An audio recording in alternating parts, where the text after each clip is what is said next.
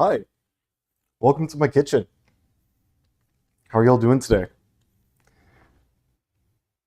I would like to be able to hear my own voice, so I'm going to try something out.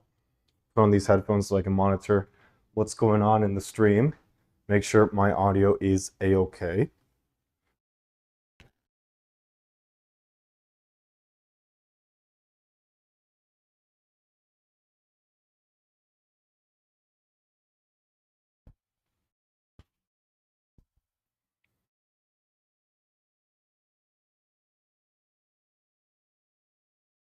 That is so freaking trippy to be able to hear myself, because the stream lag is sufficient enough. Um, I'm just now realizing that my frame rate is garbage. Yeah, I'm like moving around in 5 frames per second. So I don't know if that's an issue with my computer or I don't know. Here, let's get another device. Let's get another device to test this out.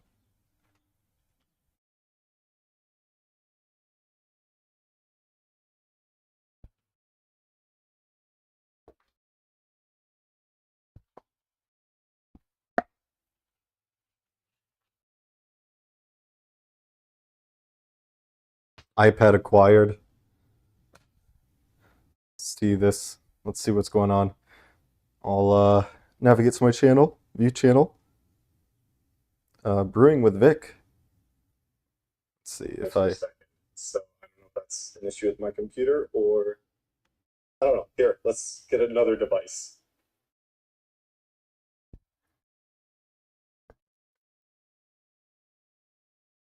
Hey, Bun, we're not cooking food. We're making beer today.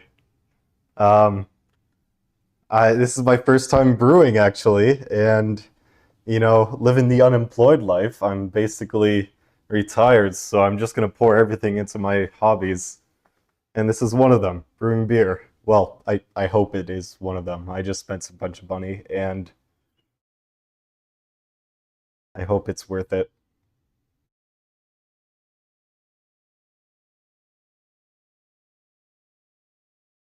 Great.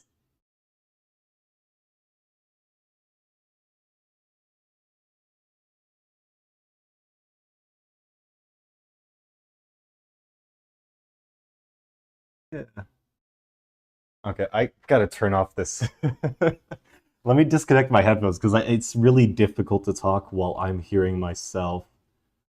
So I'm gonna turn off Bluetooth. Headphones are disconnected now.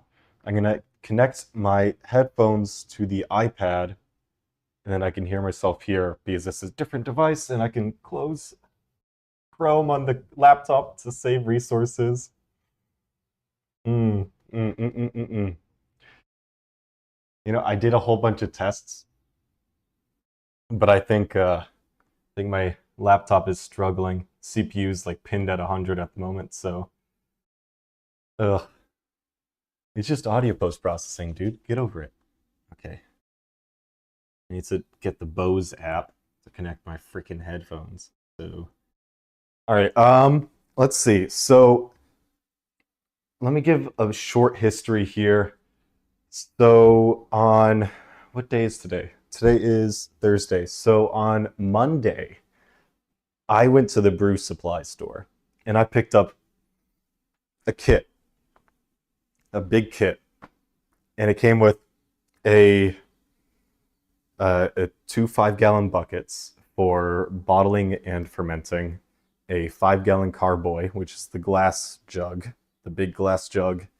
Came with a capper machine to cap bottles, some tubing, piping, a siphon, just all the stuff that you need to get started in home brewing. I also got a giant kettle where I'm going to be making the wort, which is the wheat sugar water.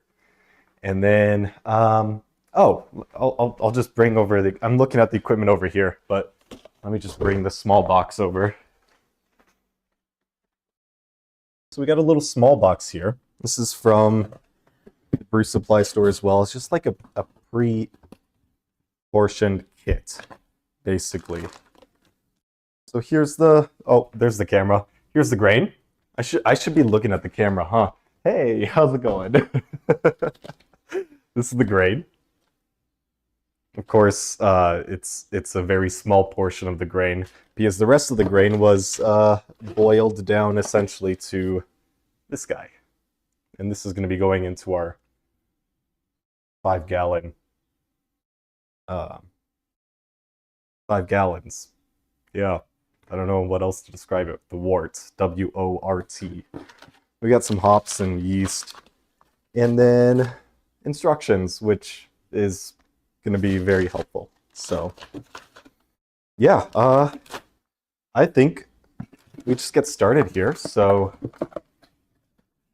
I can take my headphones off since I'm not using them anymore.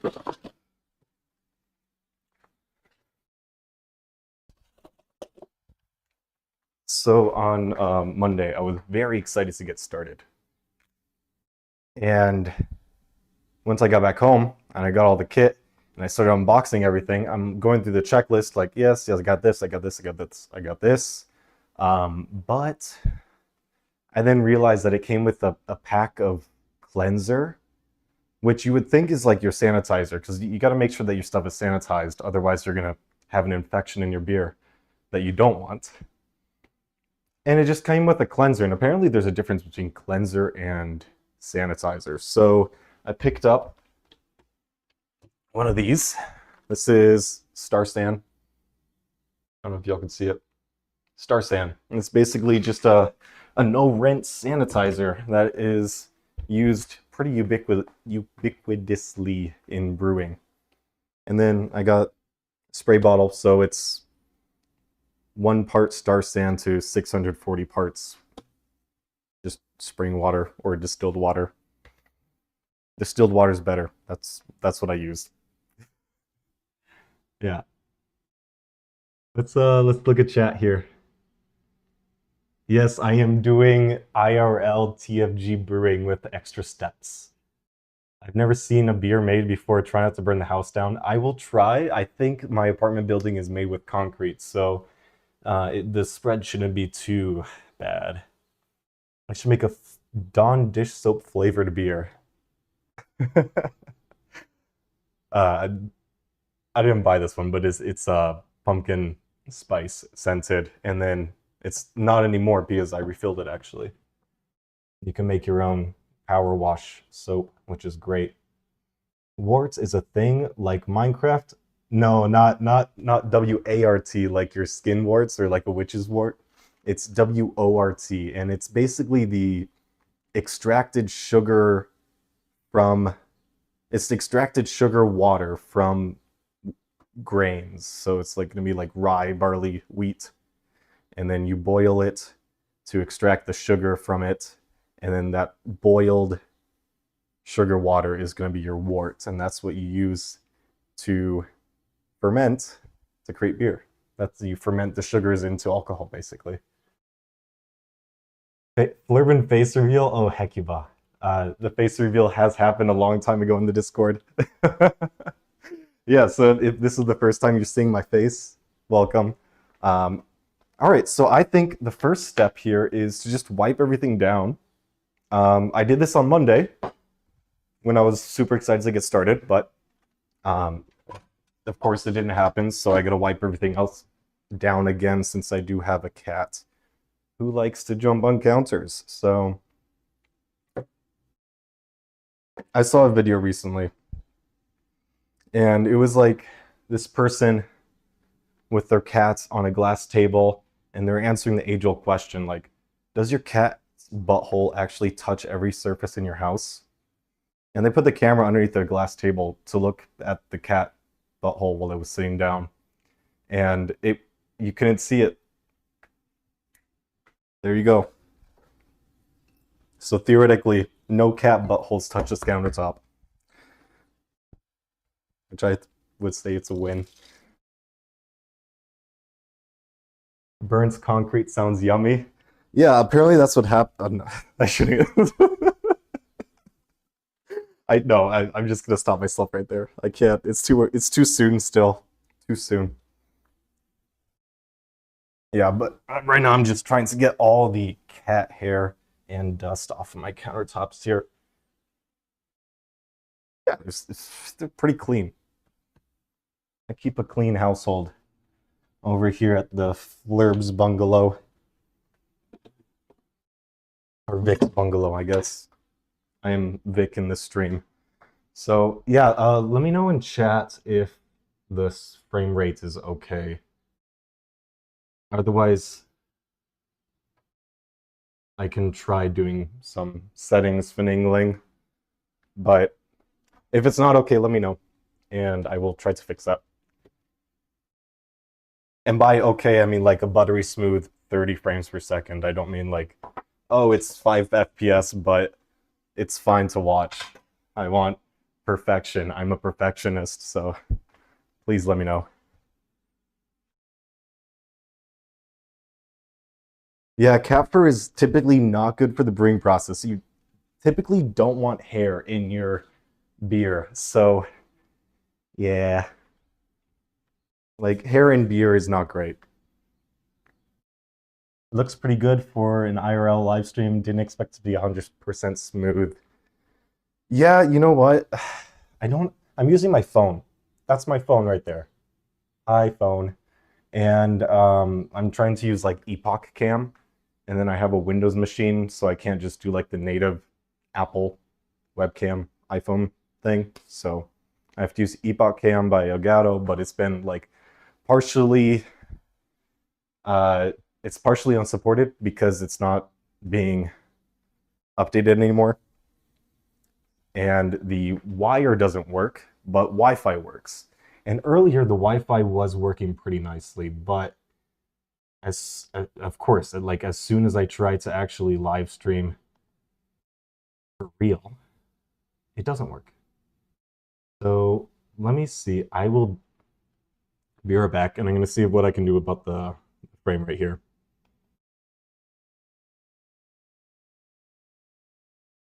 The might pause for a sec.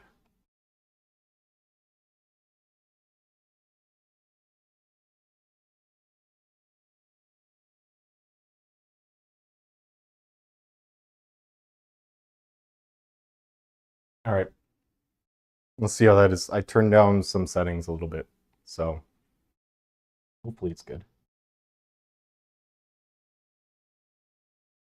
I turned down a couple settings, so I mean, in the OBS window, it looks buttery smooth.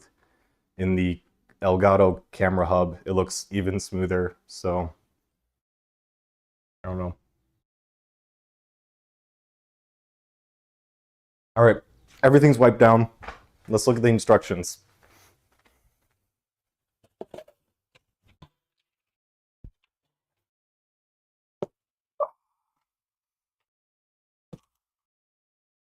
This is the capper, by the way.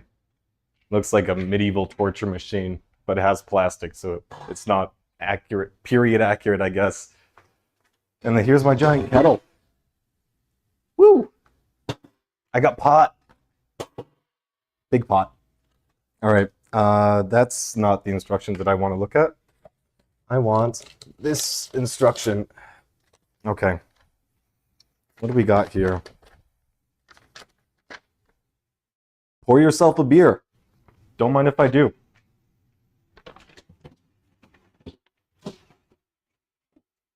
Hey, you know what? It's Modelo time, boys. We got a Modelo over here. Pour myself a beer. Okay, step one.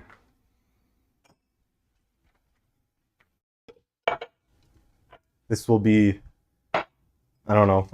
Modelo's not a cream ale, so I'm not going to try to compare anything.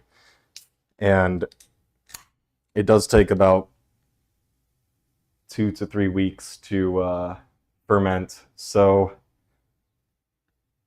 yeah, today we're just preparing the barrel, or not the barrel, but the fermentation fluid. Sounds gross. You don't think the audio and video are synced up? Half a second delay. A Juice, don't start the mic muted. Yeah, it would make sense if the audio is delayed by half a second. Right? Maybe I can apply a filter to the video. Odd AV filter. See delay. Video delay. Or effect filters. Render delay. Video delay. Okay, video delay is gonna be a quarter second. Okay, let me know how that goes. Otherwise, we're screwed or something. I don't know. Now I'm looking at the video and it's delayed and it's tripping me up. That's a very long delay. That is a horrible delay. What the heck? Okay. I'm gonna open up the filters again. You know, I bought this lavalier mic here from Amazon. It was like 30 bucks. But yeah, when I was testing it, the delay was pretty good. So I don't know. I'm not sure. Yeah, this delay, turn it back to 0. I'll turn it back to 0. I'll turn it back to 0, don't worry.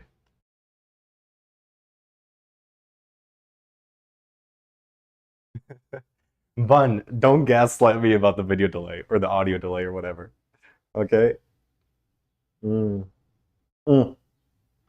Hang on. It didn't tell me to sip the beer. It just told myself, it just told me to pour a beer. It didn't tell me to sip the beer. I can say creative liberties, right? I'm going to take creative liberties. Okay.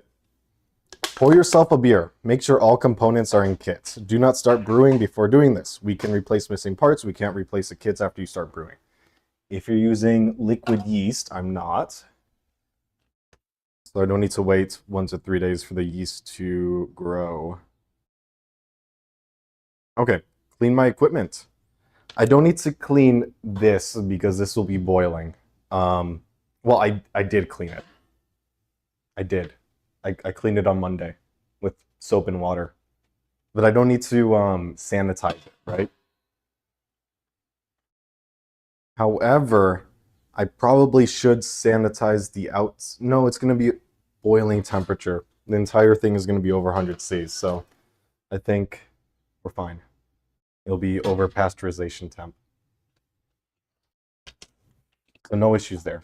I'm going to sanitize that stuff before I start dipping things in. That's the specific gravity meter, the thermometer, and a rubber stopper for the fermentation kit.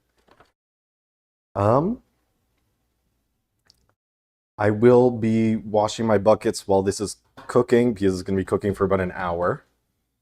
If you do not have your grains crushed at the store, I do have them crushed at the store. I don't need to crush the grains. I need to put the crushed grains into the baggie. Little baggie. Where's the baggie? Oh, why is that so heavy? The density is wild. Okay, here's my baggie. It looks like a sock. Hi, Miso. He's just rolling belly up on the floor. This is a sock. But no, it's actually a bag because one end is tied, I guess. You can see that. So I gotta put those grains that I teased earlier into here. What's the best way to do this? I'm not sure. I'm not sure, but we'll figure it out together.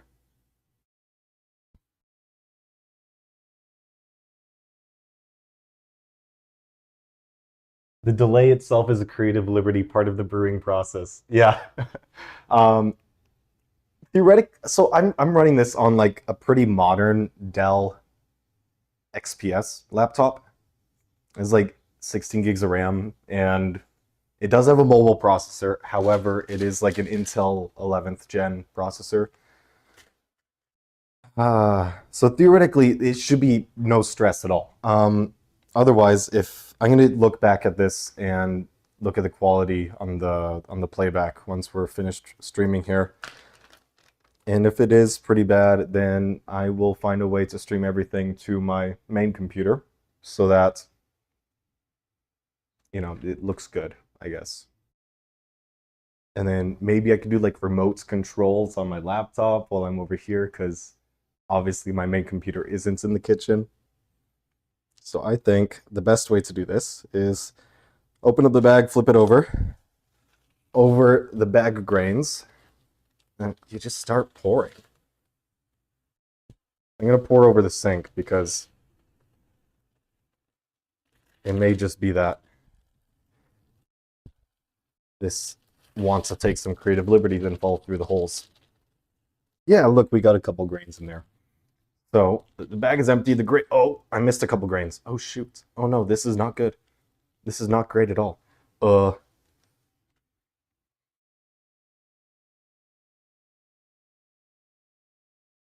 Silence while I uber focus on this for a second.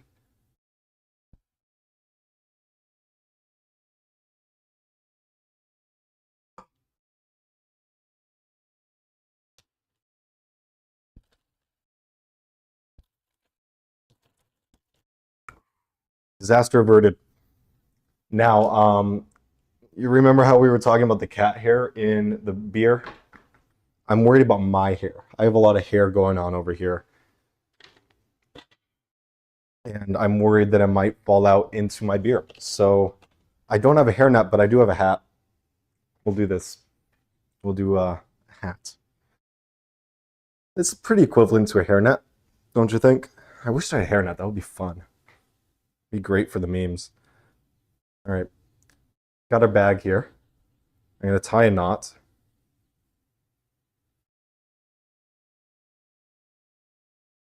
And this will go into our pots here. So, put the crushed grains into the bag. Start with 5 gallons of water total. I probably should have poured the water before I put this in the bag. Because if I set this down anywhere, it's going to put like crumbs all over. If you can see the top of that, it's got like grain crumbs on it. Because I set it down. Otherwise, you know what? I'm just going to do that. Solution. Problem solved. Let's go. I'll tie this to the handle. If I can figure out how to do a freaking knot here. I don't learn how to make knots in TFG, so please excuse me. Although I was a Cub Scout for a little bit. You know, that was over a decade ago, so I don't think it applies much anymore. All right, we got our grains in there. The bag is tied, so it's easy to take out later. I need 5 gallons of water. How am I going to measure 5 gallons of water?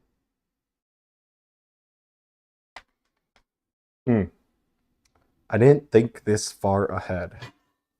This is not graduated. There's no graduations on the thing here.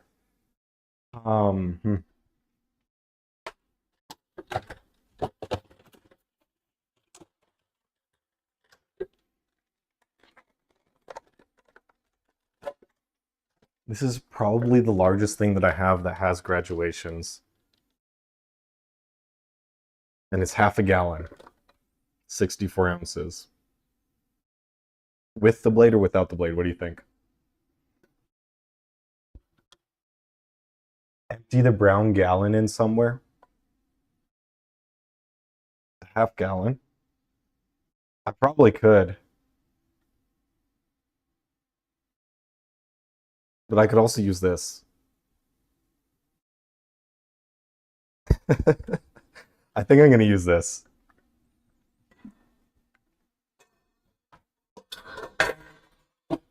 Start with 5 gallons of water. Total. Add 2 to 3 gallons of water to your brew pot. So that's this.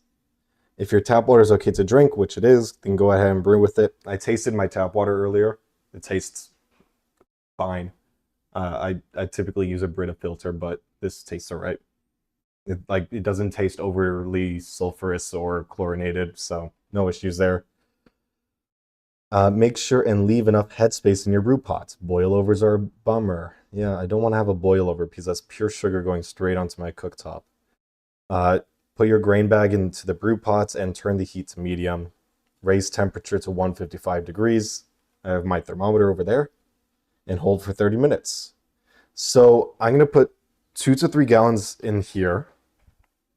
And I'm going to remember how many gallons I put in there. Otherwise, we're going to be over or under. So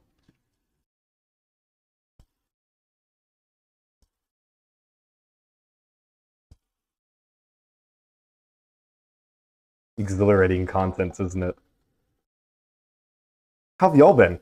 I know it's a Thursday and it is a little bit late, and I know that some of y'all have to work tomorrow, but it's fine. I'm only gonna take like 4 hours of your time tonight, so um, don't worry too much about it. Work can wait. Brewing is forever with jank measurements techniques.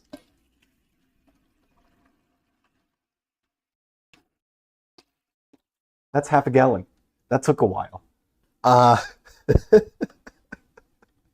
I wish I had like metal punches so that I could punch out measurements on this pot, but that's not something I have access to.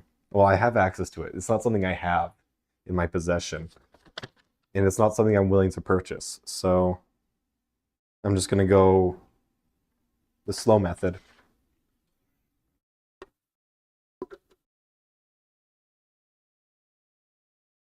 Oh yeah, shoot. I was gonna set up the thermometer.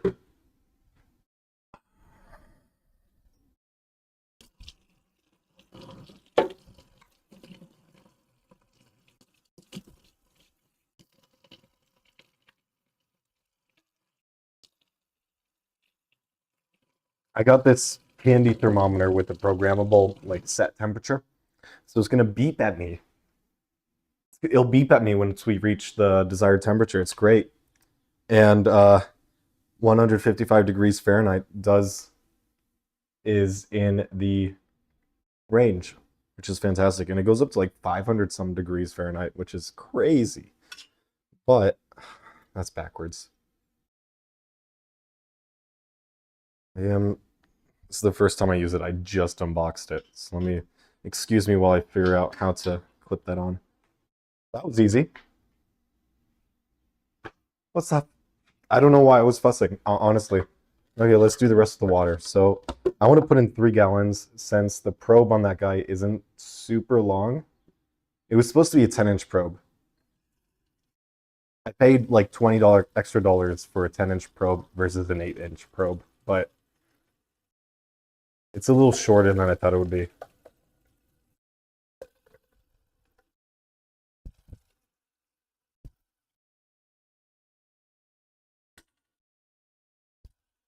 It says 75 degrees Fahrenheit at the moment.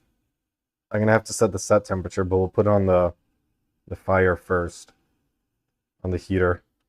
I don't know, I have like an induction stove. I have a radiative stove. It's not induction.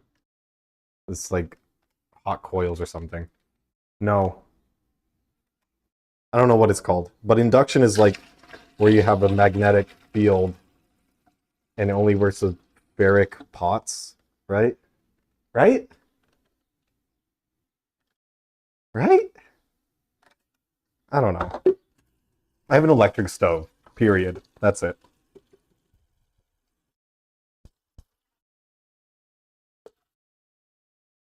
Oh, Bun, thanks for the second donation.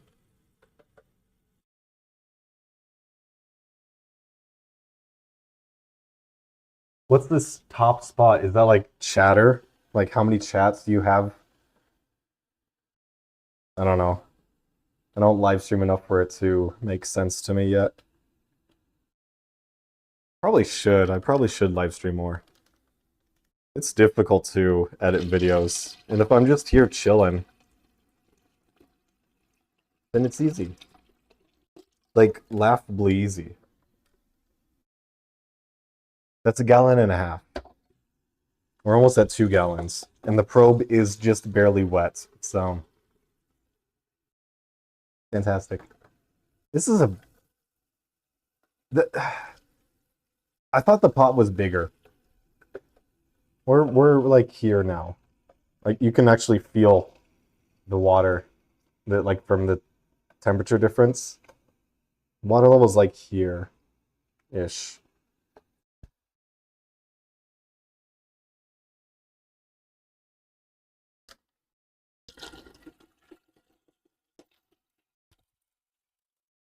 Two gallons. Really? Yeah, I guess that makes sense because it's like 2/5 of the way up ish. I'm pouring water at 100 degrees Fahrenheit. Wow. Okay, maybe I should do cold water because that's not very far from 155.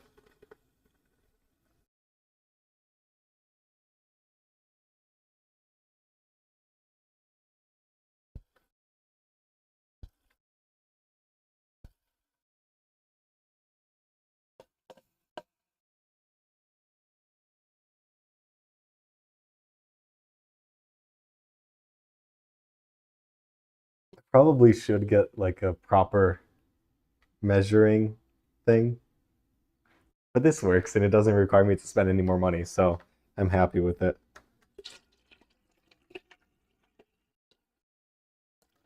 2.5 gallons. My floor is wet. I think my blender as a whole, like the the waterproof bearing that's supposed to be waterproof is not waterproof anymore. So it's like leaking through. So whenever I make a shake, I always get some almond milk leaking through the bottom into my blender base, and it's kind of a pain to clean because you got some sharp corners in there. Yeah, that's about it. Like, I don't really have much else to say about it. I'm not going to get it replaced. It's not like a critical failure or anything, so I don't know. All right, 3 gallons of slightly warmer than lukewarm water. So we're at 93 Fahrenheit right now. Let's put it on the fire. Oh, how many pounds is this guy? Or kilos? For you guys that are not barbarians. Yes, the imperial system is barbaric. You heard it first here. I guess we don't need the lid. But I'm going to put it on the big burner. Yeah, just like that. Is that? Yeah, wow, it's like perfectly sized. That's pretty nice. And let's turn it up. So it said medium heat, so I'm going to do medium heat. And let's set the temperature to 155. Set. Perfect. Set temp is at 155. It's going to beep at me when it beeps. Although I don't know what the beep sounds like, so let me test it with like 194 or something. Or sorry, 95 set. Okay. It's at 93.4 right now. Fahrenheit, because I'm a barbarian. Okay, I guess we just wait. Oh, that's right. I need to sanitize the fermentation bucket. But let's read through the rest of these instructions and make sure I'm not missing anything. So I'm gonna bring that to 155 and hold it at 155 for 30 minutes. If I don't have a thermometer, make sure not to boil the grains. I do have a thermometer. It didn't come with the kit. I had to order it from Amazon as an extra. It came on Tuesday. Let's go. All right. It's been a couple days since. After 30 minutes steeping, remove grains from brew pots and discard. Just throw away perfectly good grains? Okay. Bring wort up to 190 degrees. Then remove your brew pot from the heat source and add your malt extract, which is going to be this guy. Add slowly while stirring to avoid scorching the bottom of your brew pot. This is my stir rod. Return your brew pot to heat source and bring to a boil. When you see the first signs of the boil, add 2 ounces of hops. So we got two kind of hops here. We've got Saaz and Saaz.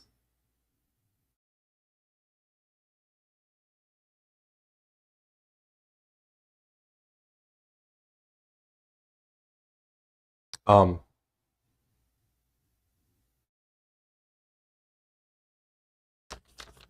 there's a third one. It's also Saz.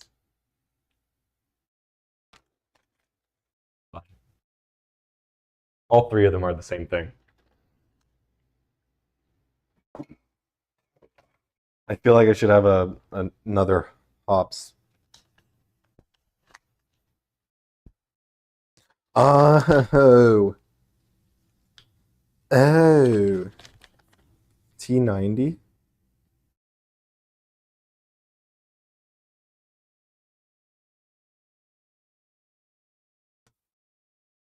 I see. They are the same. They are supposed to be the same.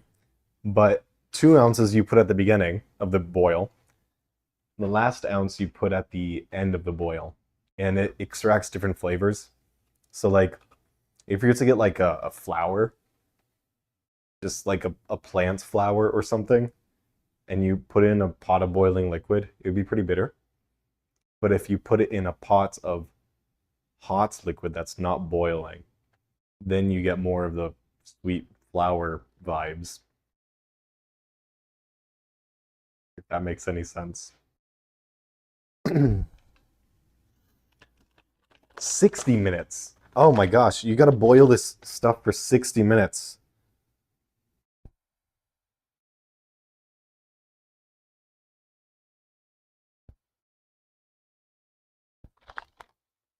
Yeah, okay. Yeah, so you boil it for 60 minutes, and then you add in the last ounce of hops for the last 2 minutes of the boil. The idea is to cool down your worts rapidly after the 60-minute boil to avoid contamination problems. Right, because the longer time that you have it sitting around, the more chance there is for contamination to enter it through the air. That makes so much sense. And then the worts needs to be below 80 degrees Fahrenheit before I pitch the yeast.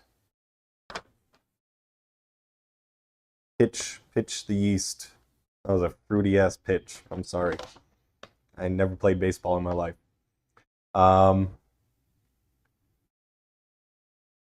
Pour your cooled worts into your primary fermenter and aerate. So I guess I'll just be doing like a super like that's about the height of my cabinets here, my kitchen counter. So I'll like pour it in there from the kitchen counter, and I'll aerate it enough because it's falling down long distance type shit. Okay, yeah, I think we covered everything up to fermentation. Yeah. Yeah, we covered everything up to fermentation. So, oh, it doesn't make a noise. It just blinks red at me. Do you see that? You do, barely. Let me turn it around so you can see that better. Well, now my arm is in the way. Isn't that convenient? But it just like blinks at me. That's it. I thought it would beep. I'm blind. I'm not deaf, I'm blind. This is not very human design. Is this supposed to have like a beeper on it? I don't see like speaker holes or anything. Oh well. Well, it got to like 96. So now I know how the alarm works. I totally would have screwed that up if I didn't test it. So I'm gonna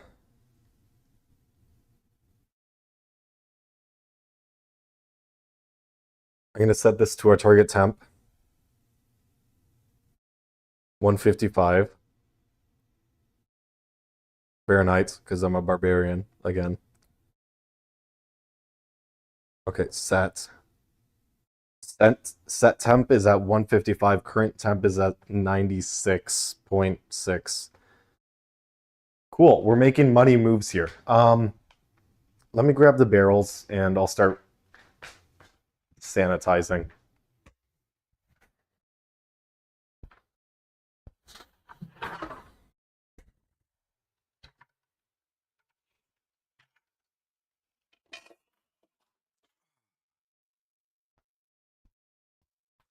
You know, they gave me like a fermentation bucket that's like a plastic bucket.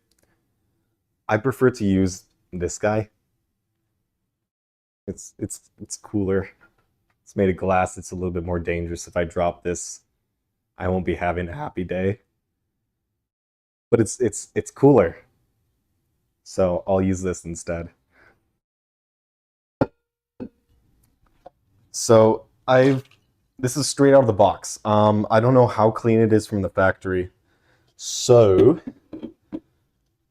I think I'm gonna do like a rinse with just normal water, inside and outside, dry it off, spritz our sanitizing solution, and like shake that around. I'm gonna sanitize the outside and my hands, and then that's about it. Yeah, that's the plan. That's the plan.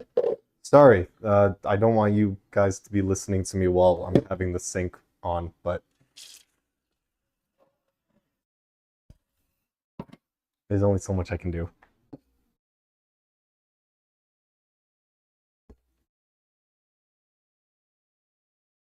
It doesn't smell bad.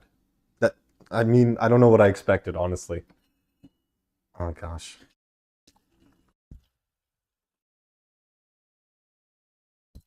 It smells like glass, I guess. And glass doesn't have a smell, so that's very peculiar.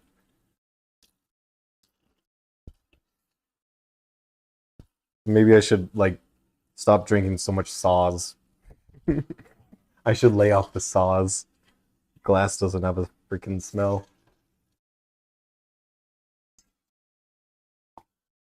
Hmm. This modello time. Very nice. All right, what are y'all saying in chat?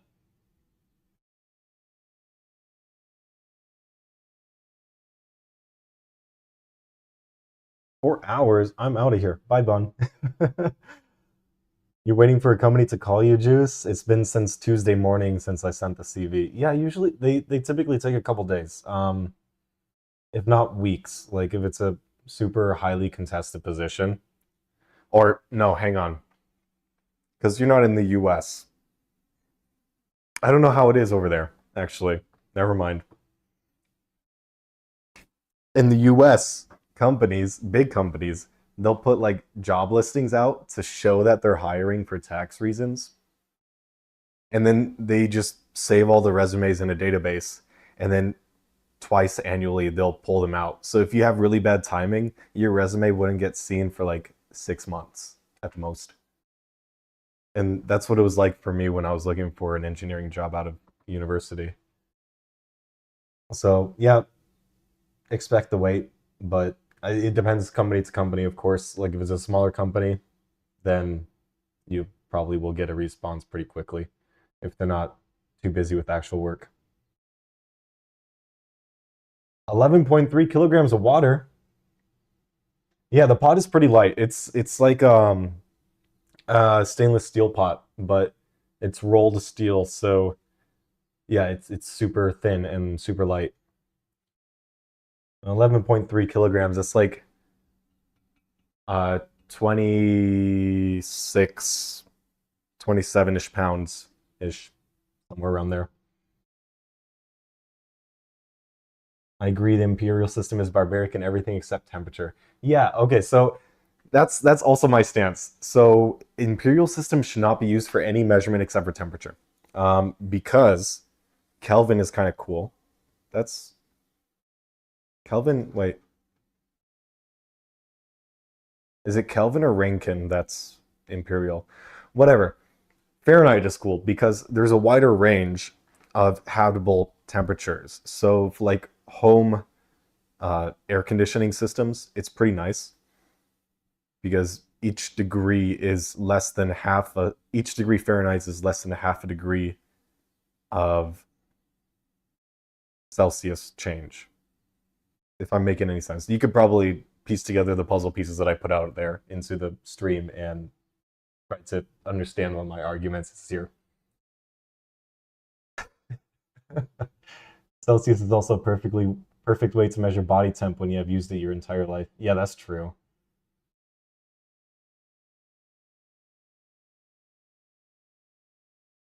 That's why you read the instructions before buying it.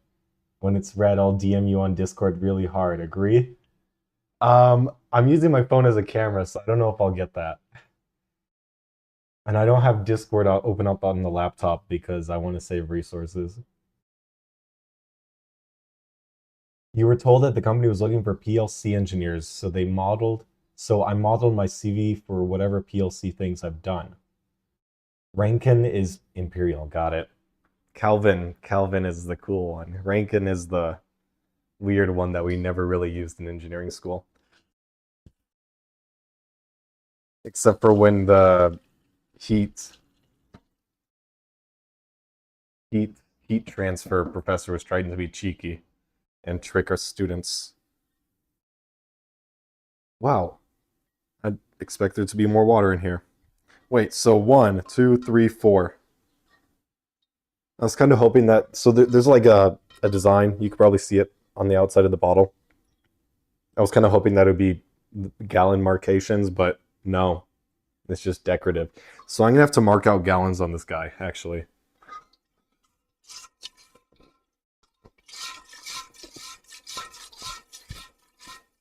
Oh, this is so heavy.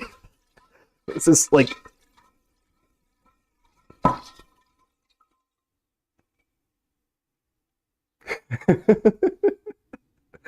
Let's let me move the box out of the way here. I hit the top of this guy. I'm like, whoa, no. Good thing the glass is pretty thick.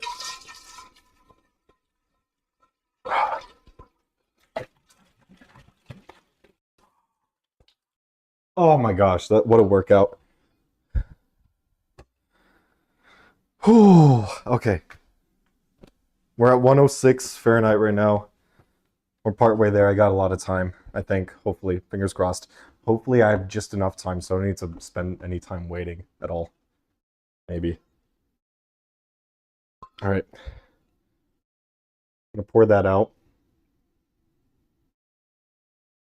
Yeah, it's like high intensity interval training for your arms, shaking around a giant glass thing because you're also being like very cautious to not bang it against anything or drop it.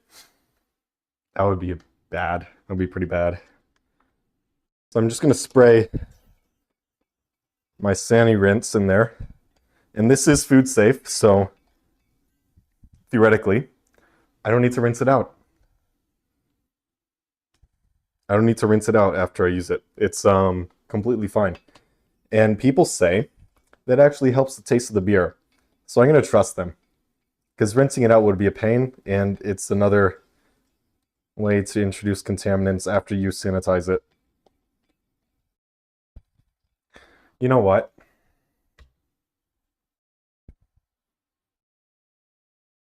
I think I want a little bit more, and that's pretty slow. Oh. Here's my premix. I'm being very kind to my future self. It says, do not drink. That would be a pretty bad time on the toilet. Oh, I just spilt it all over, man. Okay, I reckon that's pretty good. I just spilt it all over the floor. The countertop. You know, I was saying that I do want to sanitize the outside of this jug, so... yeah, it's fine. I'm just gonna sanitize my towel a little bit here. Okay, back to the arm workout. Put my stopper in there.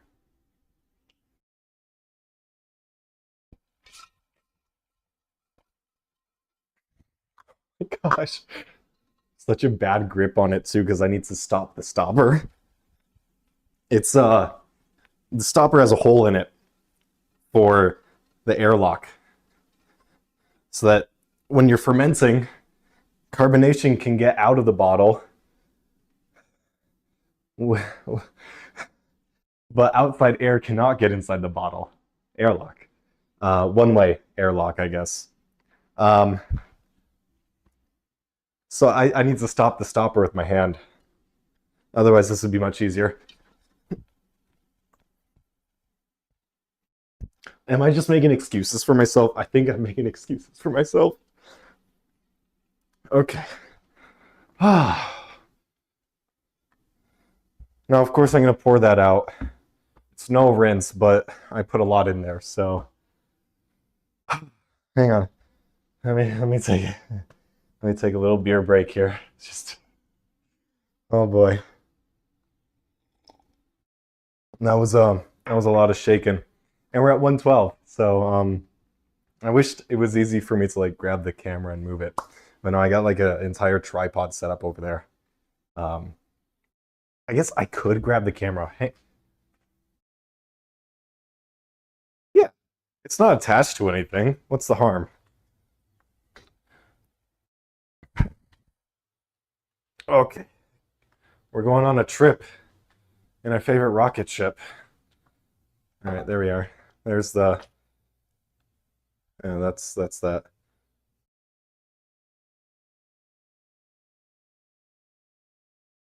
Pretty neat, huh? Yeah, it's something else. I can turn the flash on too. That's pretty sick. Doesn't really make a difference. I don't know. My phone's brightness is all the way down because I don't want it to overheat.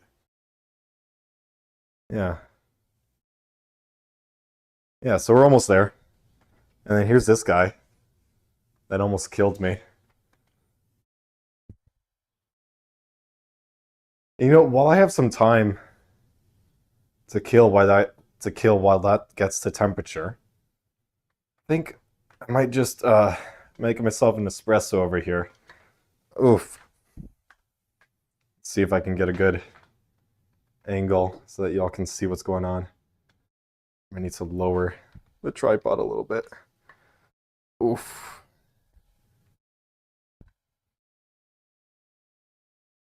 Yeah. Get some espresso brewing done.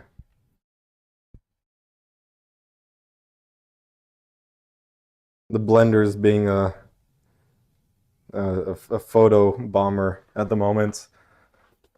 Oh, okay. And then can I get some light over here, please? I don't have like a film crew or anything, so I gotta do all this crap myself. It's very, very intensive. But with the chair as a stepping stool in a very safe, OSHA-friendly way, I can reposition my kitchen spotlights. Fantastic. Look at that. Yeah, let's make a little espresso, huh? So, where's my stuff? I guess I want my portafilter, of course. I want my filter basket. I want my grinds funnel, and I want my I don't know, mesh thingamadoo. Everything's on the other side of the kitchen because I typically brew on the other side of the kitchen, right? Hey, how's it going?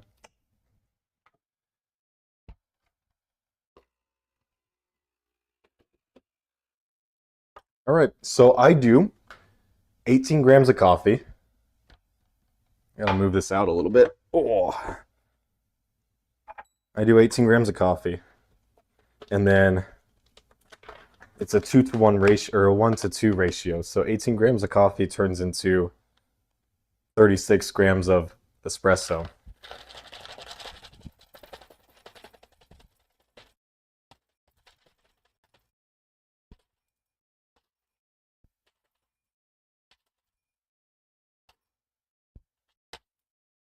It's an exact science, okay?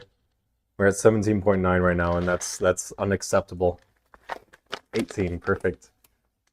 We're at 18.1. You know, a little bit more is not that bad. It's just more caffeine for me. Now, if I was rich, then I would have a standalone grinder for my espresso machine. But I'm not rich, so my grinder is part of my espresso machine. Granted, it's not a bad one. It is pretty good.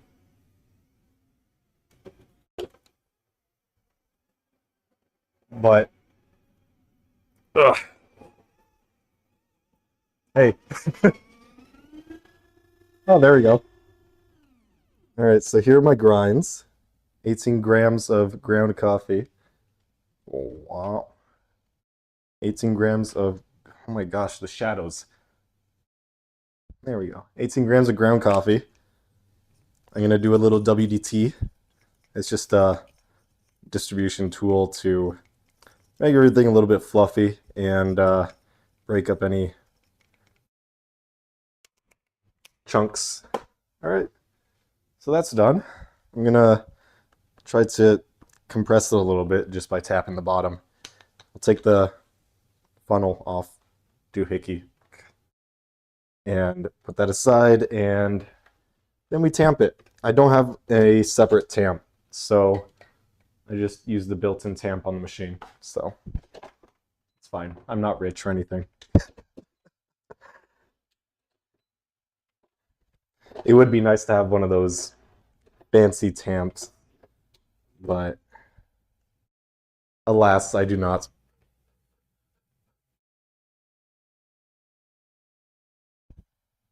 All right, that's a pretty tamped puck right there. Put that on there.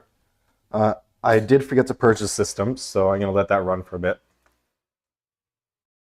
I'll put you on 2 times. Oh, a little shaky, shaky. There we go.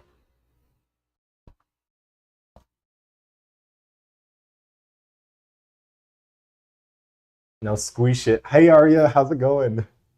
Welcome to the stream.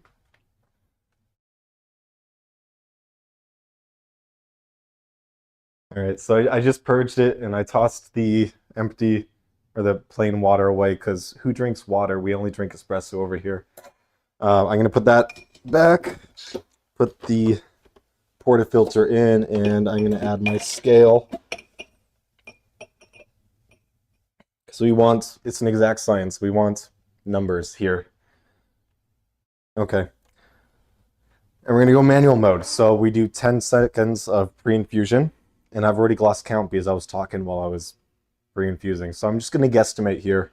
I'm gonna turn my timer on into automatic mode. And we're gonna start going. So once this hits, I don't know, like 35, I'll stop it. And then we'll have 36 grams of beautiful espresso. Super creamy espresso.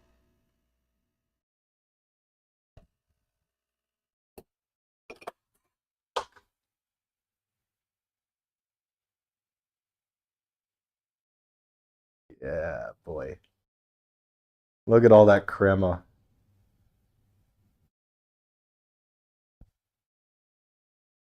That's, these aren't espresso glasses, right? They're just regular small drinking glasses. You could even call them like, I don't know, like a highball glass. What do you drink whiskey on the rocks with, right? I don't know, I'm not a glass expert, but I'm not gonna get espresso glasses because I love being able to see the layers. Do a little swirl there, and we'll drink up.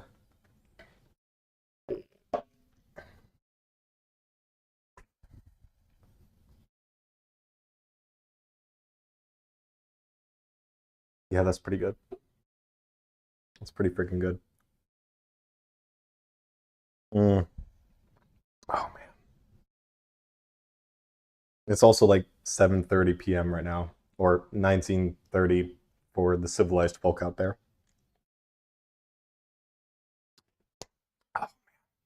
So good.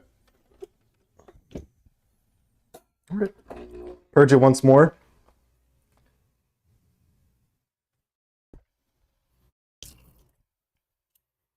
And I'll clean everything out. The pug fell into my hand. That wasn't supposed to happen. Oh my gosh, that's hot. I'm using a different filter basket than what I'm used to. Because I used to do 22-gram shots and a larger filter basket, but I decided to be more economic and downgrade to a 18-gram basket. And now the basket shape is a little different since it's a smaller basket. And because of that, I get burnt sometimes. It's great. Oh, you can't see me, huh? Let's bring you back to your designated location. How about that? Tripod is kind of big. I think you were here-ish. Without the zoom, please. And then you were a little taller. I need one of those like fancy tripods with preset positions and all that snaz. I would never be able to afford it. Well, I probably could afford it, but I couldn't justify the purchase, and it would cut into other things that I need for necessities like food and shelter. So no, I can't afford it.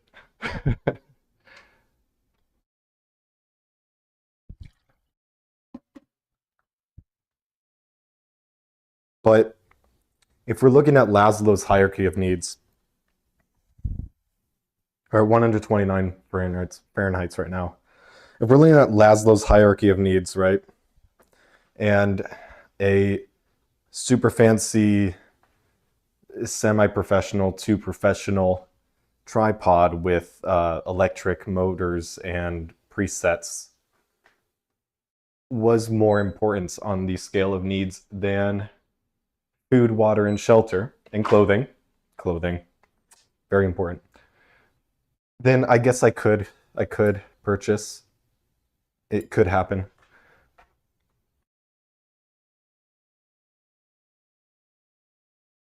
This is so satisfying. Yeah, I wished I could next time I'm live and I'm doing like a cooking with Vic thing, I'll pull another espresso and I'll try to position the camera so that you see the bottom of the portafilter and you can see it like do the, like the TikTok thing, the tick espresso, the tick presso thing, you know what I'm talking about. Yeah, you know what I'm talking about. Clothing is important. What are you, my parents? Arya. How little do you know? How little do you know?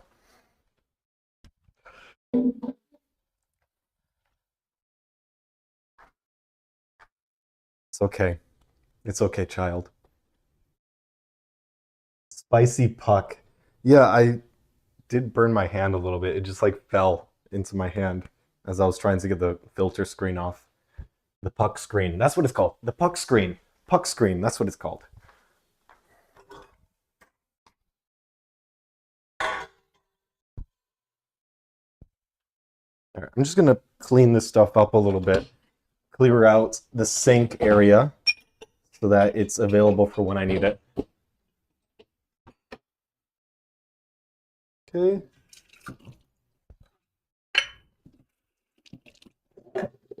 I do keep a tidy household here at Vic's kitchen. So my friend, just last week, I was helping him move apartments. This was like last Friday or something. Yeah, last Friday actually. I was helping him move apartments, and his new place has like 3 club rooms, and it has 3 club rooms on the main 2 floors. So the first floor and the second floor. It has a pool club room. It has a club room with like the golf simulator, and it has another club room like for private events, and then it has the rooftop club room as well. And each of these club rooms has like a full kitchen, so oven, cooktop, the dual section sink. Yeah, and when I saw that, I got inspired. I'm like, the lighting here is great. I can just set up a tripod and do like cooking with Vic. But I'm socially anxious when it comes to doing that in locations that I don't belong in, because I don't live there. It's my friend lives there. It's not me. It's him. Um, so here we are in my kitchen. Yeah. I also had this other idea where we'd bring like 2 chairs and a little table and a little plastic plant and wear a full suit into an elevator. And we do like impromptu interviews with people in elevators. But the same thing happened. So Yeah, I don't know if that's gonna actually happen. I feel like it'd be really fun, and if you had more balls than I do, then absolutely take the idea. I'd love to see how it's executed. I was doing a little searching on YouTube or whatever, and I don't think anybody's done this before. So prove me wrong. Do it. No balls. Triple dog. Dare ya. Oh my God. So I actually, lighting's a little scuffed. So I got there's a light right above the sink here, and it's super white, bright light. It's like 1600 lumens. I don't know. It's a bright white. I don't know what Kelvin it is, right? And then up here, I've got like a track light. Well, you can't see my hands. Up here, I got a track light on the ceiling. And I used to, when I moved in, there was only 2 lights on the entire track. Apparently, I learned yesterday that there's supposed to be 3. So I have 3 now. I had maintenance install the 3rd one. So now I have like 2 spotlights going to my sink in this entire area. So I am currently backlit. If it weren't for the above sink light, and there's a lamp that I moved over here, and it helps a little bit because it's not a harsh white, it's more of a softer white. So yeah, that's my lighting setup. And I also have my oh, it was off. I have my microwave light as well. We're at 138, and I'm currently blinded. I was looking at lights for too long. Oh yeah, Juice, you are older than me. That's right. What, you're like 2 years older than me or something? I'm 24. 25 in August. Wish me a happy birthday. Hmm.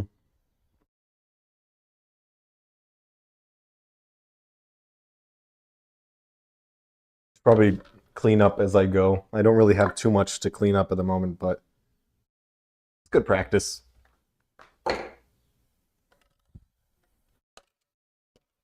Like this is clean. I didn't dirty it at all. It just had water in it. So I'm just gonna set it to dry and then put it away when it's dried. 140 degrees. It just switched while I was looking at it. Pretty sick. Pretty good. Happy birthday, Juice. That's in response to you telling me happy birthday. Okay. Think. Oh no. I need to sanitize the outside rim. And I also need to sanitize my hands.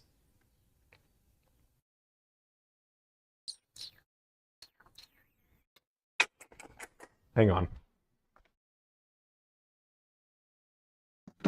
Ugh.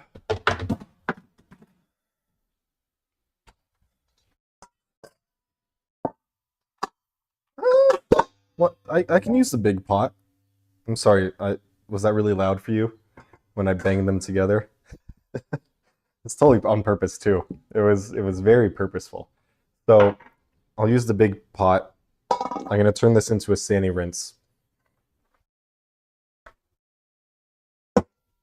So I could just pop all of the smaller ingredients in there, and then I'm gonna take this, put it upside down into there, and then I could also dunk my hands in there. So it'd be pretty sick. It'd be pretty good. Um, Question is, how much water am I putting in here? That's a very good question, Flurb. Bring the blender back out. So it's 1 part to 640 parts. So it all depends if we're doing half a gallon or a full gallon. I reckon we're doing half a gallon.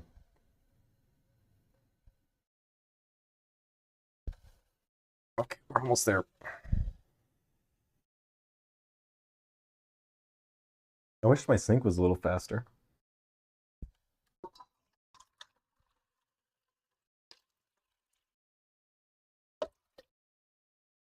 Half a gallon is pretty good. I don't think we're gonna It doesn't fit much more. So half a gallon means that we need to put in, where's my, oh, I was just going to ask, where's my phone? Let me grab my calculator. So it's 1 part sanitizer, so 640 parts water, I guess. No, water, yes. It is water. It's not water, I guess. It is water. So we got half a gallon. But then I need to convert that to metric because how am I going to weigh it? Okay. So we got 0.5 divided by 640. Oh my God, that's such a small number. Okay. And then I got to convert multiplied by the density of the sanitizer, which is like 1.38 times 1.38. Okay. And then I got to convert that to from fluid ounces to milliliters. OZ to ml. So what is the multiply? 29. That's a pretty good number. Times 29.5735. I don't think I can measure that. It's 0.03 grams. Did my math do wrong? Did I do my math wrong here?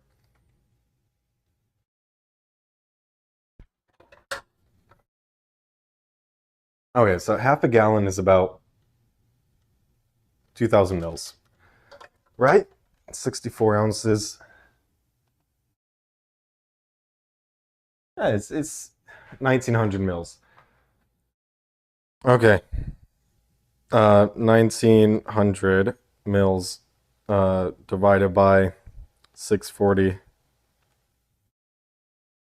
So I need 2.9 mils of. Wow, this is very different. I did do my math wrong. Multiply that by 1 point, the density of the Sani dip. San star density.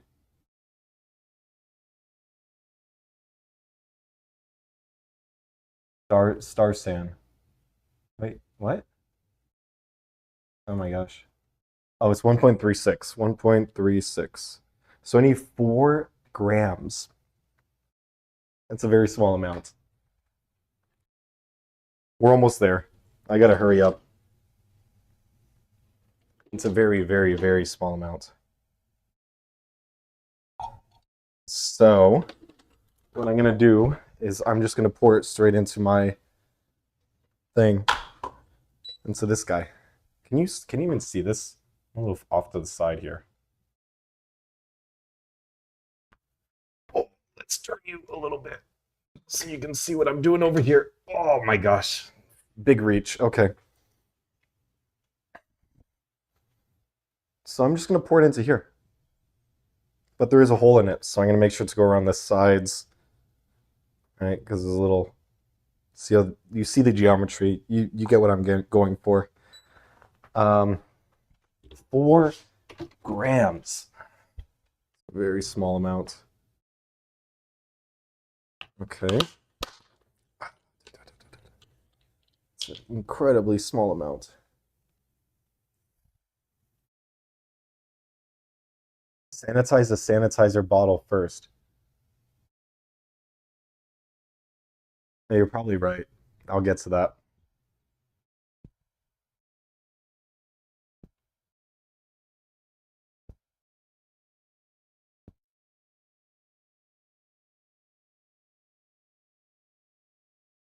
One gram. 2 grams.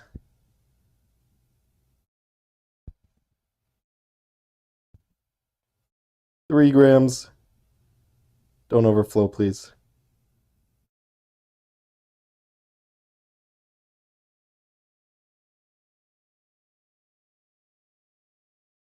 4 grams. Oh my God. Okay. We did it. Mission Impossible is possible. That's why the franchise never really made sense to me. It's called Mission Impossible, but they always end up doing the mission, so it's not impossible. I don't know. Just gonna mix this around a little bit. Get my calculator out of the way. We're at 151 degrees.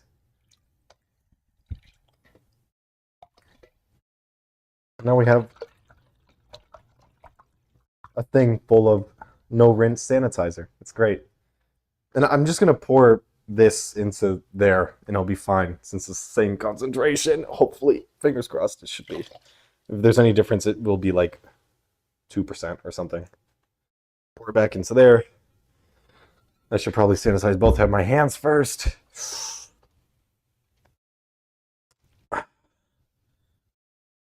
And this is I think the way that this sanitizer works is just like pH based. So it's non-toxic. It might, taste weird. I'm not going to try to taste it. It's pretty high concentration there, but yeah, it's totally food safe.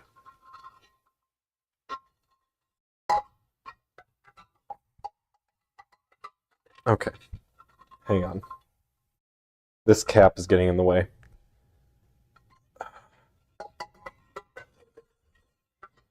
Woo! That was the plan. That's the plan.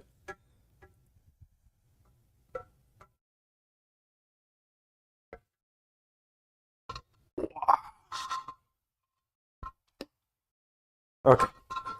And I'm not going to go overboard here since, it is important, but I mean, there's only so much you can do, right? You're fighting microbes. So if you can't see them, they don't exist, right? Type shit. Remember, if you can't see your demons, they don't exist. Demons being microbes. I'm not a therapist.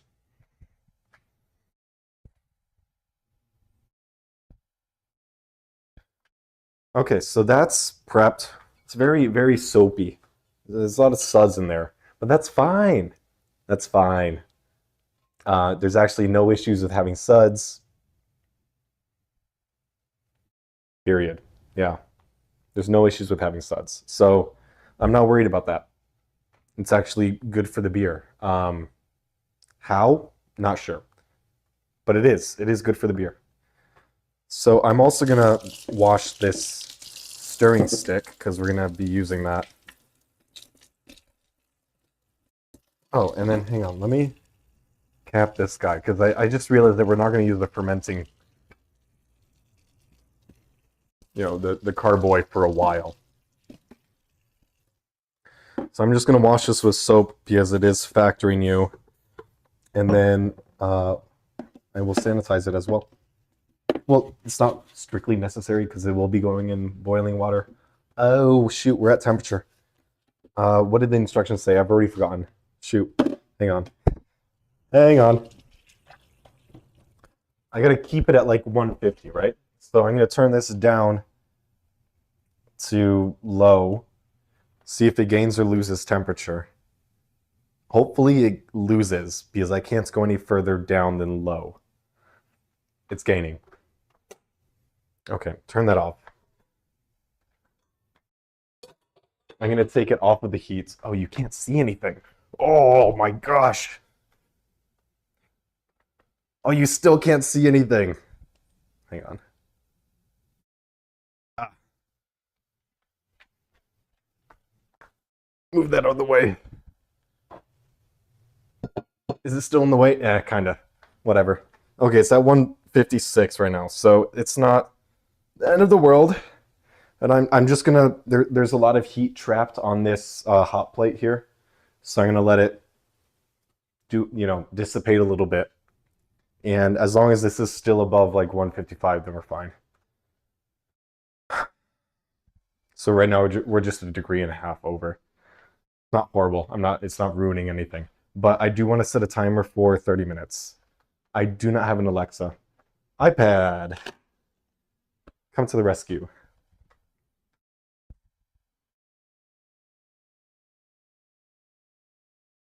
Timer for 30 minutes.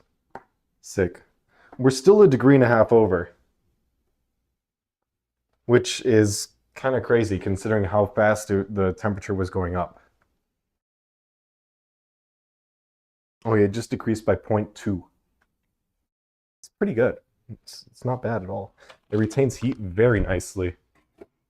Okay. What was the next step? What was the next step here? Put your grain bag into the brew pots and turn the heat to medium, raise temperature to 155 and hold for 30 minutes. Okay, so I have my timer going for 30 minutes. We're at 1 minute in already. If you do not have a thermometer, that's fine, I have a thermometer. After 30 minutes of steeping, remove the grains from the pot. Got it. I'll try to remember that. I will try to remember that. Yeah, so the math, hang on.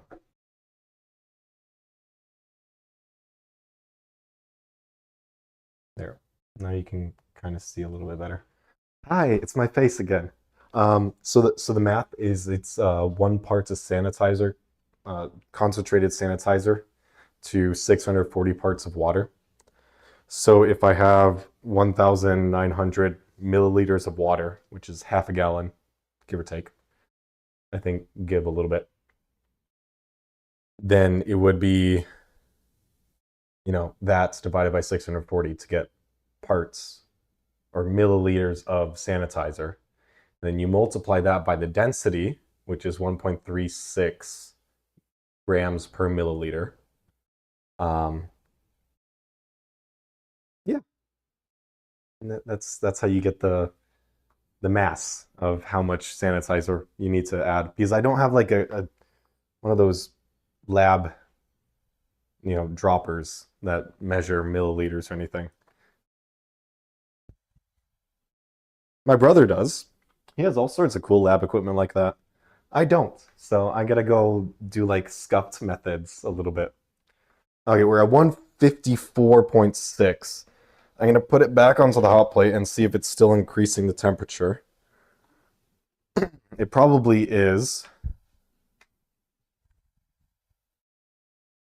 Going to continue increasing. Yeah, it's going in between 154.6 and 154.4. Oh, now it's going in between 154.2 and 154.4. You can't see the temperature readout, can you? What if I go and do like ultra zoom? Now you can see it kind of. Do like ultra zoom there. There we go. Oh, you wanted to see the temperature readout? Ah, sucks. I'll get out of the way. I can't even read it. It's going down. It's going down very gradually. So I'm gonna turn the heat up to a low.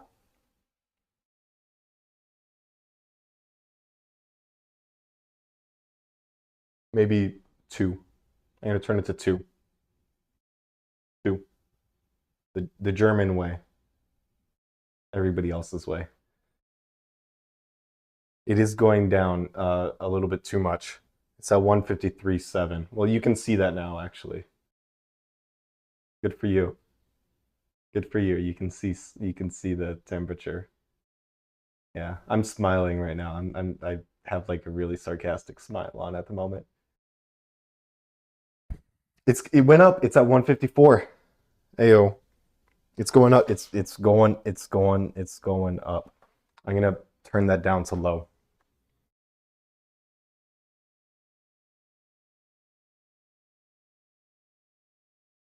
See if I can turn that a little bit. Let's adjust the. Oh, you know what? Let's do that.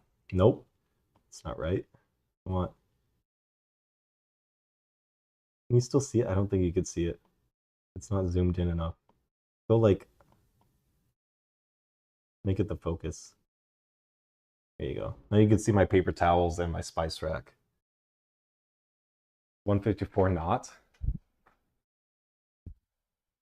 154 too.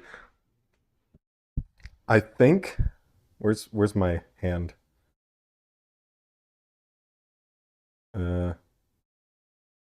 Oh my gosh.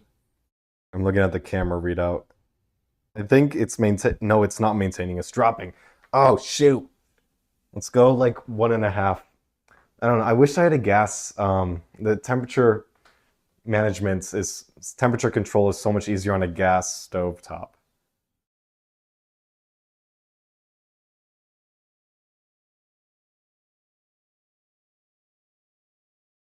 I'm gonna keep an eye on it. You guys keep an eye on it too. If I turn it down a little bit here, you see that better? Oh yeah, you can totally see that. That is so cool. Okay. I am making a cream ale. It's called SPA cream ale, and it was a kit by my local brewing shop. And SPA just stands for Sweatpants Andy because it was made by Sweatpants Andy. Sweatpants Andy is the chef, I guess. He's the brewer guy. He put the recipe together himself. Why Sweatpants Andy? Because he always wears sweatpants. That's why. Okay. We're at 154. I wish that was 155, but I wished we were a little bit closer to that. So I turned up the temperature. I'm going to try to bring it up to 155, and then we'll try to modulate because it looks like it maintains temperature like 1.5 to 2 power on my stovetop. It went down to 153? Hang on. Oh my gosh, I can't. Yeah, it is bouncing around a little bit. But the water's not boiling, so it should be pretty homogeneous, the temperature. There shouldn't be any thermoclines in that pot.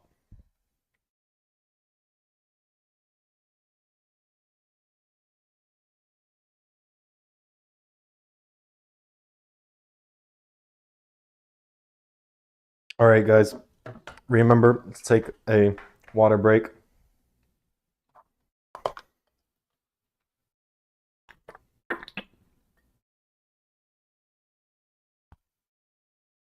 Delicious. So good. I think I breathed directly into the microphone. I'm sorry about that.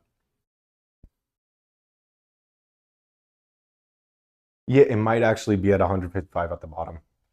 But I'm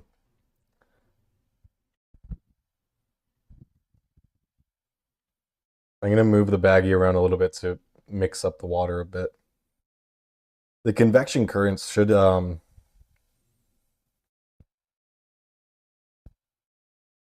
keep the entire pot a little kind of homogeneous. I'm gonna retie this so that the grain is a little bit higher up. You can barely see what I'm doing over here, but I'm just retying the knot that's holding the grain bag up.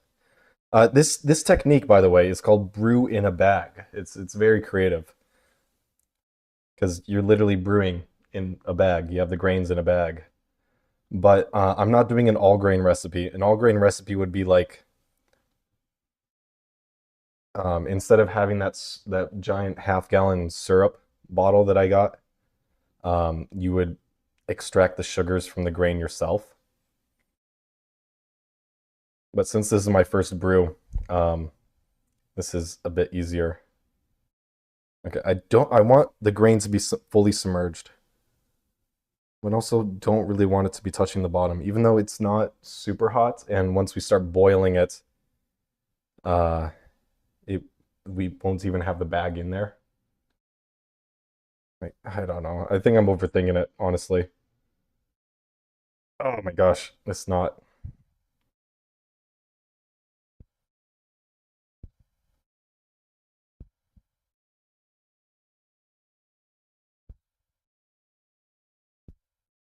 Okay. I believe the grains are all submerged.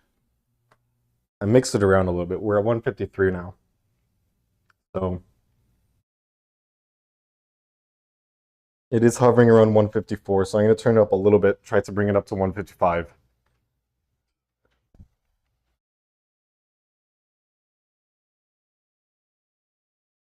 Yeah, that's true. There is no lid. I think the advice is to keep the lid off, though. So I'm keeping the lid off. And also the lid doesn't really fit when you got thermometer there. The clip on the thermometer kind of stops the lid from fitting completely. I know I could just do like a half lid type thing, but whatever. I'm not worried about it. So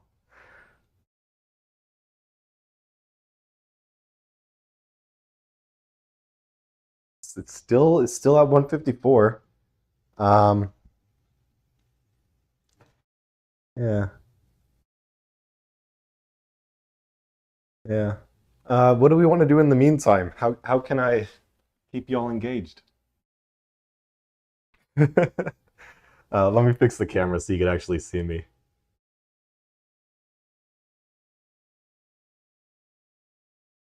Oh, I gotta fix the tripod. There we go. Oh. Do I need to prepare anything? The fermenting carboy is sanitized. It's just foamy. Um, oh right, I was cleaning the stirring rod.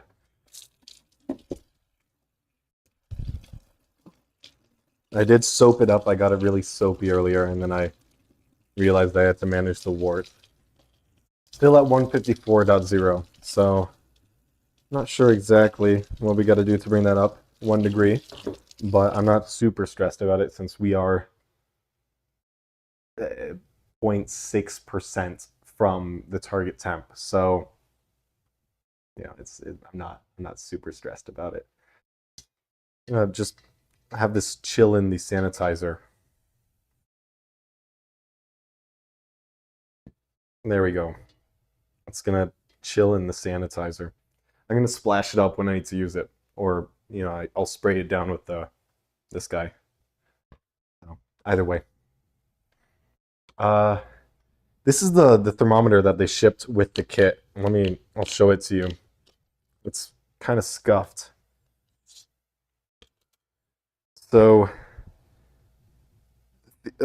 theoretically, yeah, theoretically you would use this thermometer in there so that you know you're at your target temperature. But let me show you the graduations on this thing. It does not make any sense. Oh, if you can see it. I'm trying to look at what my camera's showing. Hang on. I gotta get up there. Oh, hey, how's it going? I'm right here. So we got -20, -10, 0, 10, 20, 30, 40. Okay, that makes sense. But we're almost at the end of the thermometer, right? 50, 60, 70, 80, 90, 100, and then 10. But that's Celsius, right? Let's switch over to the Fahrenheit side. 0, 20, 40, 60, 80, 100. And it says 20, 40, 60, 80, 200, and then 20. Oh my gosh. I understand it now. I'm so stupid. Why would they print it like that, though? That doesn't make any sense. Why wouldn't they just say 100, 120, 140, 160, 180?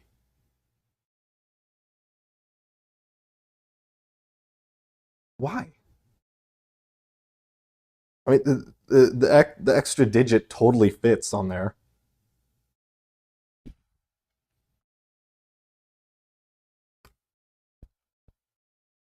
I'm disappointed.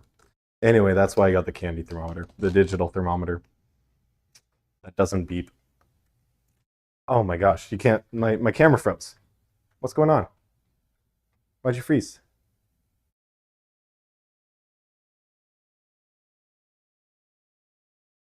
Hang on. Let me reboot my camera app.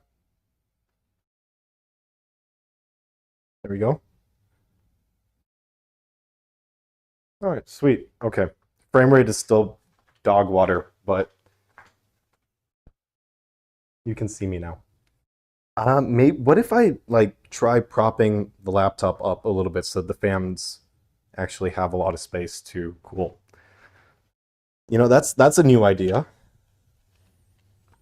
That might help with performance a little bit because then I wouldn't be thermal throttling on my little thin and light.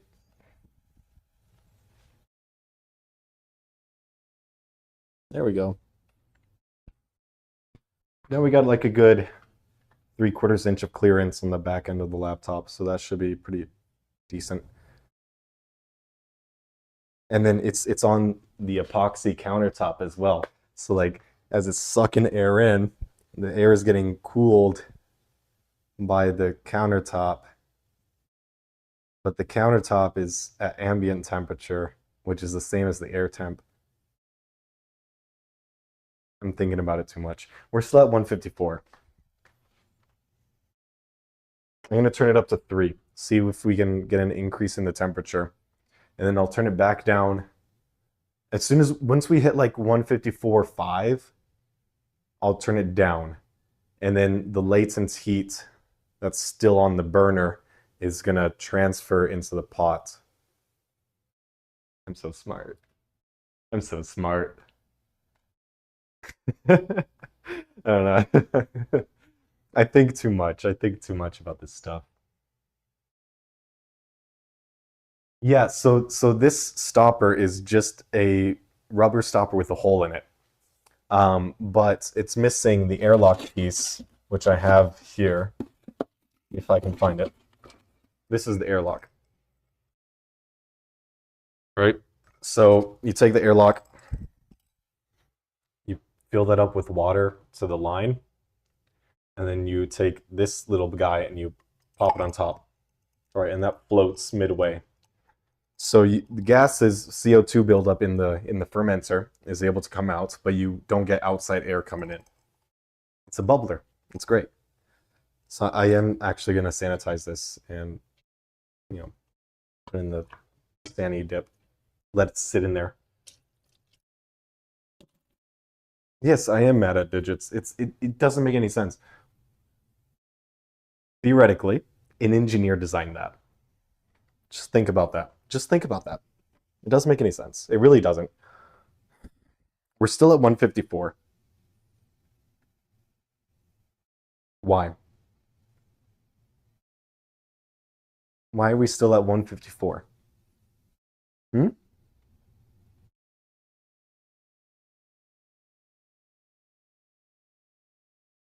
Explain.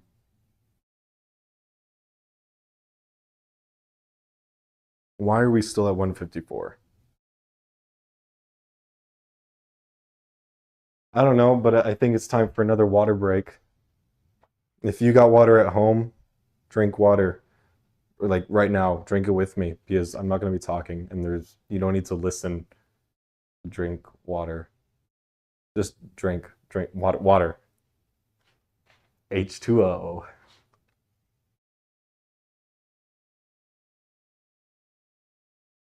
This message is this message was brought to you by the Dihydrogen Monoxide Foundation. Yeah. Oh, have a beer too. Like if you're over 21 in the United States or 20 in Japan, I think, or 18 almost anywhere else in the world, or if you have a heartbeats in China. They don't have a drinking age in China, right? Maybe it's for drinking, maybe not for selling, for purchasing. I don't know. Educate me, please. The stove is probably experiencing a wire issue. Check with the mercury thermometer. You know, I That's a good idea. I am gonna check with the thermometer. Get a second opinion here. I did wash this when I got it, but I am gonna spray it down.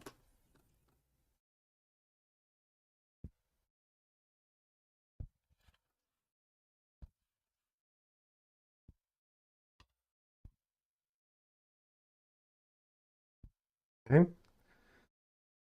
And we'll take a look here. Oh, we're at 154.6. So the temperature is climbing.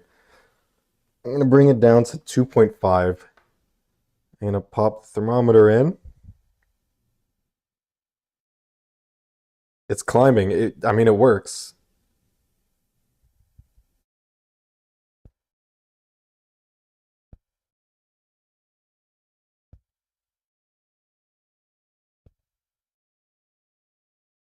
Yeah, it reads about the same. It's saying 154-ish.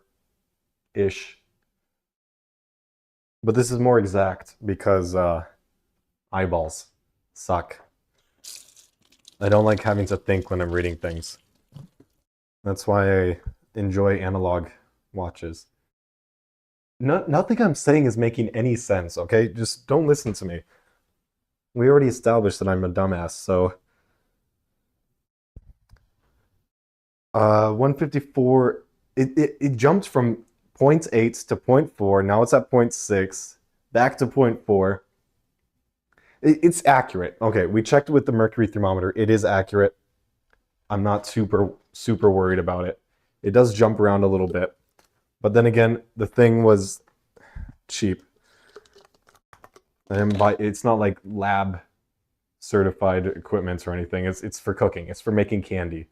So I'm not gonna judge it. It is accurate.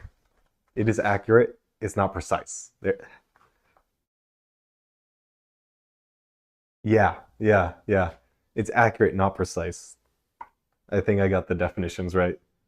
154.6, and then 8. Okay. I don't know what it's doing. I turned it up to 3 again.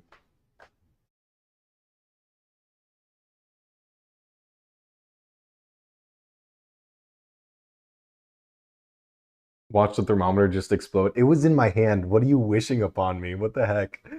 That's so mean, Creeper Man.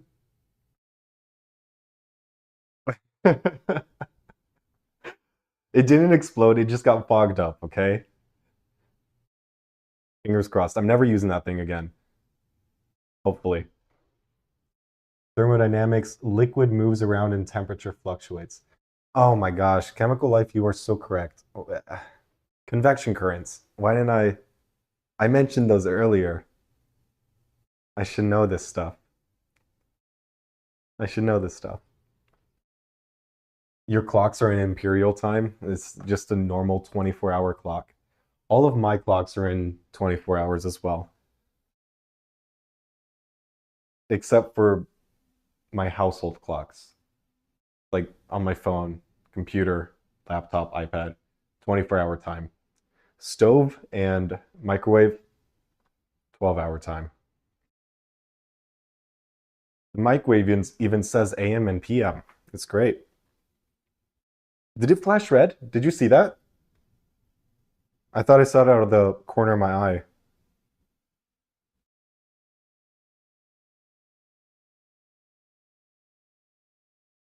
No, but okay, so if you're in the US and you go on Amazon and you look up Therm Pro, THERMPRO, candy thermometer, and you look at the price difference between the regular one and the programmable one, it's like the price doubles, right? I think that's about the difference. It's like $17 to $30. $17 for the regular and then 30 for the programmable. They couldn't add a freaking speaker for that price difference. A speaker, a beeper, not even a speaker. It doesn't need to play music. It just needs to beep. I'm a little dissatisfied. I'm gonna write a scathing Amazon review. It did flash red. That's great. It still works. That's awesome. Well, yeah. So the temperature is increasing, very slowly, which I guess is good. What's our timer at? We got 5 minutes left. So let's take a look here. After 30 minutes of brewing or steeping, remove grains. And then I got to bring this up to 190 degrees and then remove from heat source, add the extract, add this guy. While stirring, And then once I'm done, I put the pots back on the heat and maintain at 190 for 60 minutes. Right? Oh no, I need to maintain it at a boil for 60 minutes after adding the hops. I'm gonna have to reread this once we get to that step in like 4 minutes. I've got goldfish memory. But yeah, I'm pretty happy about this. We were able to keep the worts at a pretty steady temperature, which is better than most breweries. I guess it is easier because I'm dealing with 5 gallons instead of like 40 BBLs, which is barrels, which is 31 gallons per barrel. But I'm doing pretty well. So, yeah. Some people actually struggle with keeping a constant temperature, but I kept it within 0.6%. I'm pretty happy about that. Pretty dang happy about that. We're at 154.9, and then it just jumped up zero point 0.4. So it's within the degree of it's within a degree, plus or minus, plus or minus a degree. I'm gonna actually turn that down to maintain the temp and get ready to remove this bag. So I'm gonna need a dish to put the bag into. And I do want to pour water over the bag. You never want to squeeze the bag. You don't want to squeeze the bag, but you do want to pour water over the bag to remove any extra sugars that might still be, there, or flavoring. It helps with extraction efficiency. So I'm just gonna add a little bit of water and we're gonna slowly pour it over the bag when I'm ready to take it out.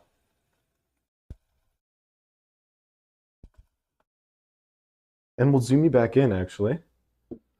Let's get you zoomed in a little bit.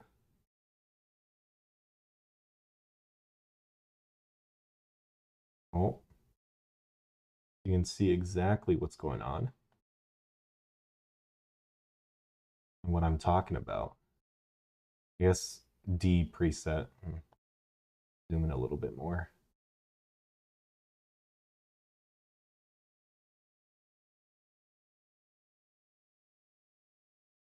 And then you can see me as I do stuff. All right, cool. That's all good. Our timer is at 1 minute 47 seconds. How's it going?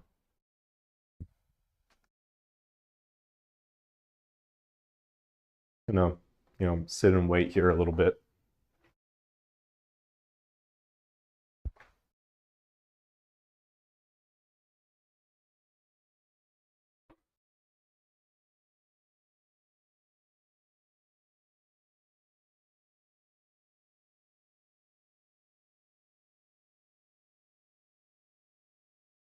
You know what?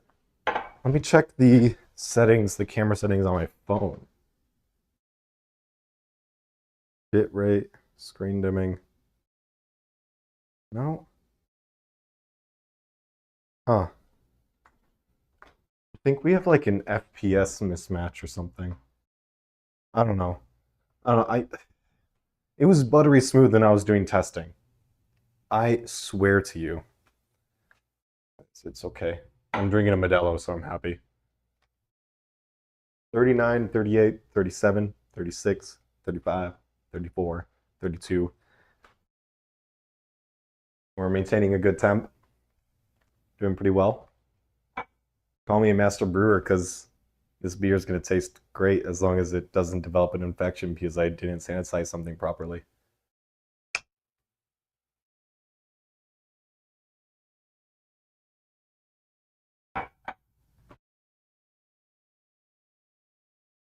Hmm.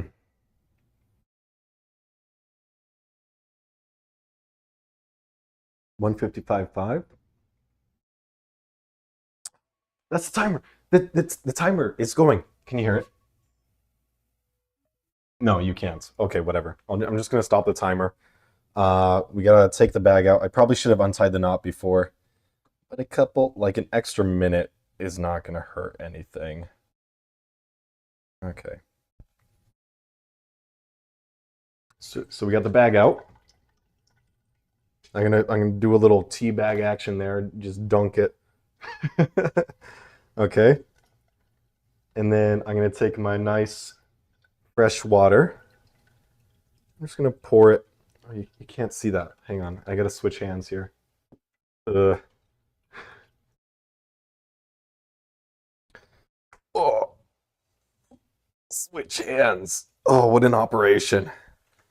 So that my camera can pick it up. So I'm just gonna pour water over this guy.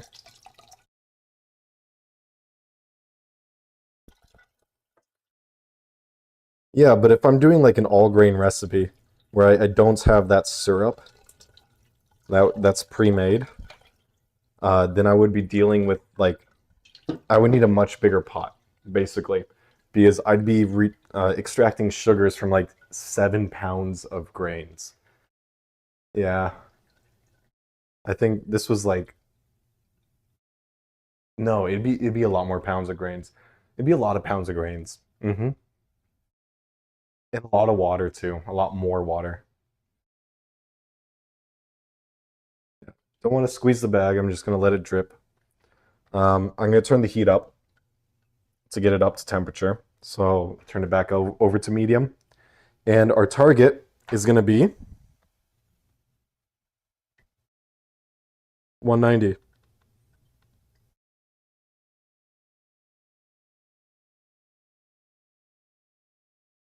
There we go. Yeah, I reckon that's pretty good. Oh boy. And they tell me to just like dispose of that. But I don't know, it looks like dinner. It looks like dinner. Hey, let me fix the camera here. Save that as D, preset A. This looks like dinner, so let me just cut it open and give it a little taste test.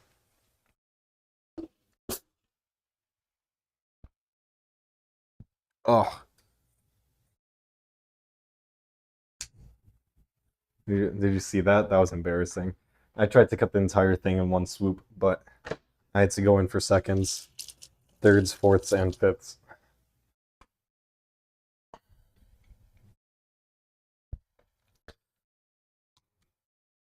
The other day, I made a chicken tikka masala, and I was planning to live stream that, but I don't remember what I was missing. I was missing the microphone.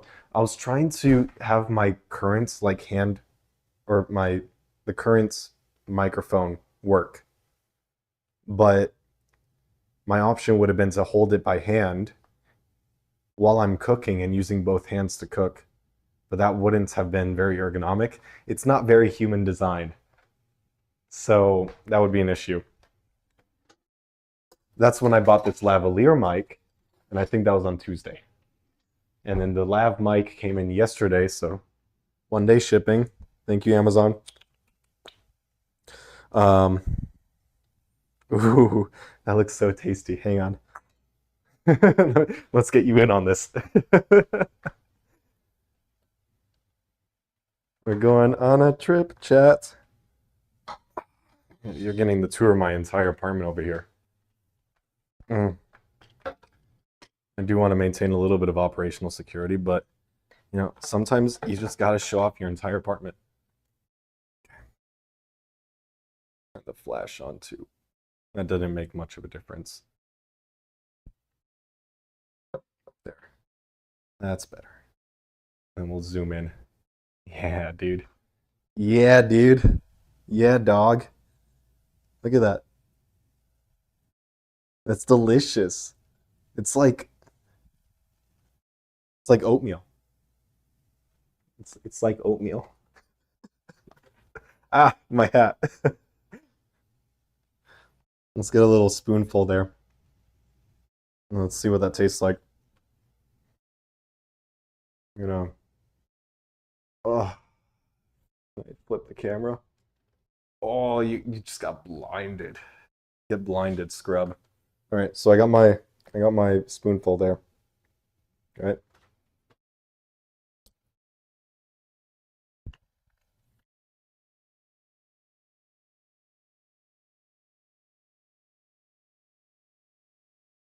Hmm. It tastes like boiled grains. And my camera. What happened to my camera? Why did you disconnect, camera?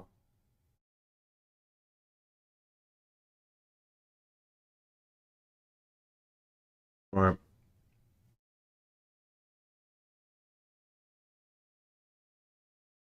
Did someone hijack my camera? What?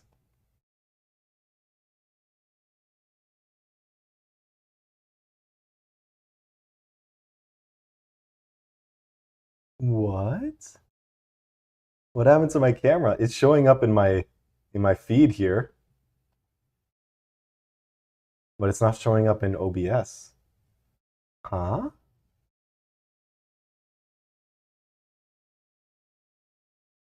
Hang on. I'm trying to fix it right now. Give me a second. Uh, webcam. Bro, video capture device, I guess. Okay. And Elgato virtual camera. What? Hang on. Let me restart the program. That always works.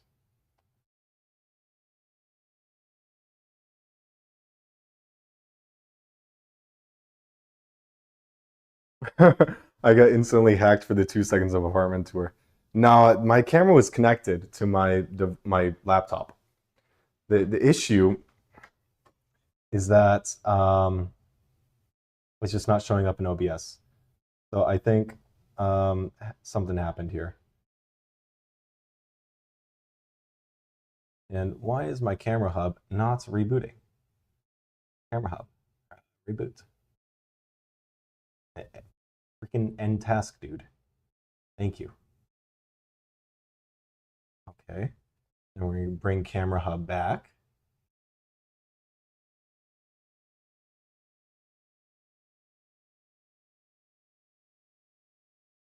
Connect a device, promising. I'm gonna bring my device back. Okay. Hey, hey, I'm so good at technology. Okay, so this it tastes like soggy grains. I don't know what I expected. It could use some salt, so let's add a little bit of salt, little little seasoning. Our temp is at 155.8, so in case you're wondering. Gonna do a little salt here. Oh shoot, that's a little bit more than a little. My salt grinder broke because I dropped it from a great height, and it's made of glass. So I have to resort to desperate measures to get salts nowadays. This was on Wednesday, by the way. So yesterday, actually, I'm still finding glass shards around my kitchen. It's very nice, but I vacuumed everything up as well as I could because I have a cat and I don't want her to get in trouble or hurt, more importantly. So I'm going to put some salt on this. Okay. And I always manage to pour out a little bit more salt than I need. So this is very salty. Got some salt on my soggy grains.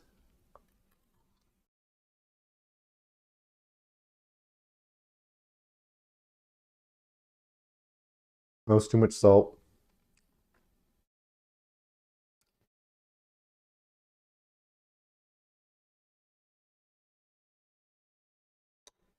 It's not better. It's just salty.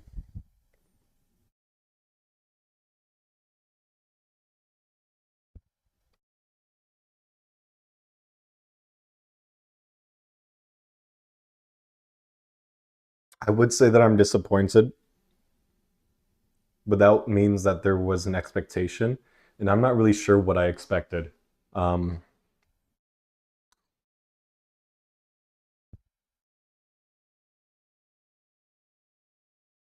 yeah. Moving on. Let's wash that off. In the dishwasher it goes. And let's bring you back to your designated location. Hi. Uh, this is a really big tripod. It's a 66 incher, so it's as big as an elephant's unmentionables. But hi, it's not even at its full height right now, and it's still like a pain to move around because the legs get stuck on everything. I think this angle is pretty good, so you can see um, whatever that is, and then the other thingamabob over there.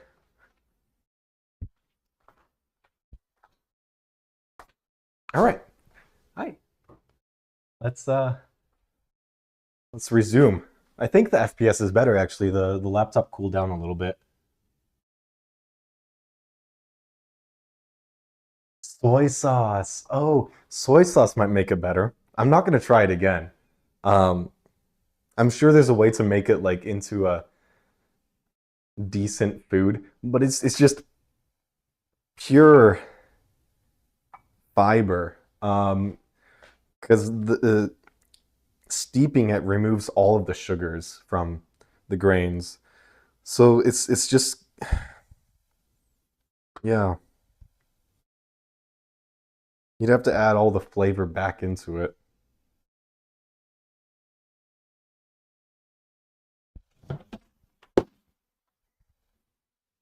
Oh, it's dripping.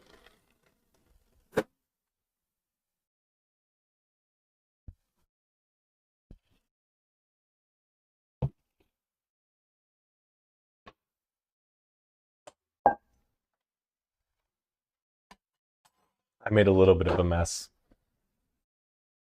Oh,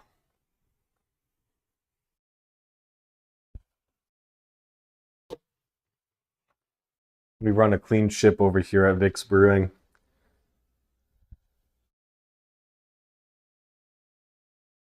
All right.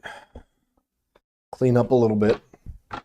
Clean up as you go, right? That's the cardinal rule to cooking, brewing.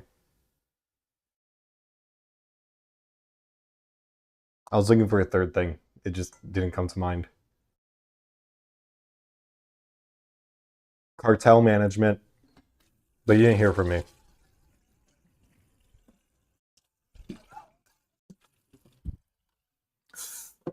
All right. So that's at 161.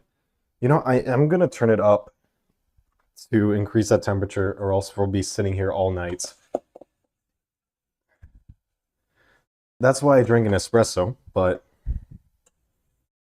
I also have already been live for 2 hours. So I don't know how much stamina y'all have.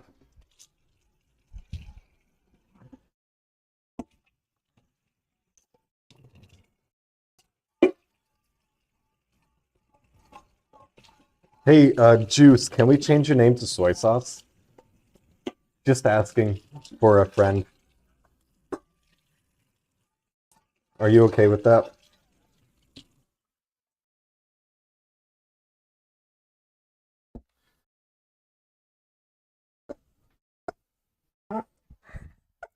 I know the stream delay is a little bit long, so I'm gonna wait for you to respond. You know, I'm just gonna stand here in silence.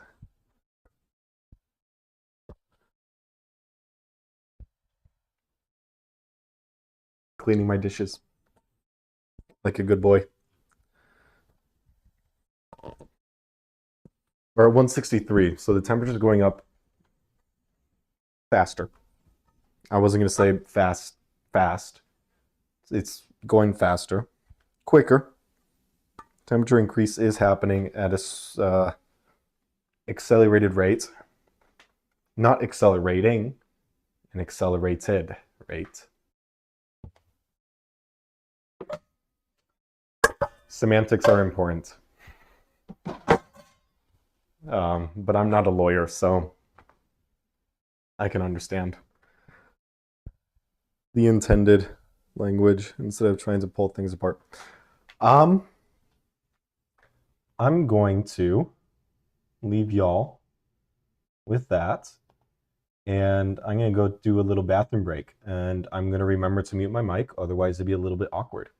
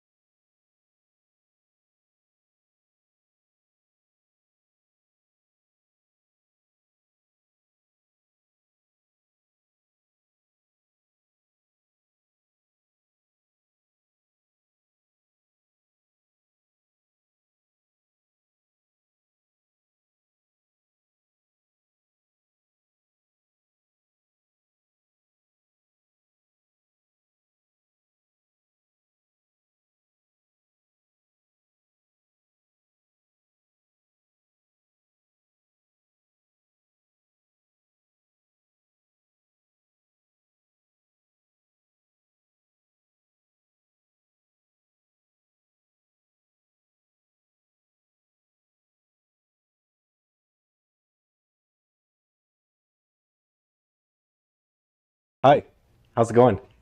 I'm back. I did wash my hands. I'm not a barbarian.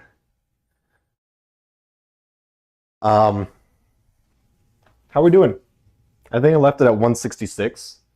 So 170 right now. It's almost at 171. Pretty good. Ah, my spice cabinet.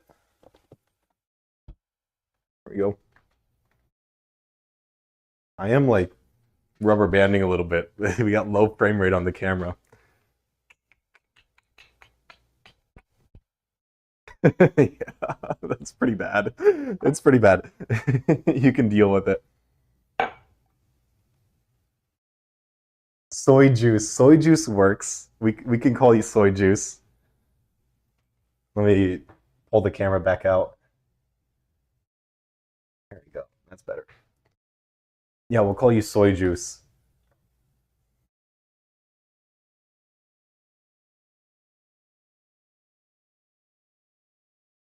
He's the juice god. Yeah, you know, for the longest time, you didn't have your Discord name be the same thing as your YouTube name, and I think it was tripping people up a little bit. It was like, why is this random guy a mod? But yeah, now it matches, so that's pretty good.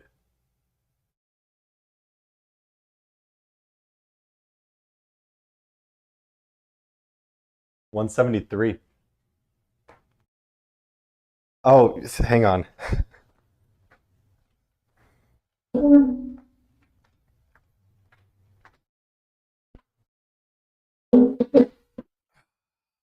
Much better. I've been standing all day, so this feels nice to be able to sit down. Be a cool guy. I got the chair backwards. You see that? Rest my arms on the back of the chair like a cool guy. It's like that one kid in the Breakfast Club movie. Yeah, Breakfast Club. Fight Club, that's a different movie. That movie was so good though. I saw it recently. I saw Fight Club recently, and I went in expecting. No, it was about what I expected. Yeah, so I went in knowing nothing about the plot or the twist or anything, and I don't want to give spoilers because I know that there's some people that haven't watched it, and they're probably going to want to go watch it after I rave about it for a couple minutes here while this gets up to temperature. Um, and I was very pleasantly surprised at the beginning.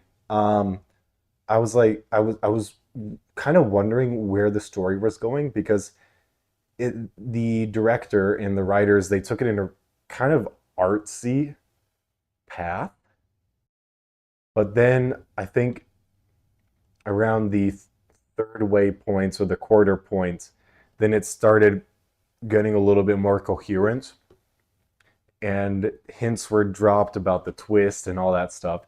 I believe the movie is a little bit better on the second watch around because then you know what to expect and you can pick up on the little hints that are dropped throughout the movie, which aren't obvious the first time around until you know what the twist is. Watch The Fight Club. It's a good movie. And then right after I saw The Fight Club, I saw Breakfast Club for the first time, and it was not what I expected at all. Don't get me wrong; it's a good movie. It's old, so the pacing is unfamiliar to.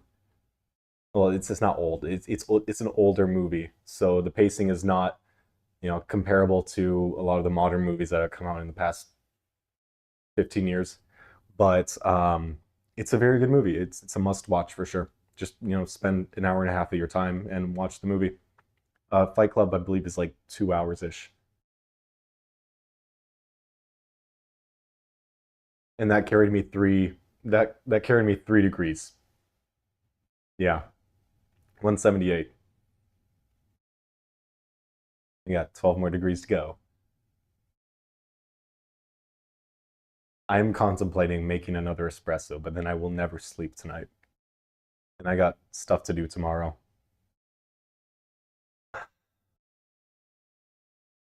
I can't see chat from here.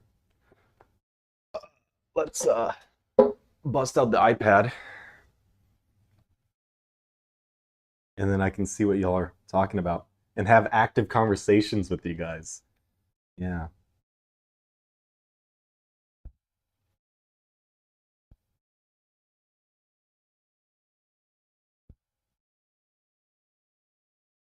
Wait, yeah, okay. So Juice, you gotta change your name to the Juice God Best Mod. But like hyphenate it, right? So the Juice God space hyphen space best mod. Or like in brackets, right? Best mod on YouTube. I'm talking about on YouTube, by the way. And then Bun can have Best admin in her name. Duncan, how do you kiss a girl? Well,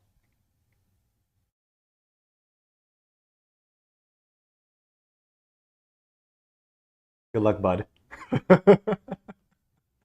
How do you kiss a girl? Are you quizzing me? Like quizzing me means that you know the answer, or are you looking for advice?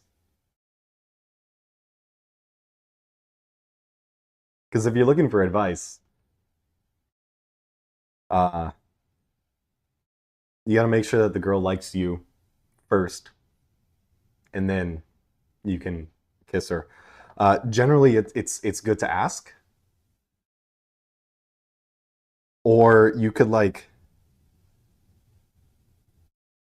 wait so long that you end up getting friend zoned because she thinks that you're not interested. We're not boiling over. We're good. That also happens. That's called friend zoning. And then she gets mad at you, and you're like, "Why are you mad?" Um, and she's like, "It's nothing. It's fine. Whatever." Because she doesn't want to admit. She doesn't want to be the first person to admit her feelings. Yeah. How do you kiss a girl? Like you would drink water at 4 a.m. on summer. She will love it. Not quite 4 a.m., but it is summer. Like that. That's how you kiss a girl.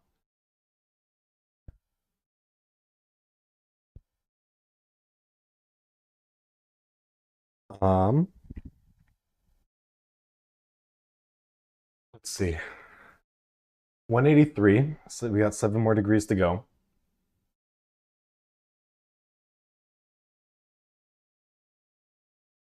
I'm just watching it. Wait, I can. Oh, hang on. I need the app. I need to download an app on my iPad. Chrome? No, it's remote desktop. Yeah, no, that's not it. Shoot. There, no. Huh? There's so many remote desktop apps. I want the Google one. Wait, is it not available anymore? No. I'm so disappointed. It's not on the App Store anymore.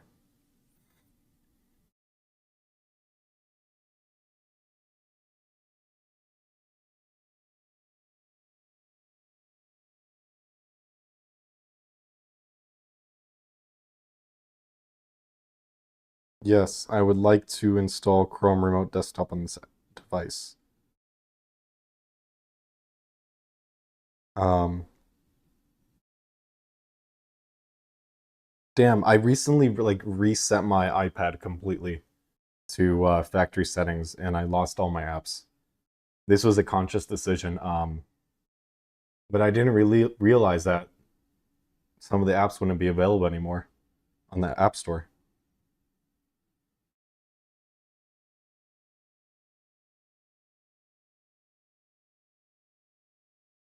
What I'm trying to do here is remote into my laptop so I can control the camera settings from my iPad, which would be pretty cool because I could just sit here and I don't need to stand up to like zoom in on my face or something.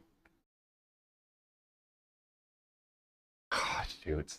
I gotta authenticate my sign in. Hang on, camera's gonna go away for a second.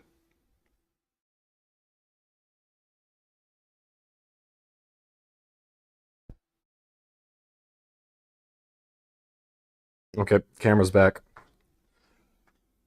Ah, ah. All right, laptop of Vic.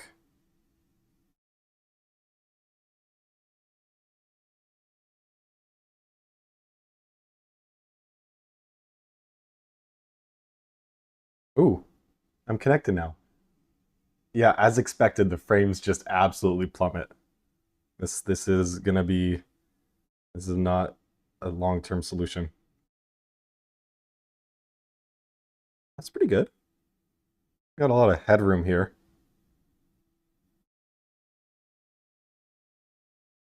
Ugh.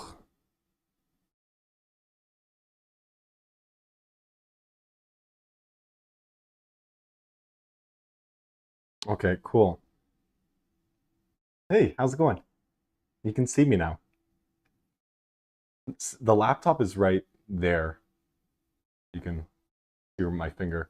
I can't see my finger. There's a bowl in the way, and the camera's right there. Well, you know where the camera is. I mean, your viewpoint is from the camera. But I'm kind of upset that my remote desktop app's not on the App Store anymore. Chrome remote desktop app iOS.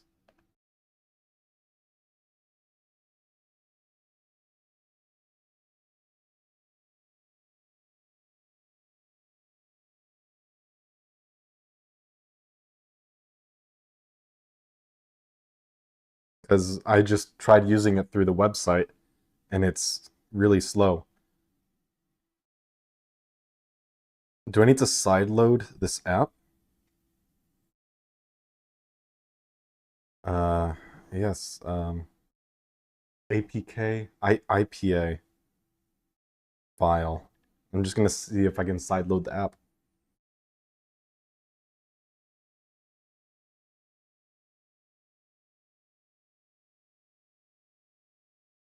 Oh, we're at temp. Ooh, let's go. Okay, let's bring the camera back out. There we go. Okay, so we're at temp. It flashed red. All right, so I'm gonna bring it off the heat. Oh, oh, that is so hot. That is. Watch my arm, Jesus. Okay, I'm gonna turn that off so it's not gonna like burn me, radiate. Okay, so we're at temp. I moved it off the heat. We're gonna add this guy in. Right. Add slowly while stirring to avoid scorching the bottom of your brew pot. Got it. And then, oh, switch the camera. Hang on. And we got our stir rod here. I'm gonna spray it down.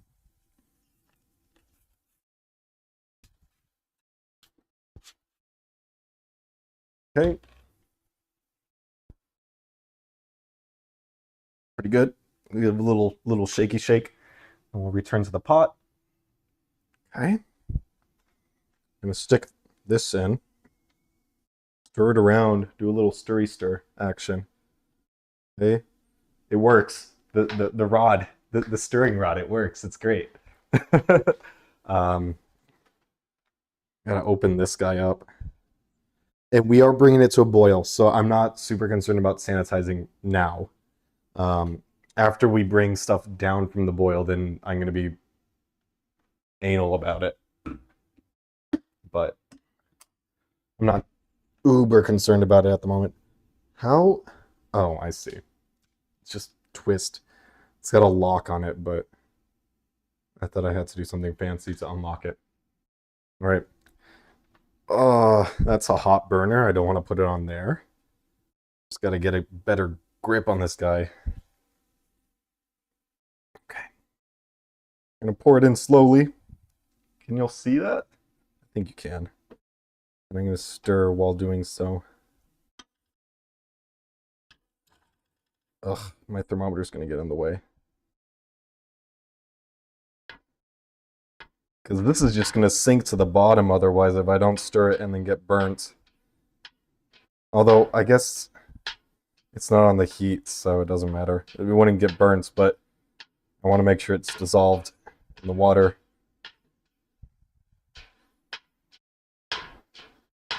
Exhilarating footage, right? My arm is going to get very tired.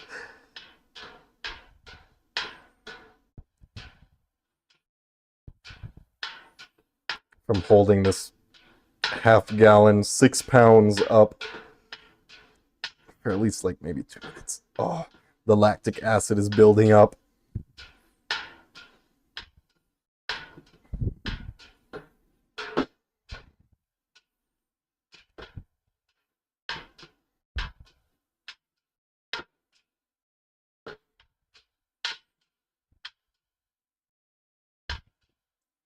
Temperature's dropping because we're adding 72-degree syrup into the pot. So right now we're at 180. It dropped 10 degrees already.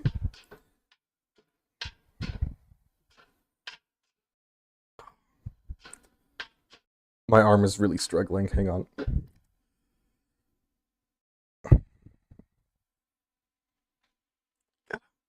Get a better grip. Oh, relief. Oh my gosh. Oh, my hand fell asleep.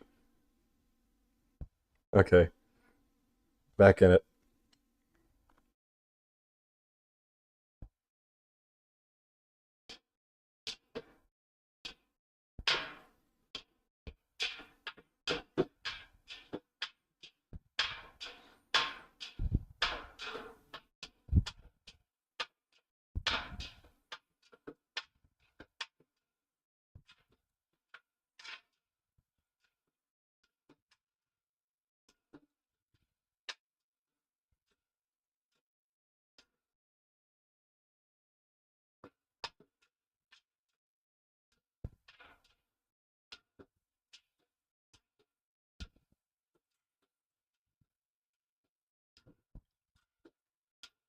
I think we're about 2/3 of the way through. Our temperature has dropped 20 degrees now.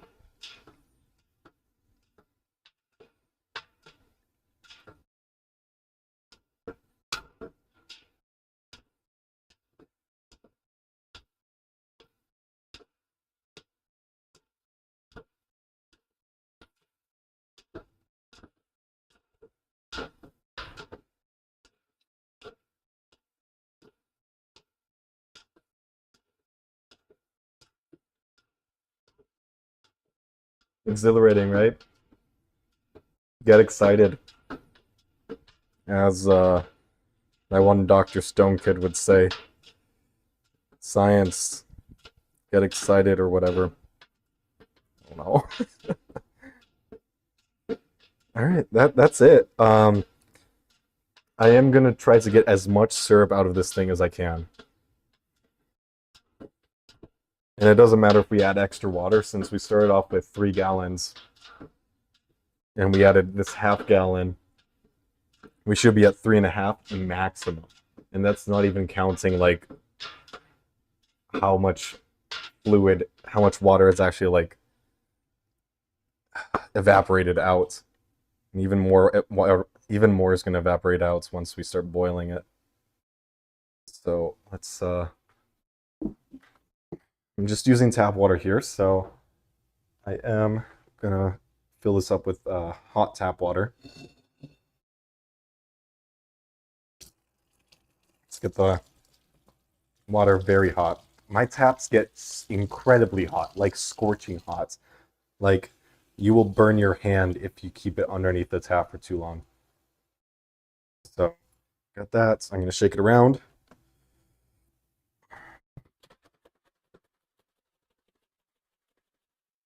Wow. It's like it's puffy because of the steam from the hot water that I just put in there. Yeah, so if you ever wanted to experience what it's like for, you know those shake weights? Shake weights.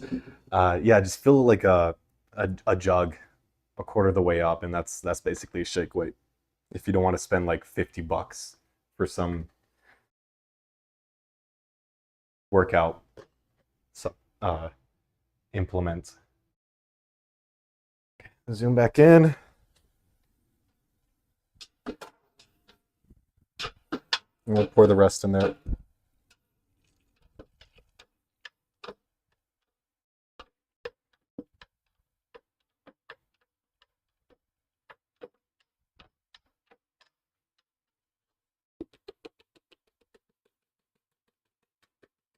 Little foam at the end there.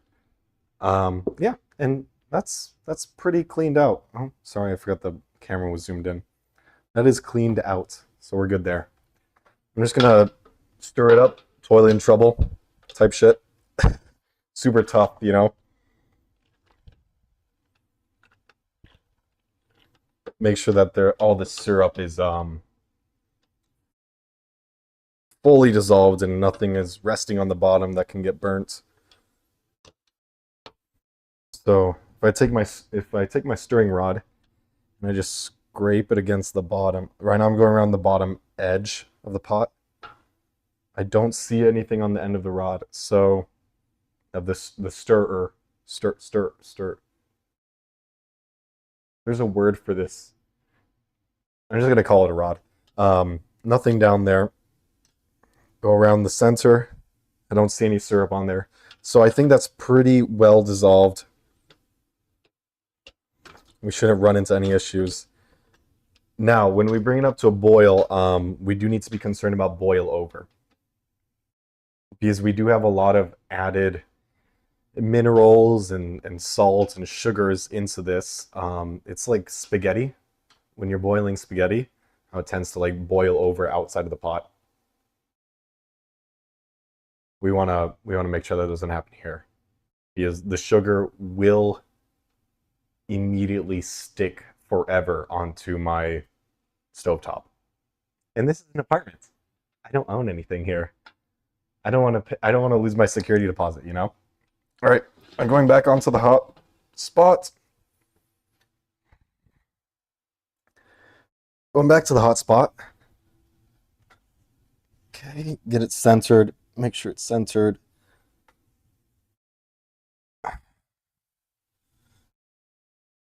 Centered.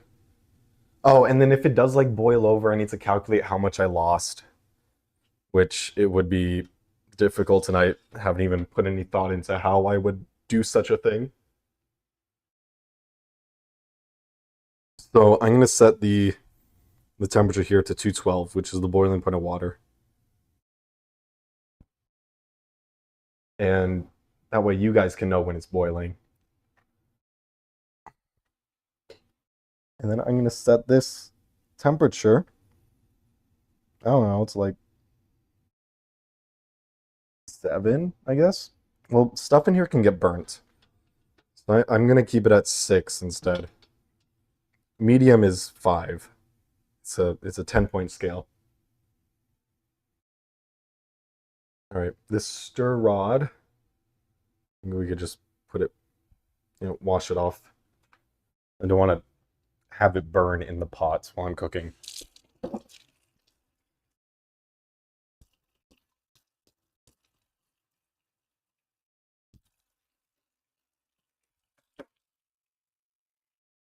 And bring the camera back out. Sweet. I'm just gonna put that back in there. Cool. Very good. Nice. Have a good day. Get that out of the way. What are people saying in chat? Ooh.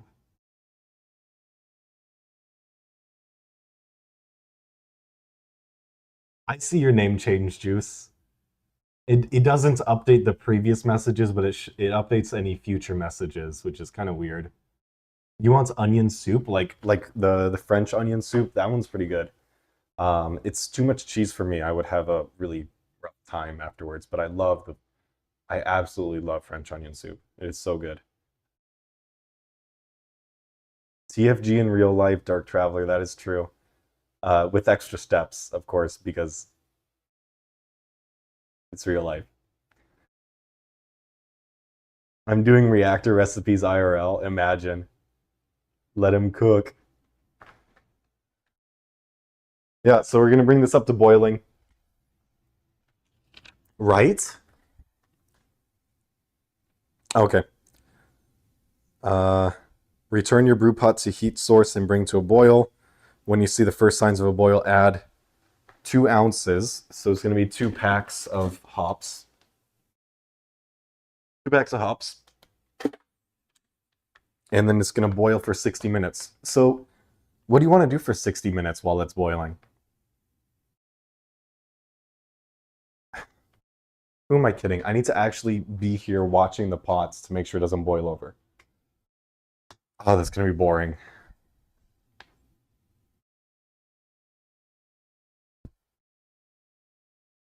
Yeah. Okay.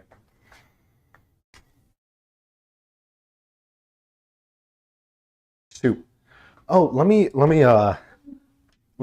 regale you in a story. We'll do a little backwards chair deal. Ah, ah. Bring the camera in tight. I guess. Yeah, there. That's a good camera. Unless, no, that's too much. Too much zoom. There. Now you can see the stove, and I'm gonna save that as a preset here. Cool. Front seat. Hop. Someone called Bunny. Yeah. Let me regale you in a story. So, uh, many of you don't know, but I live in Minnesota, specifically Minneapolis, and Minneapolis is like, actually I'm not sure about it, but there's a disproportionate amount of breweries and bars here. Well, specifically breweries. Like bars are kind of standard, but there's a ton of breweries here, and uh, a lot of these breweries have meh beer, and some of them are very famous for very creative beers. So, for example, the two on the top of my mind right now are Surly Brewing and Indeed Brewing. They're just huge local brewers. Surly has like a four-story brew pub building with a giant beer garden, and then Indeed has like a location in Wisconsin and a location pretty close to my apartment here. Um, but they both have really creative recipes that always turn out super well. So, Indeed specifically, they have a pistachio cream ale that's super good. That's it started off as one of their like experimental brews, but then they turned it into a mainstay because it was just it's so freaking popular, and I guess the financials made sense too, so they stuck with it. And then they have another one that was an experimental limited brew. It was cerveza de horchata, is horchata beer, and horchata is it's a Spanish and also a Latin American or Mexican drink. In Mexico, they make horchata with rice, and then in Spain, they make horchata with a nut called chufa, CHUFA. But essentially, it's the same thing. You're just using rice or chufa, either or. But the rest of the ingredients are the same. But you use condensed milk, a ton of sugar, cinnamon, and rice or chufa, and you make like a, a drink. It's a drink. It's a rice drink or a chufa drink, and it's called horchata. It's very delightful. So next time, if you have any like taquerias next nearby you, they probably sell horchata, and I recommend you try it. There's a lot of milk in there, so if you're lactose intolerant, bring lactase tablets with you. But I really enjoy horchata, and it's super easy to make at home too. So if you are adventurous, you can try making that. Um,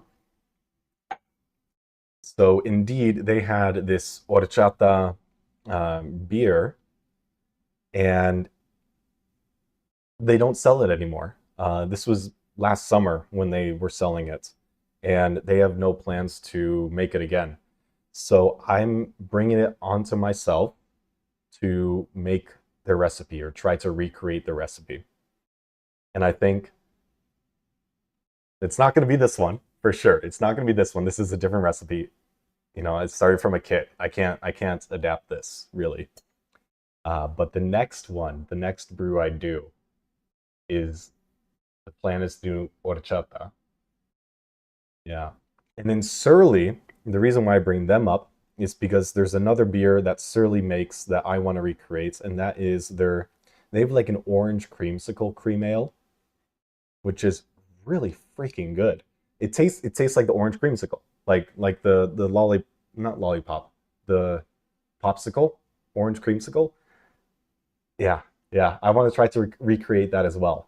There's a website called brewersfriend.com, and basically on that site you can assemble recipes and for beer and all that stuff. But a lot of people share their own recipes as well, and I'm gonna try to use their recipes and do all grain brewing to recreate the beer. So I might need a bigger kettle and bigger pots if I'm using the grains instead of a malt extract or pre-extracted malt. So that's the plan. That's the plan. If this one is successful, then I'm gonna have to get a little bit more equipment. Not too much, but just a little bit. Let me open up chat on the iPad here. See what's going on. Stay up to date. Hey Creeper, welcome back from the restroom. Oh, there's horchata with coconuts? What? I've never heard of that actually. Campfire next time.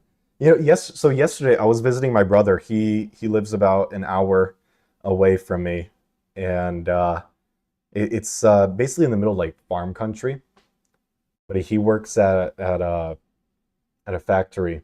I'm not gonna say what it is, but he works at some kind of mass production facility about an hour away, and there's a lot of greenery, and the parks are super pure because the population is really low, and there's just a lot of farmland and not a lot of polluting industry at all.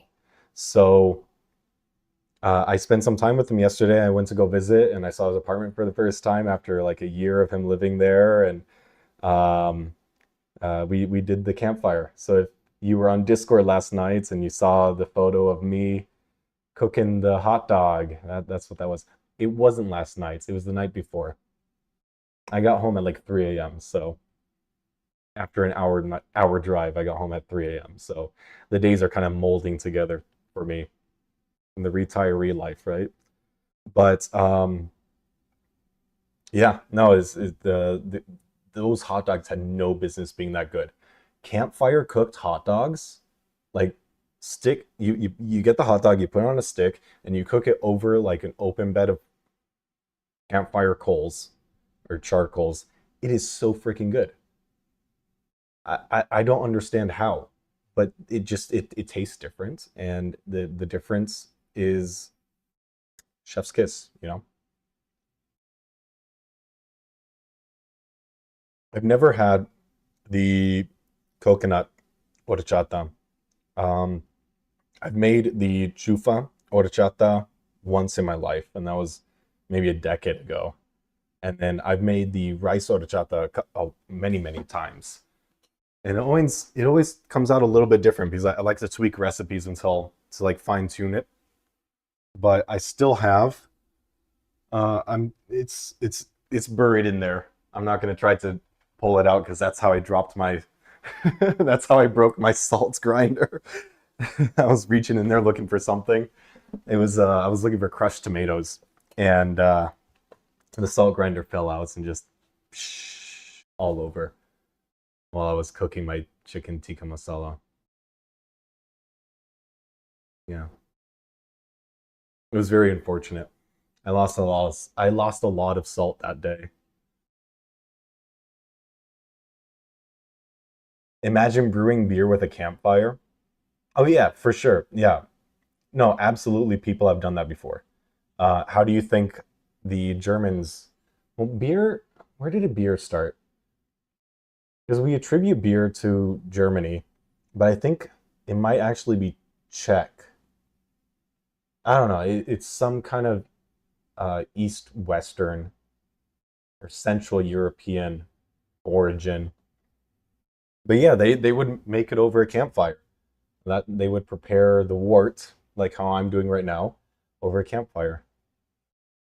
Well, campfire. That's a very loosely applied term. I'm sure it was a little bit more controlled than that, as controlled as you can get with the technology of the time. But yeah, I have not tried tepache. I do. Let me see. I'm opening up my liquor cabinet right now.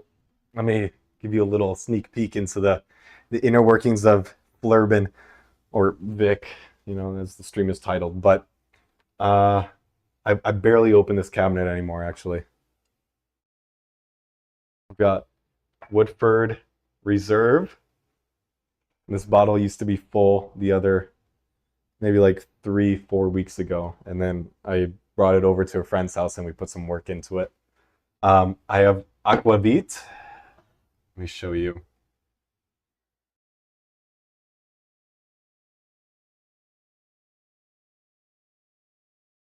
If the camera will focus, I hope it's focused. I have Aquavit, and where is this from? I'm not sure exactly what Aquavit is, but it's distilled from corn.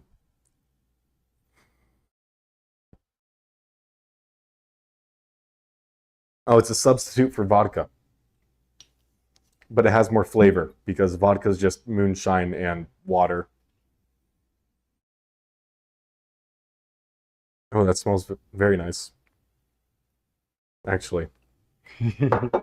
uh, I don't have shot glasses. I'm not an alcoholic, I swear. Do I actually? I actually do not have shot glasses. Otherwise, I would be making my espressos in shot glasses. But I do have this mini jar. It's basically a shot glass, right? So, let me. You know what? Screw it. I just realized that it's going to be a pain to wash another dish. Let's see what this tastes like. I do I have scotch? The Woodford Reserve is a bourbon whiskey. I do have Tight Line vodka. I have Southern Comfort, so that's another bourbon whiskey, super cheap. Apparently, I have a Captain Morgan Cherry Vanilla. That's interesting. It just sounds horrible. That's not mine. Somebody left it here. I'm pretty sure someone left it here. I do have Kahlua because I do enjoy making vodka or espresso martinis. It's been a while, but I do like making that. I'm a big gin guy. I love gin. Gin is awesome. Gin and tonics, favorite drink. They're super simple too. So I have a giant Costco London dry gin, Kirkland signature brand, in the freezer. Yeah, it's great. I love gin. There's something about the flavor profile of it. You can't even see my face. Let me. Ah. I love the flavor. There's something about the the the berries that they use to make gin. I don't know much about gin or many liqueurs, but I just enjoy gin. I know that much. I know enough to know that I like gin. I also have Fireball, which I absolutely despise. I hate Fireball. Somebody left this here. Yeah, disgusting stuff, man. If anybody wants Fireball, please come take it off my hands. You can also have the Captain Morgan Cherry Vanilla too. Just be over 21. I guess that goes without saying, but yeah. Uh, yeah, that's my liquor cabinet. And then I do have bitters, orange bitters, and cherry bitters up top. Oh, I was going to try the aquavit. That's right. We're at 180 degrees right now. I think it's going a bit slow, so I'm going to turn up the heat a little bit to 7. Just going to go with a little, tiny little bits here. Aerate a bit. So I'm going to try it straight up, and then I'm going to mix a little bit of water in there to cut the alcohol flavor and try to see what the base flavors are like. It smells like spearmint a little bit.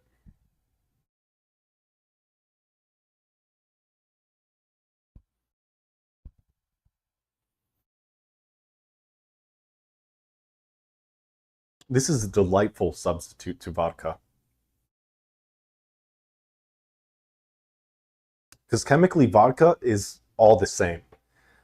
Legally, for it to be considered vodka, well, I don't know about legally, but for a drink, for a liquor to be considered vodka, it needs to be like 40% alcohol, and the rest needs to be just plain water. And yeah, you can distill the alcohol from a couple different sources. Like historically, it's potatoes. Historically, it's a potato liqueur. But you can also do with corn. I think corn is cheaper. Um, like a lot of cheaper vodkas, like Grey Goose. Grey Goose is actually a cheap vodka with really good marketing. Like Grey Goose is I think it's a corn uh, vodka. Correct me if I'm wrong, please. And then, yeah, the only difference is the water. So you can have water with different mineral contents, and that would be pretty much the entire difference to flavor between vodka brands. So I think vodka is actually like a scam.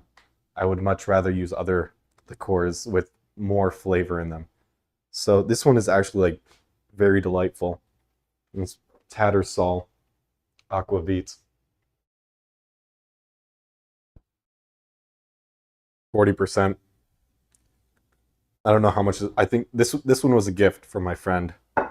Um, yeah, it's very nice. It's super smooth actually. I very much enjoy it. Let me move it up so you can actually see my face. How about that? You're not getting like a crotch shot the entire time. I was just monologuing about vodka and you couldn't even see my freaking face. You just saw my lips moving. So I'm gonna put a little bit of water in here to cut the alcohol taste. Mix it up. About 50% water, 50% aquavit, so it's down to 20% alcohol concentration.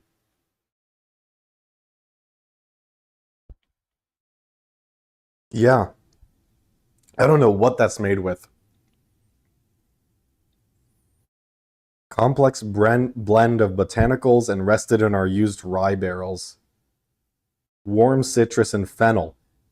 Fennel, that's the flavor. It's fennel. Oh, it's very strongly fennel. If you like fennel, this, have some of this. This is really good.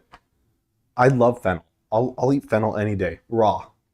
Just give me a thing of fennel, a fennel bulb. I think they're called bulbs, but yeah, give me a thing of fennel, and I'll just eat it raw. I love fennel. So good. I really enjoy that. I really enjoy that. I forgot how much I liked that. Because clearly, like you saw the level in the bottle. Clearly, I've had some before, but man, that was so good. I forgot how good it was.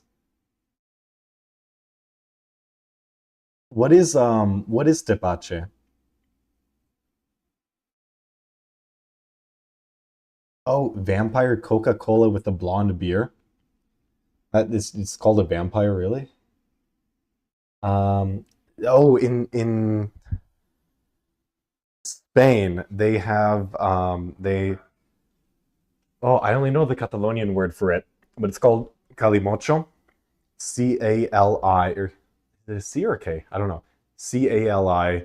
Calimotxo, I think. And it's calimocho. If you look it up phonetically, you'll be able to find it. And basically, it's a cheap red wine, Spanish red wine, with Coca-Cola. Half and half. Yeah, when I was young and 17 and in Spain at the summer festivals, that was my go-to drink. And then I tried recreating it recently, and I don't know if it's the wine that is reserved for and exported to the United States from Spain. I'm saying that it's really like trash wine. Um, or it's the difference in the Coca-Cola, because European Coke and American Coke is very different. I think if I were to use Mexican Coke instead with the cane sugar, it might be better. But it didn't hit the same notes. It was actually kind of disgusting. Um, but I really enjoyed it while I was in Spain and getting it from the bar there. So tepache is fermented fruit juice, usually pineapple with water, low percent alcoholic beverage. That how what creates the alcohol? Because if it's fermented fruit juice, that sounds like prison wine type of thing. I can make that like right now. I just have to go to the store and get some pineapple juice. Nope, you know what? I'll get a pineapple and I'll juice the pineapple. That way it's real pineapple instead of like 40% apple juice. Yeah. Let me show you something.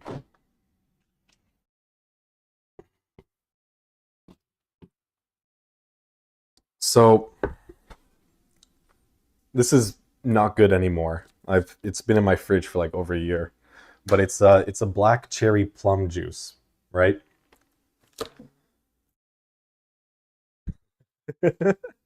Let me read you the ingredients. First ingredients is filtered water. Second ingredients is apple juice concentrate. It says black cherry plum. You see that? Black cherry plum. Second ingredients is apple juice after water. Think about that.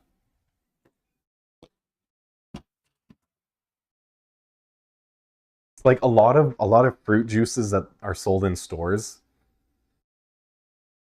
are actually mostly apple juice. And it's kind of disappointing. I was very disappointed when I learned that. Um, it felt like my life was a lie. I don't think it's the same thing for like orange juice because just the flavor is super different. But if they're trying to make like a generic juice blend, a blended fruit juice, right?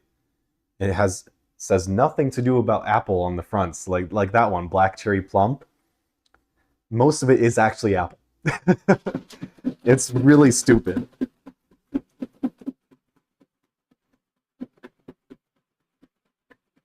I'm just cleaning this out before I recycle the container.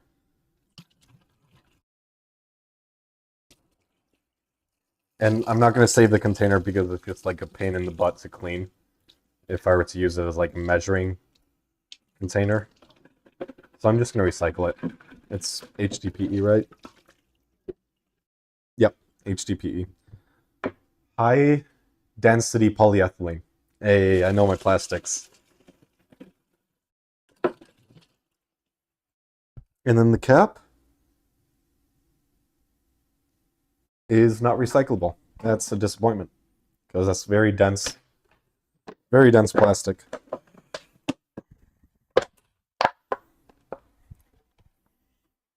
Oh no, my recycling box is almost full. We're at 193 degrees. We're 194. We're 4 degrees over what we started before we added that malt extract. That's crazy.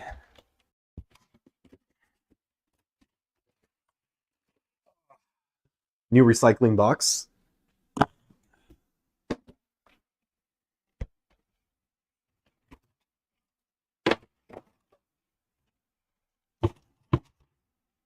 Always reuse your boxes. You can put recycling in them. That way, you're not using extra plastic bags for your recycling, which is not recyclable. Trash bags are not recyclable. Stop using them for recycling, please, with respect and love from your father figure, Lurbin. Well, I don't know. I'm sure some plastic bags are recyclable. Most aren't. I don't see a plastic bag and associate, oh, that's recyclable. I see a milk jug that says HDPE on the bottom, and I say, oh, that's recyclable. Um, yeah.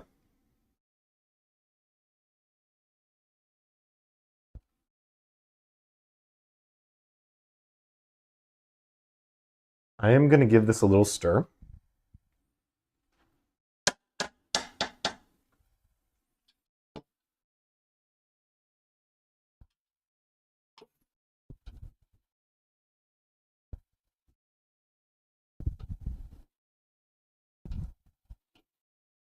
Because there are a lot of solids in here from,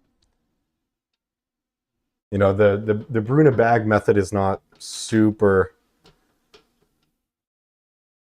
separating, right? Like a lot of the grain, not a lot, but some of the grain does end up in your wort still. So I mean, when we're transferring that to the fermenter, we'll just have to be careful that we don't transfer the solids. Well, the solids, when we cool down the wort, the solids will separate naturally. The big solids, not the microscopic ones.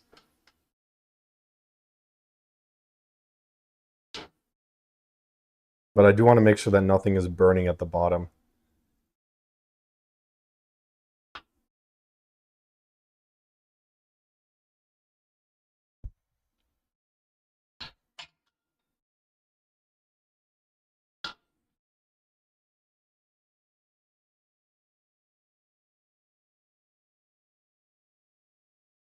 It stays. I have it resting currently on the rivet that holds the handle in.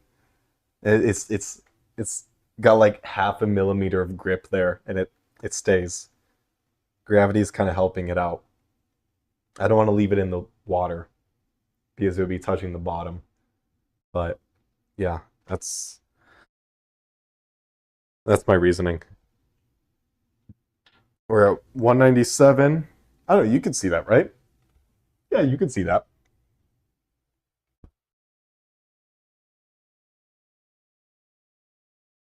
Oh, real strawberry juice is, yeah. The strawberry juice you get at stores is mostly apple juice. It's a scam. It's crazy. Natural fermentation from the pineapple rind usually. Wow. It also has piloncillo. Tastes like molasses, I think. Sugar, cinnamon, clove. Oh, that sounds really good, actually. I think the spices really make it. I had pulque in Tepoztlan when I was in Tepoztlan. It's a little like Aztec, or is it Aztec? I don't know. It's a little town. It's called a Pueblo Mágico. It's a magic town because it's super quaint and it's very historic. So it's called Pueblo Mágico. Not a lot of tourists there. Most of the tourists are locals because a lot of people outside of Mexico don't know what Pueblo Mágicos are. But I was in Tepoztlan and I had pulque for the first time, and I think it's an agave liquor or an agave alcoholic agave drink that's around 3 to 8% depending on who made it, and it's very thick. Oh, is it made with? Is it made with agave and um aloe vera? I'm not sure. Juice, can you? Yeah, whitish alcoholic beverage. Yeah, I really love the pulque. I had the cactus fruit flavored pulque, and it was very nice. It was very refreshing too, despite the texture and how I'm describing it. Juice has some alcohol content, but stays unlisted because it's very small. Yeah, yeah. Yeah, typically for like non-alcoholic drinks, like non-alcoholic beer, it does still have alcohol in it, but it's such a small quantity that you would need to have like an entire 24 pack to feel any sort of buzz. I don't know what the cutoff percentage is, but it is pretty low. It's like I think it might be like a tenth of a percent. I'm not sure. At least in the United States.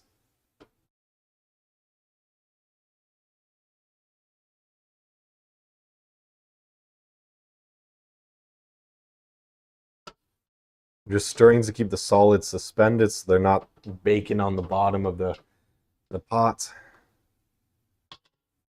I don't feel any solids stuck or burnt onto the bottom So I think we're fine now. We're at 200 degrees. I kind of knocked it over, if you can see that. We're at 200 degrees. And then we got 12 more degrees to go. So I don't want to turn the heat up because I don't want to risk burning anything. And if I burn it, the entire batch is ruined, basically. I don't want that to happen. So I am going to keep it at 7. And as long as the temperature is still rising, then we're fine at 7. Just got to bring it to a boil and let it boil for 60 minutes. God,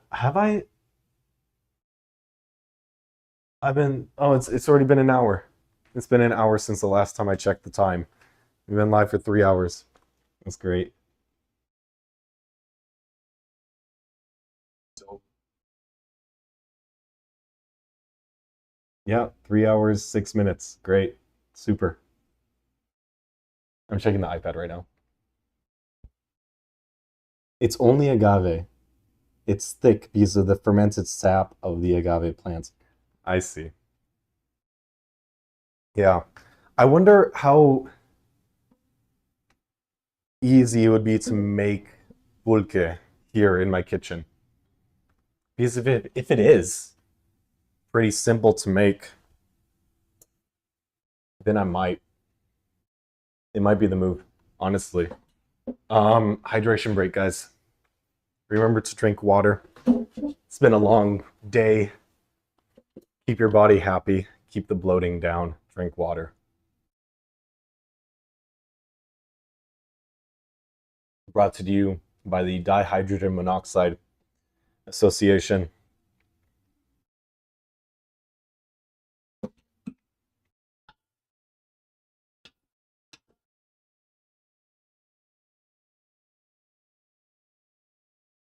Sitting next to the pot, I do hear very slight boiling on the bottom. So we're getting up to temperature. When I'm stirring it, we're at 202 degrees right now.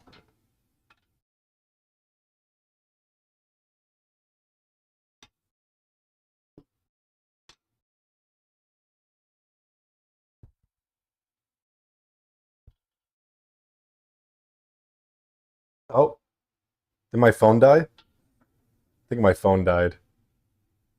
It was recording video for 3 hours. Let me plug that in. I'm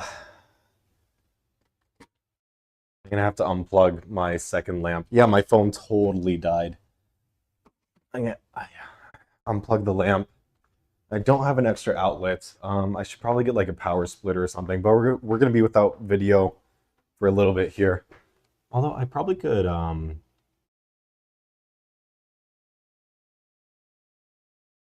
integrated webcam. Hey, that looks like garbage. Oh my god. It's so bad. This is what the webcam looks like on my laptop?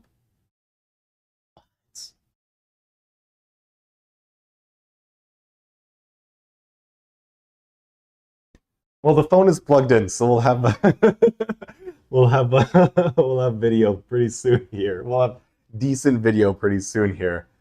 Ah, that is what a shame.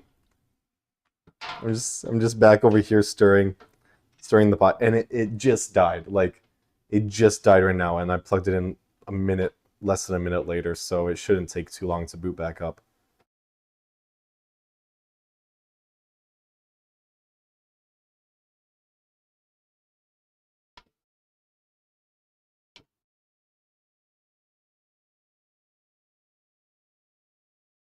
Keep the solid suspended. Keep the stir out of the bottom of the pot. Let's take a look at this my phone. Yeah, we're back up. Sweet. Yeah, I hate that camera so much. The integrated webcam is absolute garbage. Okay, let me focus on getting this back up here.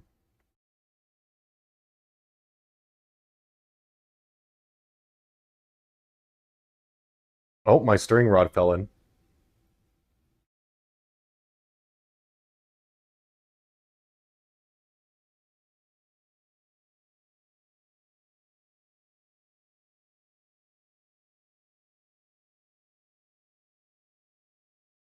I might need to reboot my camera hub on the laptop. Hey, how's it going? Little duck face right there. Yeah. Reboot camera hub. Okay. Camera hub. Elgato camera hub. I should probably get like a proper camera. That might be a good investment, but it's also expensive. I already have a phone. If I ever upgrade my phone, you'll notice it immediately because I have an iPhone 11 and that's already a couple years old. They've made a lot of upgrades to the camera already. Huh? It's not connecting. Am I on the right Wi-Fi here? Did I connect to the right Wi-Fi on my phone? Yeah, I did.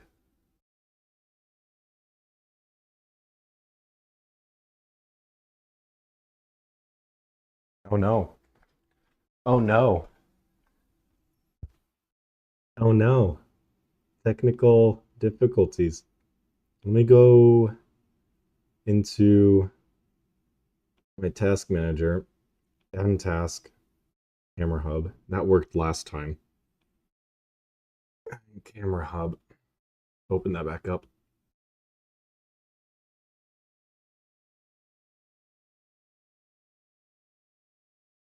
Okay. Okay.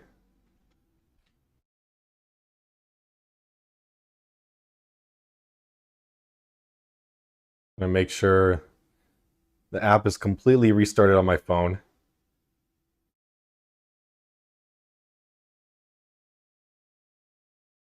Make doubly sure that I don't have like power saver mode on.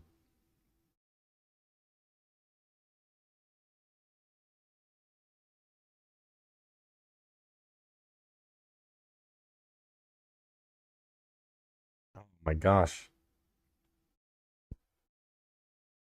Oh no, this might be a failure. I'm really concerned. Why did I let my phone die? It was working so well earlier before it died. Uh-oh. It doesn't help that this is like a deprecated app either, and it's like the only way to make this work.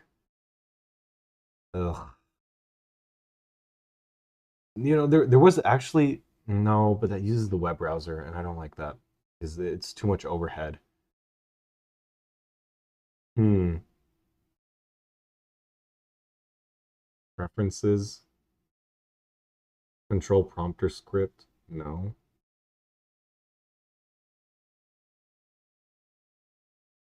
How about I try the USB cable?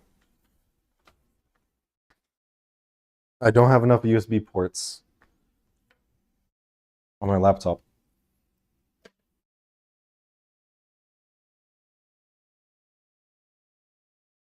Okay.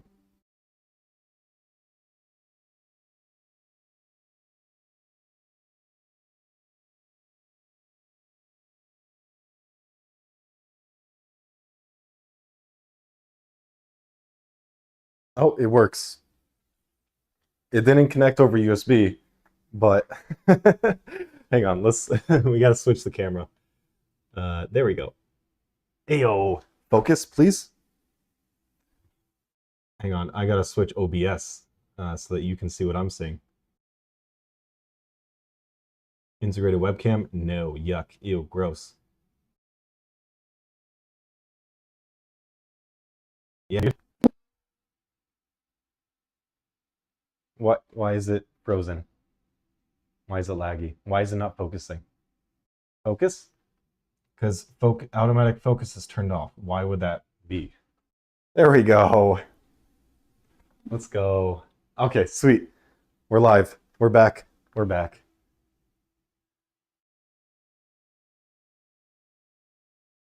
I'm happy. So, yeah, that's pretty good.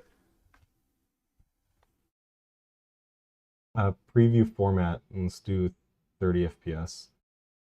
Okay. Yeah. The lag is very good. Just yeah, it's like a tenth of a second. So we're sick. We're good. We're chilling. Temperature is up to 207 now. We're making progress.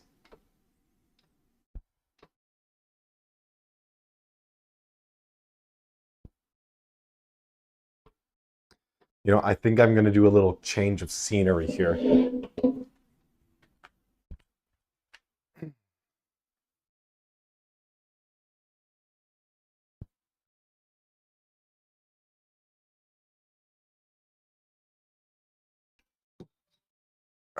Get an extra USB port. Or an extra outlet, I guess. If I can find one, actually.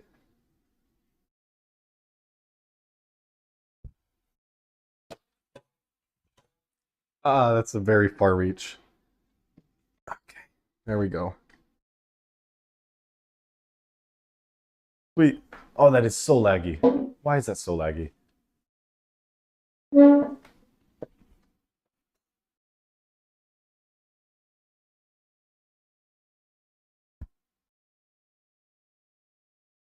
Error.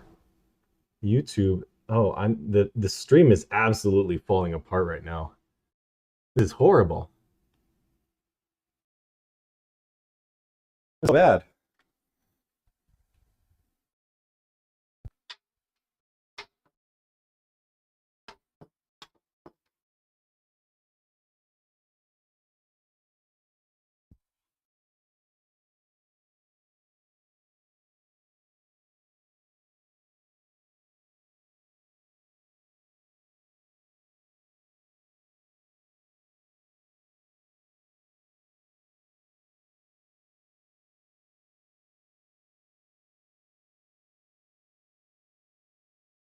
What? And my chat disappeared too. And my video disappeared as well. Encoding overloaded. Consider turning down video settings or using a faster encoding preset.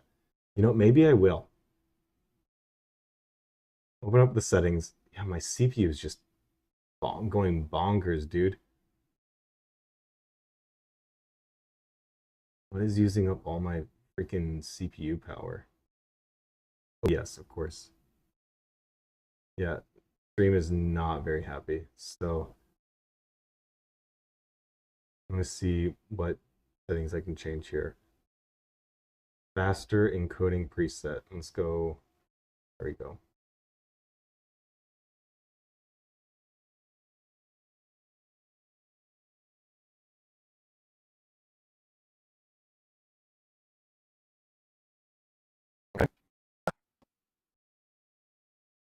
The stream is not happy at all. Because this laptop does not have a integrated graphics. It has integrated graphics with the CPU, but not a discrete graphics card, and I think that's the issue. And you know, I thought it wouldn't be an issue because oh my god, yeah, it's just bugging out, dude. It's bugging out so hard. I'm gonna rejoin the stream. I'll be right back.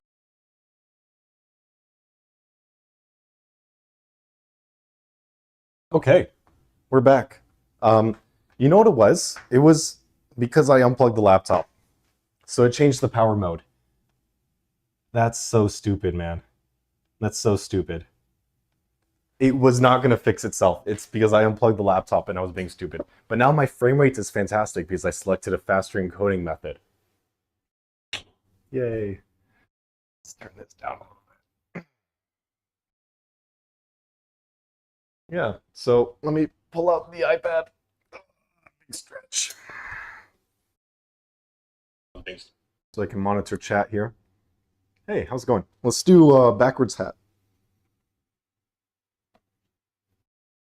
Let's do backwards hat. Be cool. Yeah, how does that look? Is that better now? It looks better to me. I'm looking at OBS over there. And it looks pretty good. Hi, Miso. Hi, Miso. You want to be part of the stream? Oh. You see her? Yeah. You gonna put your hands up on the chair there? No. She's not very enthusiastic as a guest speaker. That's all right.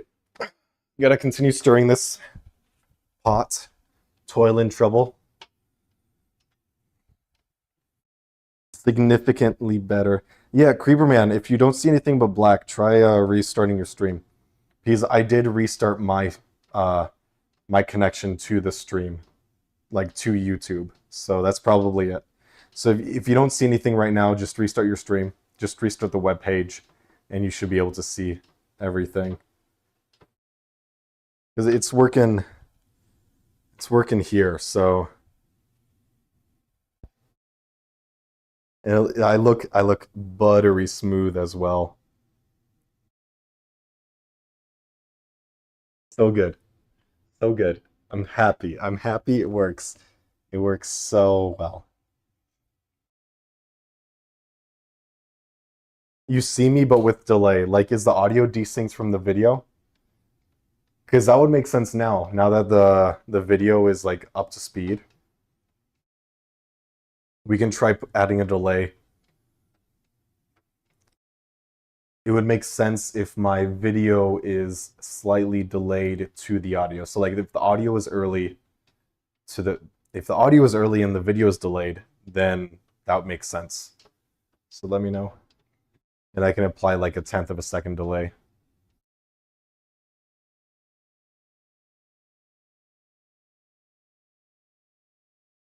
See, if I had like a real camera, none of this would be an issue.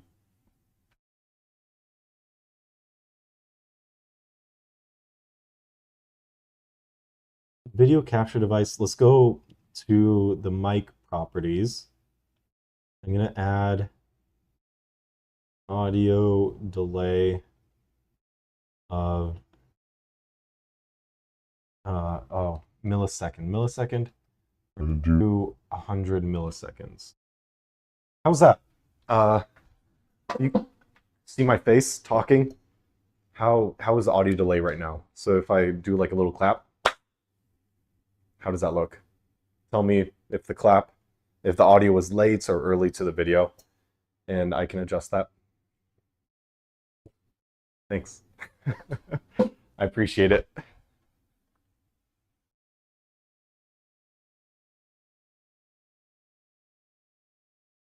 Okay, we're at 208 degrees. I'm just going to continue stirring. And then once we get to a boil, we shouldn't really have to stir because the convection bubbles of the boil will keep the solids suspended.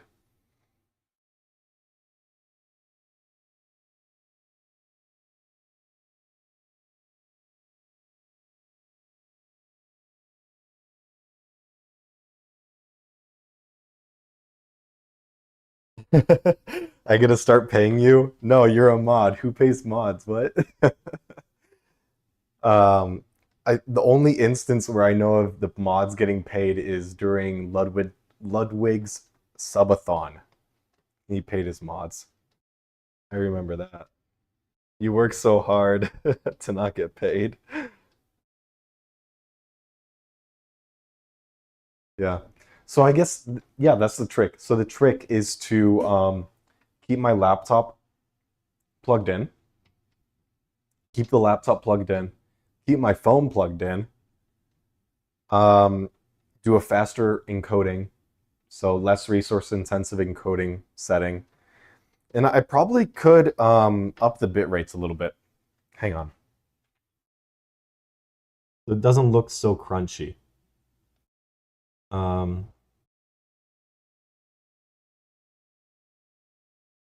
Audio, video, outputs. Let's go 12 megabits per second.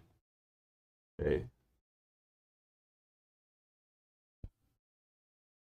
All right. Should be a little bit better. Oh, stream thing reset. Hang on. There we go. Okay. Now I see my stream controls. Sweet.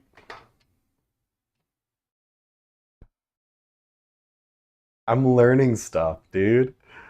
I'm learning so much about IRL streaming. It's so different from just like booting up hard space shipbreaker and the OBS setup that I already have set up from recording. Yeah. Oh man.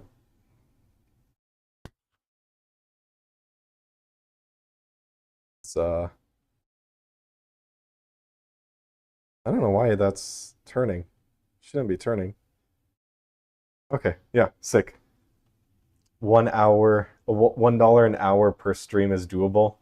$1 per an hour of stream is less than or more than what I make for these streams, you know? Despite being better than most, I would say I think my peak viewership was maybe 11 or 12 for this stream. So that's actually in the top 90% for sure of streamers, especially if I were to combine like the Twitch numbers as well. I know that a lot of people that stream on Twitch don't exactly have a YouTube presence. I think I'm doing pretty well. Just ad revenue on streams is not great. It's mostly, I would say it's mostly dependent on tips, super chats. If you want to do Ko-fi, I don't have Ko-fi set up on my OBS profile for with my laptop. I do have it on the desktop. But if you want to send me Ko-fi tips, I get a bigger proportion of the money that you send. Less of it goes to the greedy corpos.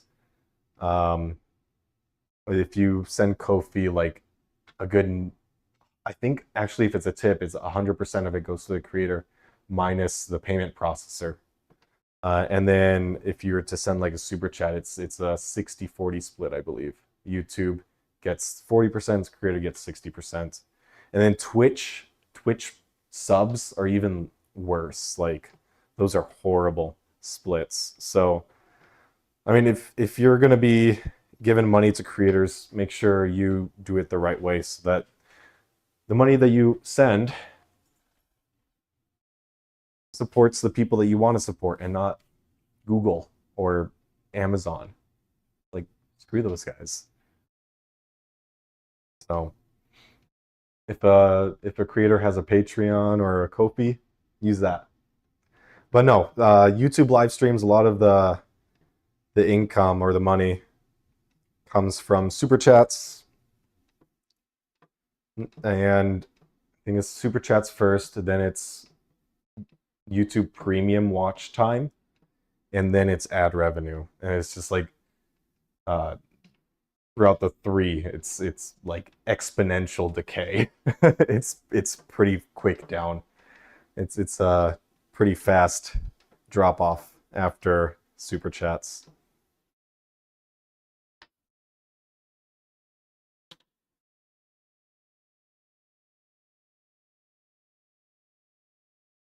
Oh, trying to balance the stirring rod. Well, whatever. It doesn't want to balance.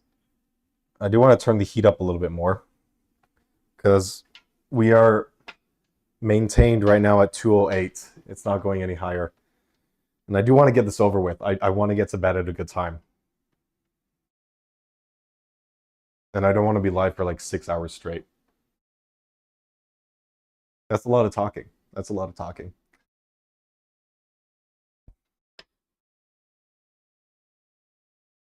Let me see. No idea how I stumbled across you. Can you give a quick recap of what you've been doing? Yeah, so I'm making this is my first time making beer myself. No. This is my first time making beer period, right? In the past I would always go to the store and purchase beer. But I'm unemployed, so I'm picking up hobbies left and right, and this is my newest hobby. So I wanted to share it all with you. My first time making beer. So what I did is I went to the brewing supply store that's local to me, and I picked up a kit. Well, this is like the recipe kit, but I picked up a whole bunch of equipment as well. But this is the recipe kit, and it's a cream ale. SPA stands for Sweatpants Andy. And it's just the nickname for the guy that made the recipe. But yeah, the ending AB or alcoholic content is going to be 4%, 4.2%. It's going to be 20 IBUs, so those are I think it's international, but it's bitterness units basically. So 20 is a very smooth beer. It's not bitter. It's not very bitter at all. And that's typically how cream ales are. They're very smooth ales. And then it's going to take 2 to 4 weeks to ferment. So right now I'm just preparing the fermentation fluid. Sounds so horrible. But I've already boiled the... What is it? Not boiled. Oh, I've steeped the grains. I've added the pre-prepared malt. And right now I am bringing the wort, W-O-R-T, to a boil to prepare it for the hops infusion. Oh, and it's also being disinfected when you bring it to a boil. Like, it's going to kill all the bacteria and other fungus and microbes that you don't want in your beer, because you want to give your yeast the best chance it has to take control of the beer. Otherwise, you're going to get really off flavors, and it might actually be dangerous. Like, you might get like dysentery or whatever, Oregon Trail type shit. So yeah, welcome to the stream though, Mars. I'm glad you found me.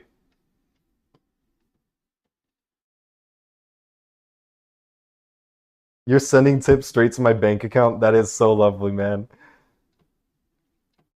0.01 per dollar to corporate infrastructure. You did a brief winemaking internship that kicked your butt. Learned a lot, but want to stay on the sommelier side of it now. Or the sommelier. Sommelier. I said sommelier. What a fool. Sommelier side of it. When I was in Panama last Christmas with the family, it was my first time ever being in a kind of restaurants that had a sommelier. And I had a really nice conversation with him because I actually had no idea what sommeliers really did.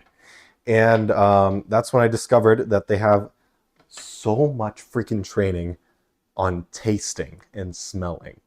It's like they can pick up on so many different tastes that just typical people would not pick up on. And they're able to deconstruct a complex flavor into its base items, right? It's like, oh, this has some chestnut and strawberry and vanilla. Meanwhile, like you and I, if we taste that, it's like, oh, that's wine. But a sommelier with good experience and would be able to pick up on all the different notes of flavors that make up the more complex wine flavor. I think that was really cool. It's something that I would love to learn how to do, but it's a lot. I would have to travel for classes like that, and I don't feel like doing that because I have a little baby cat, and she would be upset if I left for too long to go to old sommelier school. Yeah, so winemaking, I'm mostly into the beer at the moment. I haven't done much research into wine, but I do know little bit about mead. Clearly, mead and wine are different, but I think the base is pretty similar in that mead is a honey wine in parts, right? And then your wine is going to be a grape based wine. Mead is honey based, wine is grape based. And there's a lot of differences, but it's the same basic things. You heat up fluid, get everything dissolved. The fluid is sugary. You add yeast to it, and you ferment it. That's the basis of alcohol fermentation. And then you have different kinds of yeasts. You have different kinds of, you can do infusions. You can add stuff into it to impart different flavors. Like if I really wanted to, I could add oranges to this and make like an orange cream ale. But I'm not experienced enough to know how that would influence the final product. And if I were to try the final product and it tasted off, I wouldn't know what caused that off flavor. I wouldn't know if it was because of the orange or if it was because of something that I did during the brewing process. So I'm keeping it true to the recipe for now so that I can kind of like understand it a little bit more against the control. Look up WSET systematic tasting. Oh, sorry, I bumped the mic. WSET systematic tasting will help you identify flavors in your beers. Oh, okay. Yeah, I need to save that somehow. Let me write that in my notebook. Hang on. Because I would love to be able to do that.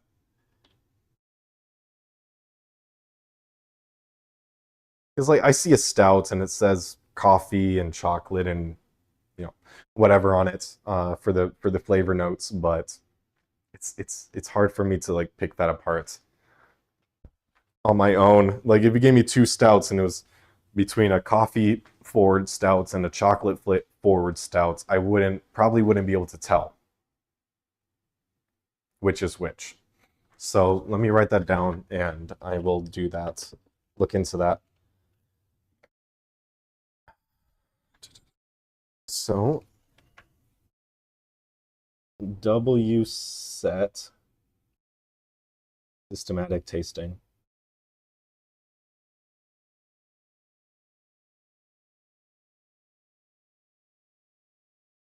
It's like the aquavit from earlier. Like I had to read the back of the label to connect the flavor with the fennel, you know? That's really helpful. Thank you.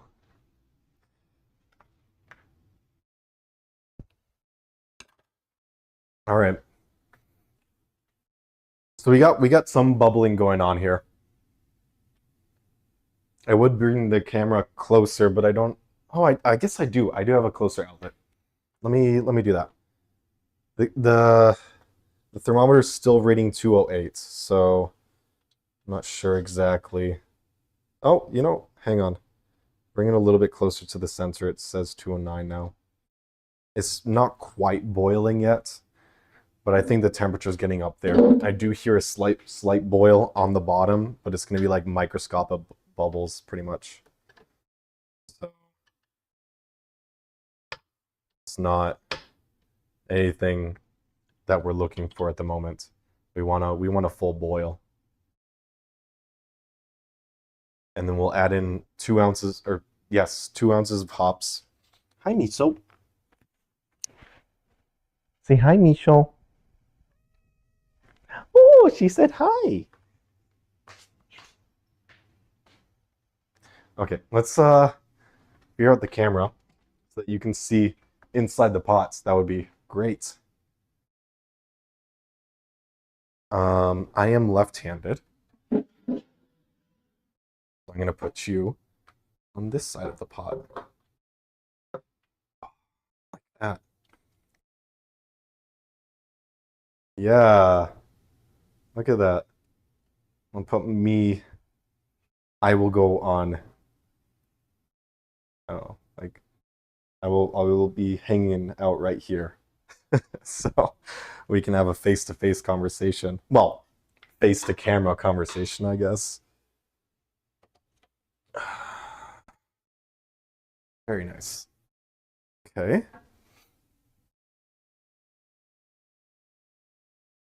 Yeah, I'm just chilling out right here. Hey, how's it going? Uh,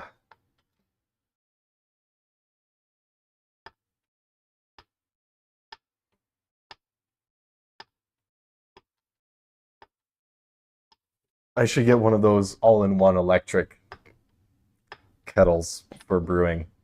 That would help me a lot. Oh man. 'Cause I'm just Miso's so chonk that the mic had an echo when you held her. Did her meow come through? I don't know if the microphone was able to pick that up. But imagine meow, wow, wow, wow. Echo meow.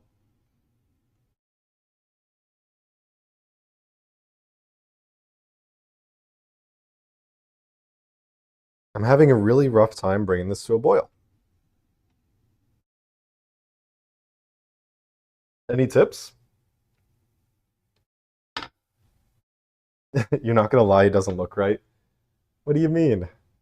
Well, it is. It's not 5 gallons. This is maybe 2.5. Well, this is 3 gallons right here. So it is missing 2 gallons of water. Yeah.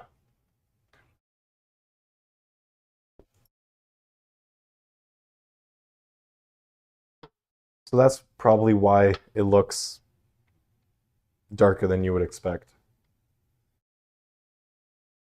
It's missing half of the water.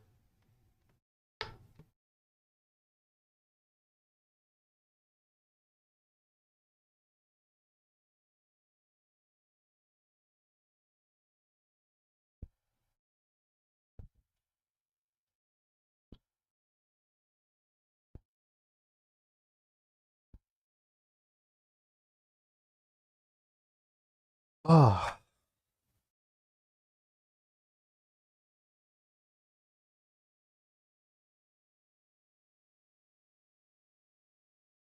Yeah, you know what? The malts probably did add some salts affecting the boiling point.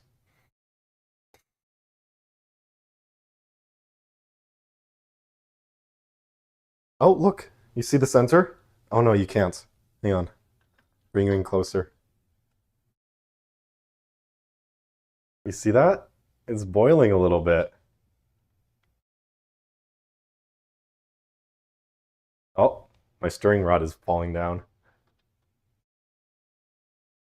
I don't want to put it on the edge of the pot because then, this is full of warts, so its very high sugar content is just going to char on there.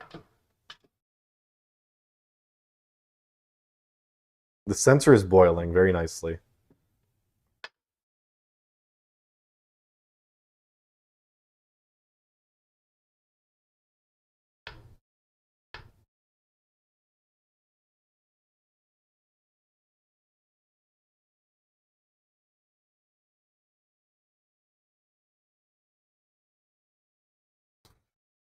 But it's gonna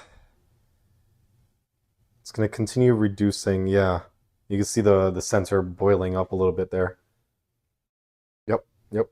Through you can tell because it's like dispersing the white bubble, the white foam, I guess. It looks like watery poo. Well, that's beer, dude. It's mostly yeast poop or yeast farts. No, the yeast farts is the carbon dioxide. The yeast poop, I don't know what that is. I don't think they poop. They only pee. The yeast pee is the alcohol. If you really want it to be faster, heat half-gallon batches until the boiling points and add them in. You know what? That's probably smart.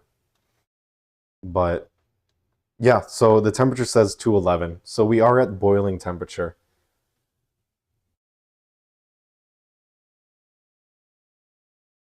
We are at boiling temperature. Miso, you can't be on the counters, dude. You can't be on the counters. Yeah. Oh, hang on. Let me make sure she has some water in her sink. In her reservoir thing. In her water bowl. Ugh. Yeah. Sorry, it's empty. You thirsty, Miso? Yeah, come on. Come on. Come on, baby.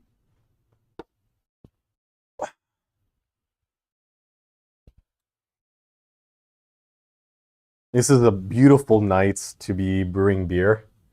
It's just raining outside. It's I mean, there's no like outside activities that I could be doing right now. It's just raining outside. So I've got the windows open, let in some fresh air because this is generating a lot of humidity in my apartment.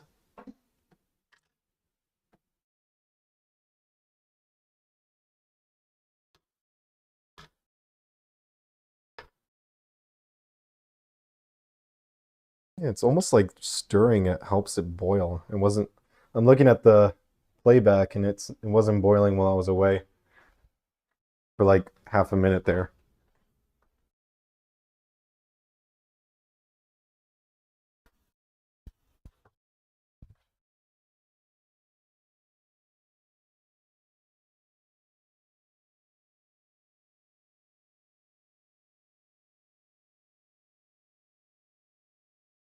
Oh, we got a little bit more boil.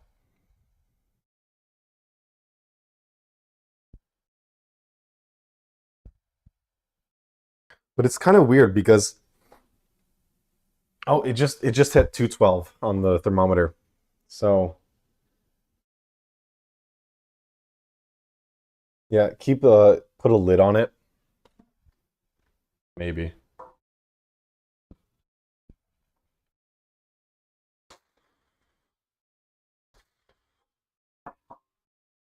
Put a lid on it. The thermometer's in the way.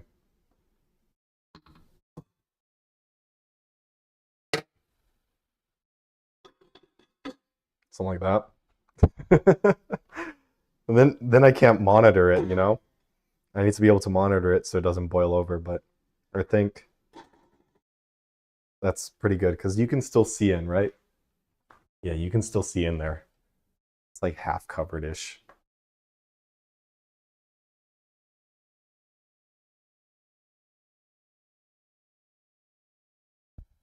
At this, yeah, I still do want to be able to stir it. So, ow, that's hot. I touched the lid off of the handle and it's hot. I got to be careful with that. Now I know. Now I know.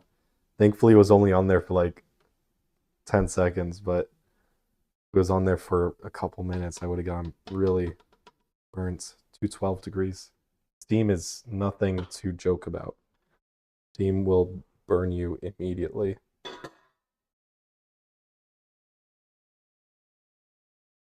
Something like that. Can't really see in, but maybe if I turn the flash on.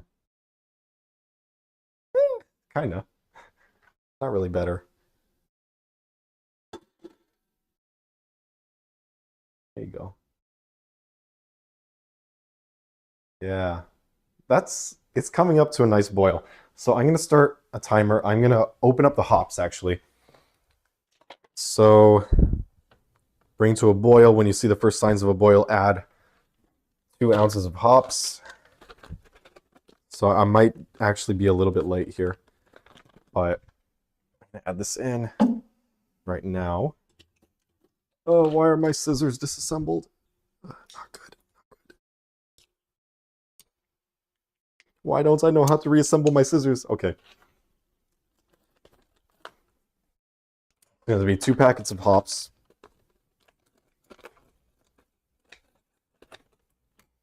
And oh my gosh. Smelling that? It smells like beer.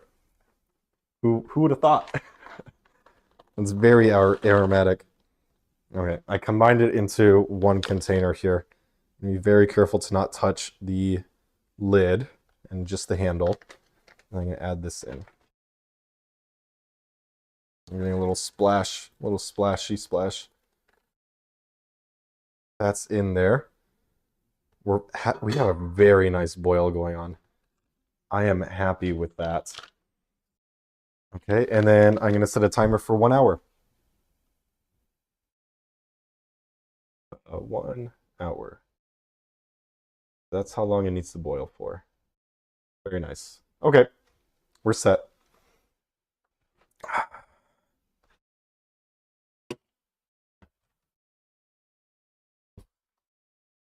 Oh my gosh. You see that? That looks so gross.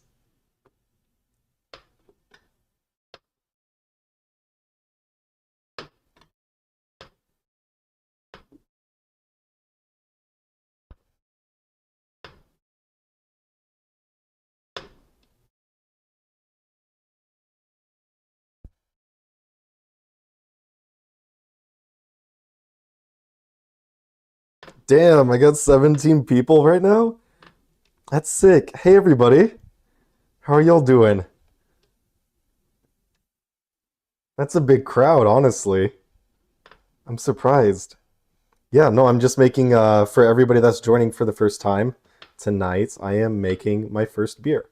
So I just brought the wort up to a boil, and I just added in the hops. So that's all the green stuff that you see. That's hops flour. It was in the form of pellets, and they just disintegrate as they're supposed to. So that's why it looks kind of gross right now. But we will be filtering a lot of that out when we transfer this over to the fermenter. I do want y'all to be able to see inside, so I'm going to leave the lid kind of off like that.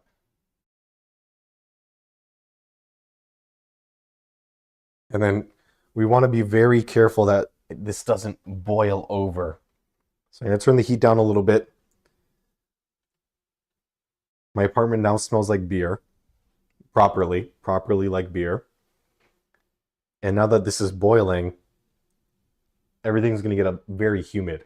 I don't want to have the air conditioning running because that's a lot of background noise, but I think I might need to turn it on. Oh, it is on. Whoa, I didn't even realize that it was already on. Okay. But yeah, we just need to be very careful that it doesn't boil over here. Because if it boils over, like this solution is very high sugar content. If it boils over onto my cooktop, it's going to absolutely char everything and it's going to stick. It's going to stick. It's never coming off the cooktop. It will never come off.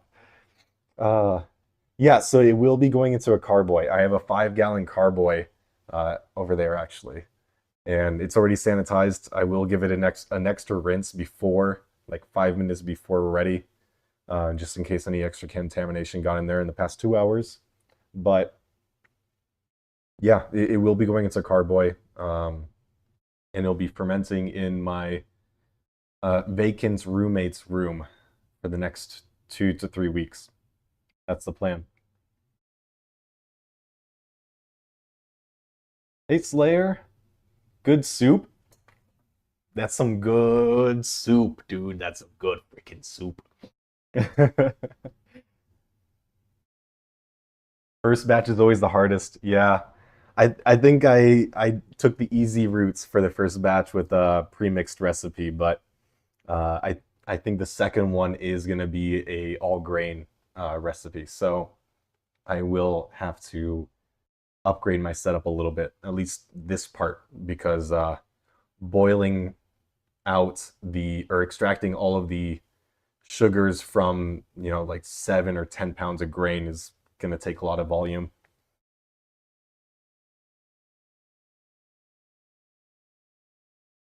5 gallon glass fermenter with the water airlock. Yep, that's right, Juice. TD36R. Have you done home brewing before? Is this something that you're experienced with? Because I will take all of the tips you have to give. Um, First brew is always the hardest because it's all new. It's all new, right? It's a new experience. I I keep wanting to stir it, but I know that I don't need to stir it because the convection from the boiling is keeping it stirred. So at least I hope so. Happy brew. So this is a batch with DME. What does that mean, DME? I haven't seen that one, that acronym before.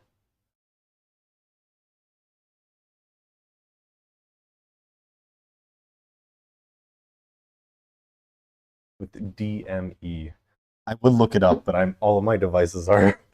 I'm using my phone as the camera. Um, I'm using my iPad to monitor chats. My laptop's over there on the far counter, streaming. Yeah. Dry malt extract. No, it was from an LME, liquid malt extract. Oh, good to know, TD. Good to know I'm doing fine. Yeah, I used a liquid malt extract. It was 6 pounds of liquid malt extract. Enough for 5 gallons, I guess. A portion for 5 gallons in the fermenter. Dawn dish soap and sponge scrub like your life depends on it, for your mom is going to knock senses into you. Um, yeah, you got to be careful with soap because you don't want any soap residue in your brew.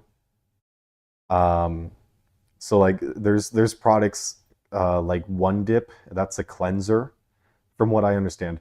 There's products like One Dip that's a cleanser. It won't sanitize, but it is really good at removing any particulates from your glass, from your your glassware, from your cookware and your brewware. And then as I've shown, the I'm using Star San. This guy. I'm using Star San for sanitization. So when if you're washing with soap, which I mean you probably should, you gotta be really good about removing all of the soap residue.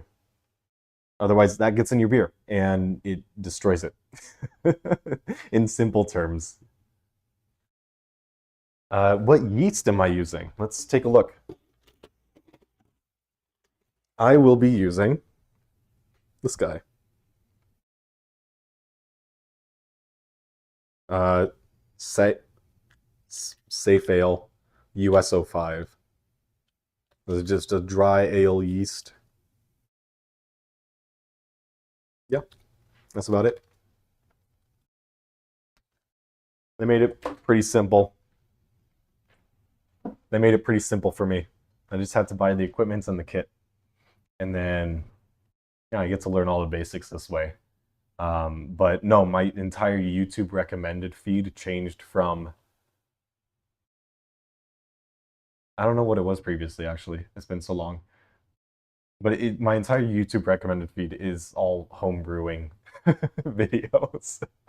It's pretty sick. So I'm learning about all these different things that you could brew at home, like ginger beer, like proper ginger beer, alcoholic ginger beer. Uh, just all the meads. Skyrim meads are super popular on the internet right now. Um, Different beer recipes. Let's see. I haven't been recommended any wine things yet. There's a fly. Hang on. There's a fly. Where'd it go? Miso, go get the fly. How did it get inside my apartment? The windows have screens on them. Oh, here it is.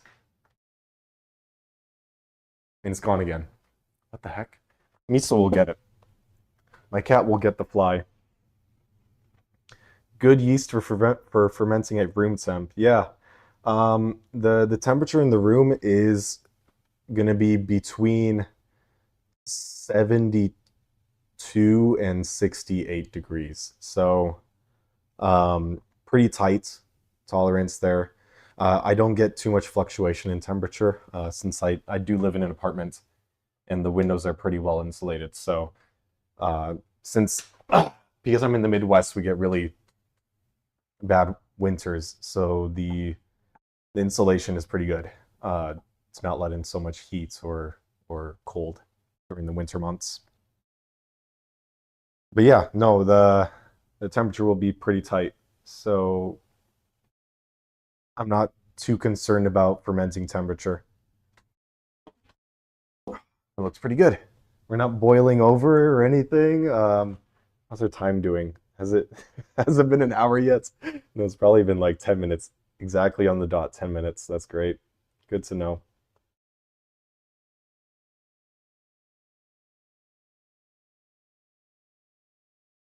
Oh, if it spills over onto the stove. Yeah, yeah.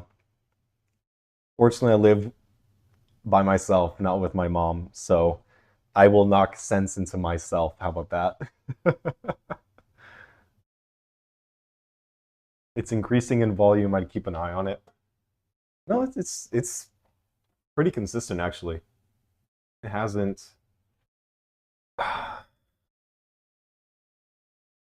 Yeah, it looks. The volume looks fine. The stream does have a little bit of a delay, so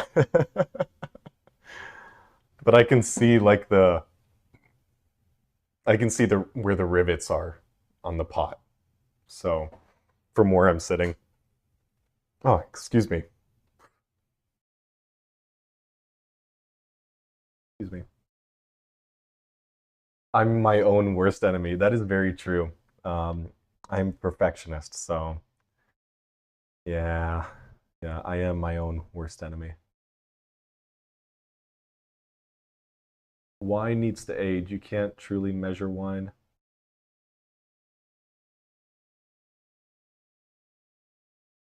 Yeah, Star Stan. I spent a lot of time on Reddit. The home brewing subreddit is invaluable. It is so good. There's so many knowledgeable people over there, and I love how inclusive the community is, like how willing to share information everybody is, and it's great. It's been an indispensable resource for sure. My only suggestion for your first ferment, out the carb. Oh, I see. Uh, put the carboy inside an uncovered plastic tote. If something goes wrong, it's good insurance against property damage. Yeah, yeah, I see what you mean. I see what you mean. It's like if there's anything, yeah, if anything is wrong with my airlock, then I'm covered. Yeah, I don't want to lose my deposit. So theoretically, the apartment will only smell like beer for 3 weeks. Fingers crossed. Oh man.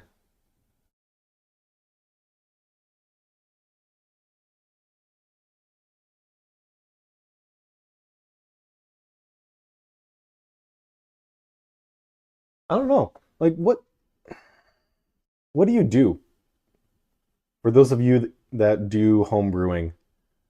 What do you do while the wort is boiling for an hour?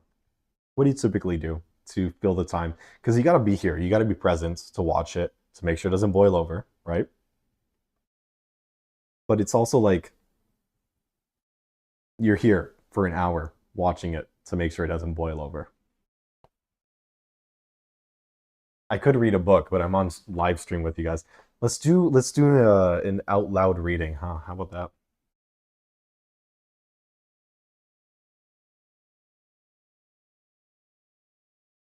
It's a fun hobby. Hi, Wade. It's a fun hobby, and don't be in a rush to go all grain. You can do very good beers with dry and liquid malt extracts. Yeah, no, I agree. But there's a couple beers. If you look, there's a couple beers that I want to try to recreate, and I haven't been able to find any um, malt extracts that worked for those. Maybe I'm just looking in the wrong place. But for example, it's the Surly Orange Creamsicle. Surly Brewing Orange Dreamsicle Cream Ale. I think that's what it's called. And then this one's not listed anymore, but it is on Untapped. It's a from Indeed Brewing, and it's called the Cerveza de Horchata or Horchata beer. That those two beers are ones that I can't find anymore because they were a limited release, but I would love to recreate them so I can relive the joy of drinking them. So that's what I'm trying to do when I say I'd like to go all grain for my next brew. Yeah. You log a lot of your results, take gravity readings.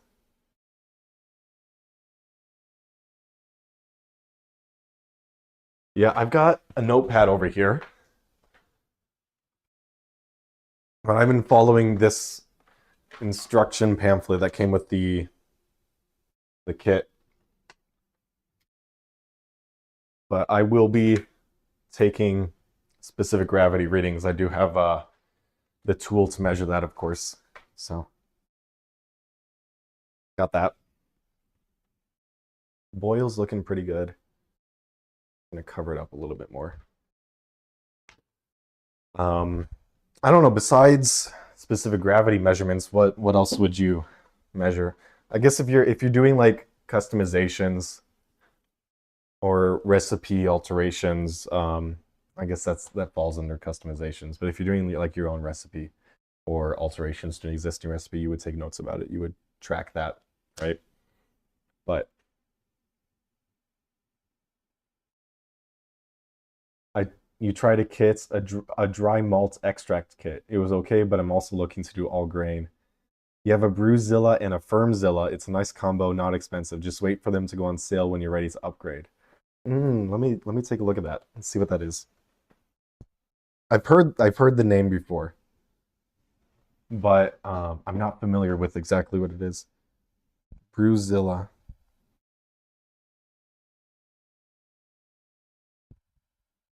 Previously called the DigiBrew or the Robo Brew. Whoa. Oh, I see. Okay. Yeah, it's like a giant electric kettle. Here, let me find. Yeah, it's an all grain brewing system. 35 liters, nine and a quarter gallon. Wow. Yeah. Maybe I won't upgrade immediately. That's $600 quantity price, but maybe on other websites it's cheaper. And then that's basically what it is there. You can see the photo. This is where you would create your worts, basically.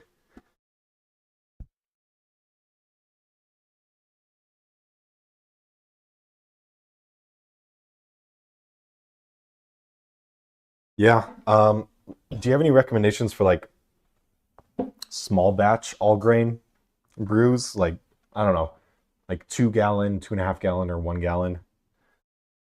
That size. I know 5 gallons kind of like starter size, but I don't know. 5 gallons of beer is a lot. So you got yours for 400 Canadian? Wow. Okay, for sure. Is the company that manufactures them, are they Canadian or American?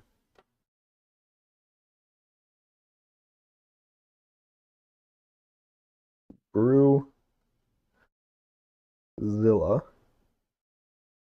and a Firmzilla. Like, would a Brewzilla be required for smaller batches?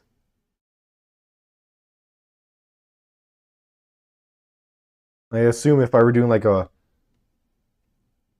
yeah, smaller batches do what I'm doing now. They're Australian, made by Kegland. Gotcha. Kegland, Australia. Cool.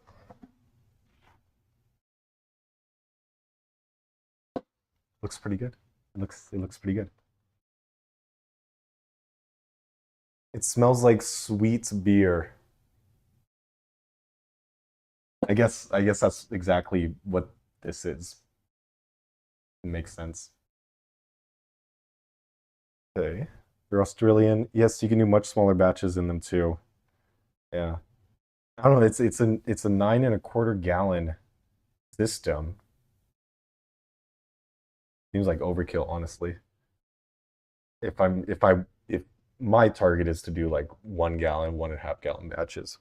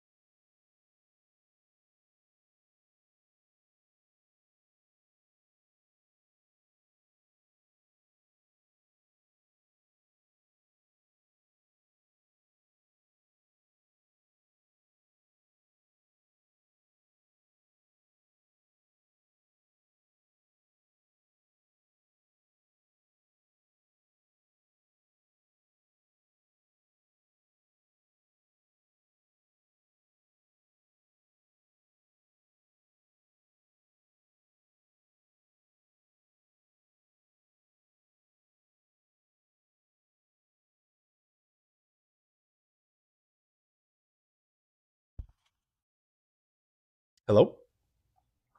Can you hear me?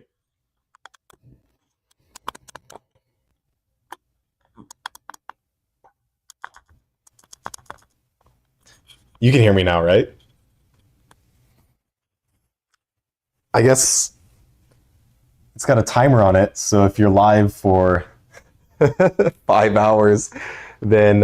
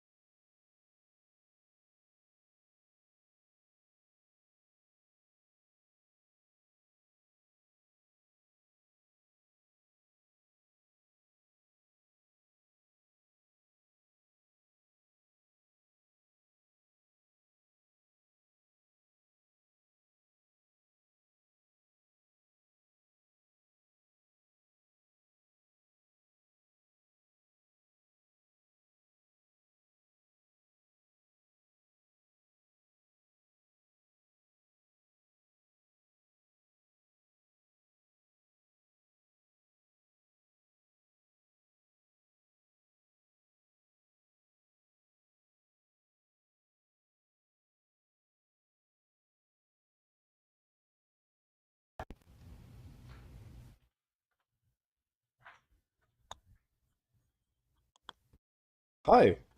Okay, we're back.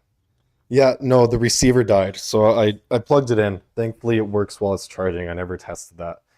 But yeah, that's really weird because the receiver plugs into the laptop and communicates audio signal over USB. So I thought it would just like charge or power the device over USB, but I guess not. So that's very weird. Yeah, the notes for the future, you know. So I just plugged in the receiver and it works, but I did charge my lapel mic or the what is it called, lavalier mic. So that's gonna be okay for now. If it dies, let me know in chat, and then I will replace it with the second microphone unit, which I haven't tested yet. I hope that one works if this one dies or when this one dies. Theoretically, it has like a 3 hour, no, three, 16-hour battery life. How accurate is that? I don't know. I don't know how accurate that is, but hopefully it's pretty accurate. Because if it isn't, well, if it is, then it's going to last me multiple live streams. And this live stream has already been 4 hours long. So, yeah, good shit. Good shit. Yeah, sorry about that hiccup, man. Can't believe the mic died. Yeah, a lot of this, like IRL equipment, this live streaming equipment I'm using for the first time. Like the tripod, first time. The software that I'm using to use my phone camera as the webcam, first time. My laptop on with OBS, first time I'm doing that. Um, these microphones, first time. I did test them, but like the test, the real test is the endurance test that we're doing right now. So yeah, I think one of the main issues that I'm running into with my laptop though is that it doesn't have enough USB ports. So it only has two USB-C ports, and I do have a dongle, like a USB-C dongle, that adds a couple extra ports, but I mean, it's really weird because the lavalier mic receiver doesn't like being plugged into the dongle for some reason. Very odd stuff. Yeah. But I'm here. I'm here. Oh. All right, what? did I miss here in chat? Taste test time was boiling at 200 degrees off. Yeah. Taste test would be wild right now. Audio's out again? Again? What are you talking about? It's not out. I see my... No, it's not out. What are you talking about?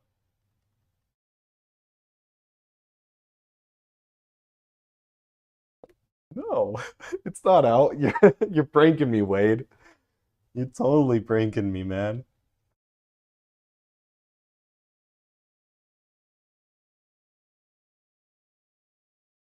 It's not actually out. It can't be out. You hear me. Wade, yeah. Okay, okay, okay, okay. It's just Wade. He's pranking me. That's what's happening. Yeah. Oh, if you look at the level. Whoa! That's just water, thankfully. I forgot about the condensation on the lid. If you look at the level, it's gone down quite a bit. It's boiled off a lot. Let me soak this up actually. It should just be distilled water. But I prefer to not have it on my stovetop.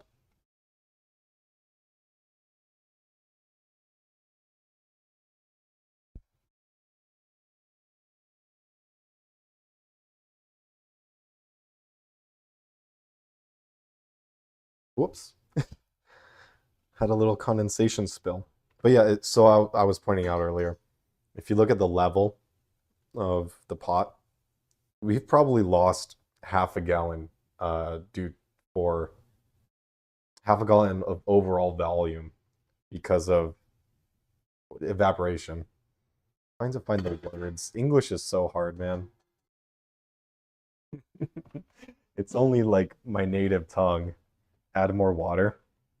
No, because then that's gonna ruin our boil. Once we cool it down, then we are clear to add more water. It's like when we're ready to add it to the fermenter, then we'll top the fermenter off with water. That's the deal. Stir it. I will stir it. Just because you asked. But I will cover the camera with the lid. What gravity am I aiming for? 0.04 or 1.042 to 1.046. Well, I see an FG and I see a SG. So I guess specific gravity and then fermented gravity. Is that if I get that right? If I understand that right.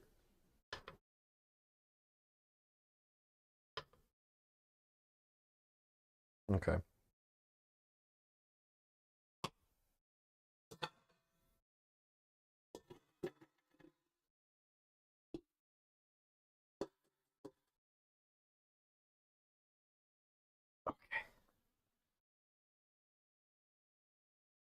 Yeah, here, I'll show you the paper.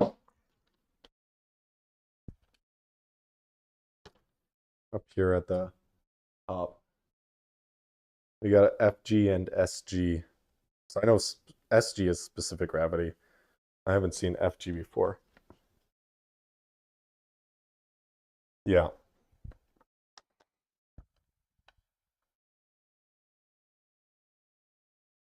Oh, final gravity, F, final. So yeah, the original gravity would be 1.042 to 1.046. And then the final gravity would be 1.01 or 1.014. Right? Yeah, because alcohol is less dense than sugar. That makes sense. Right. No. Yes. No. Yes. Yes. Yes. Does that make sense? So the specific gravity would be lower post-fermentation when you have the alcohol added to the fluid.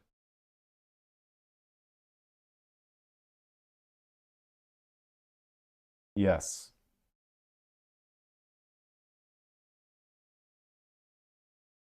That makes sense. Yeah, so when I add it to the fermenter and I supplement water up to bring the total fermenting volume to 5 gallons, that's when I would take the specific gravity. And that would be our original gravity. And then after fermentation, you would take another specific gravity measurement to find out how much alcohol is in your brew and whether or not it's done fermenting. Sugar in the worts will make your hydrometer floats higher. Alcohol, water is 1.0. Sugary, hoppery, malty water should be higher. Yeah. Alcohol should be higher than water and less than sugar water, right? I thought alcohol was less dense than water. Oh, okay, yeah. Okay, that tracks then. So if I hit my final gravity 1.01, I'll have a 4.7% beer. And that's pretty boozy. That's pretty boozy. That's decently boozy.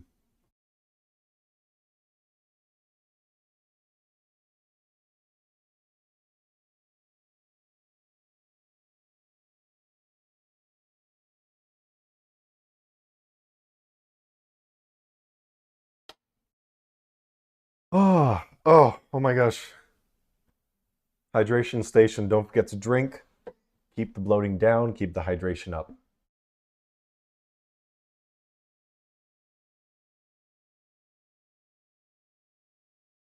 I gotta refill my water. Oh.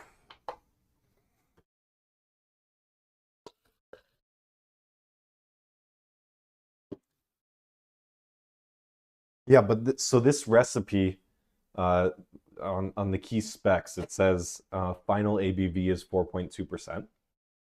So that 4.7 is a little bit higher. Um, yeah. So I guess the recipe will probably end up with 4.2, around 4.2, I guess. The IBUs is at 20. Color is 7 SRM. I haven't really looked into beer color at all, so I'm not too familiar with that and how you would measure that. And then it's a 2 to 4 week age. So in 2 to 4 weeks, I will have a finished beer. And I will do a little taste test with y'all. I will do a taste test and y'all can watch. How about that? That's the deal. If you're a bit nerdy and like the numbers behind the fermentation, you can get a wrapped pill hydrometer. I've never heard of that one before. Wrapped pill.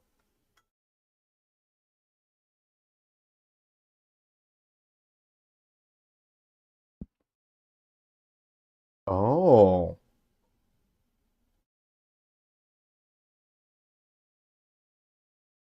Whoa. Okay.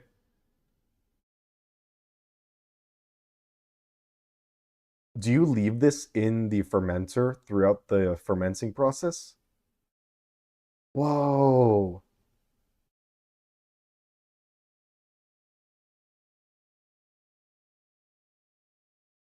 And then you can track the specific gravity over time as it's fermenting without having to open up the fermenter and take samples.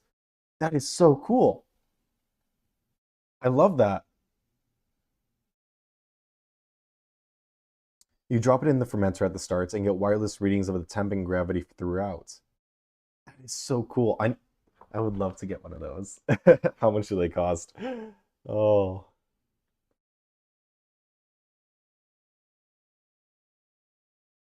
70 bucks. Yeah. From Kegland, 70 bucks. Yeah, I mean, theoretically. Oh, it's a lot bigger than I thought. If it has an 18650 in it, That is very big.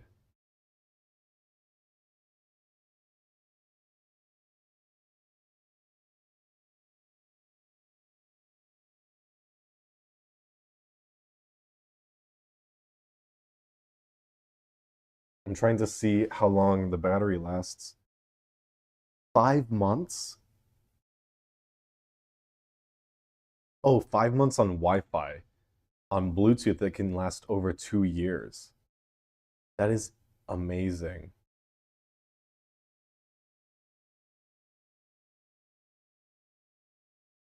If you're reporting telemetry every 15 minutes, it's a 5 month battery time. 30 minutes, 9.5 months, and then 60 minutes, 1.5 years. But I think that's on Wi-Fi. Bluetooth, that's going to be amazing. The default telemetry frequency is 60 minutes. Oh, I see. That is Bluetooth, I guess. I don't know. Would need some testing. But that is incredible. This is such a cool device.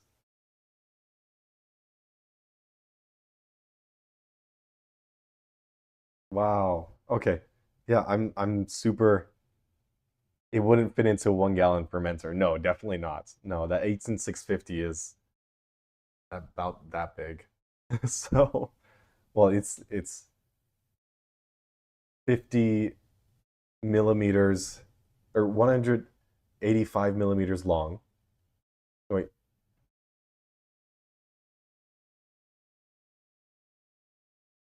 wait. How do battery measurements work? 186 millimeters long, 50 millimeter circumference? I don't know. Remind me. Add it to the birthday or Christmas list? Yeah, for sure.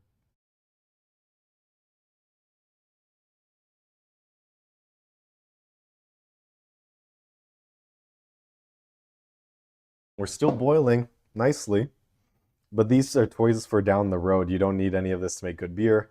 Get used to hydrometer for now. Yeah, no, this would be fantastic for like more commercial sized brewing. Like if you're doing like that's a lot of gallons. If you have like a 1 barrel system and you're doing a lot of brews at the same time, like you have a garage brewery basically, and you got distribution channels or whatever, or you're very into the hobby, then these would be sick. It would cut out so much labor because you just have continuous measurements. You don't need to take samples or anything. I've never heard of these things before. They're so cool.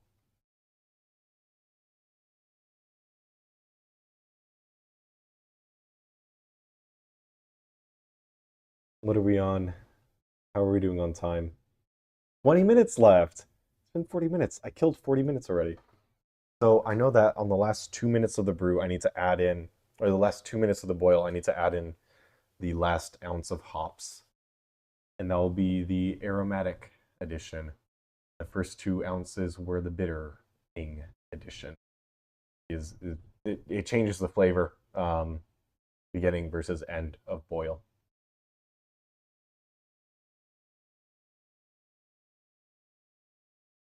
I brew one keg at a time. One keg fits 19 liters. Like a half barrel keg, so 15 and a half gallons.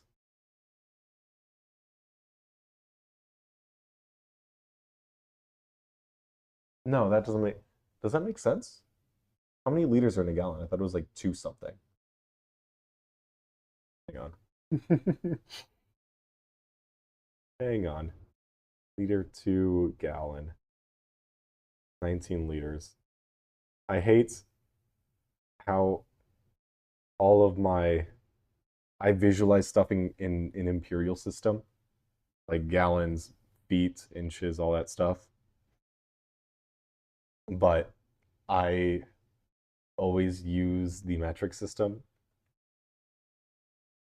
Yeah, that's 5 gallons. Oh, wow.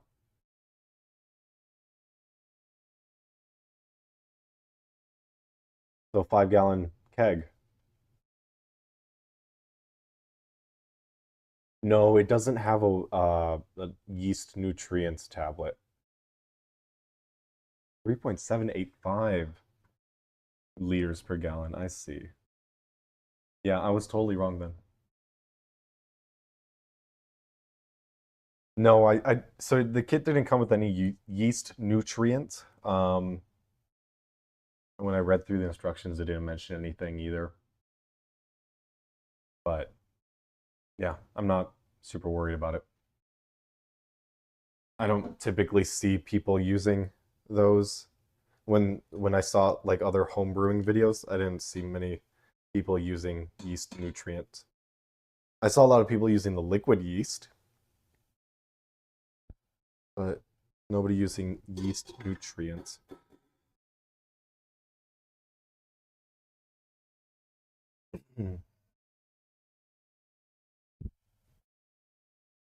It's the volume went down a lot. I think it's down like a gallon since we started now.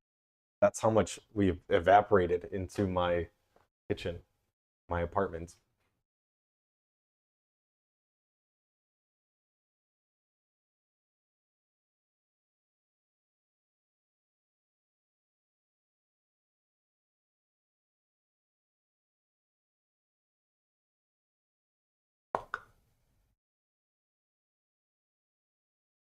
Remember to drink water, homies.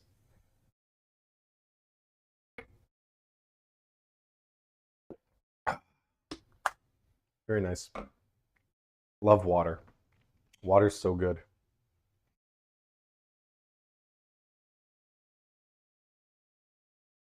Y'all like olives? I love olives. I got some Trader Joe olives. I'm gonna serve a couple to myself. I'm gonna use a cat dish. It's clean, don't worry.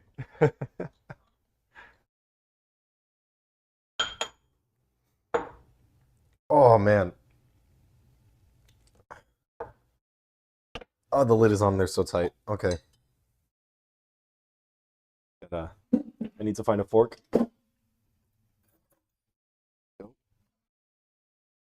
Chair back. Olives. Are they less than 1 gram of carbohydrates? Perfect. I am on a low carb diet at the moment. 'Cause I am experiencing a couple. Well, I guess that might be TMI. I am having like mood and energy and gut issues.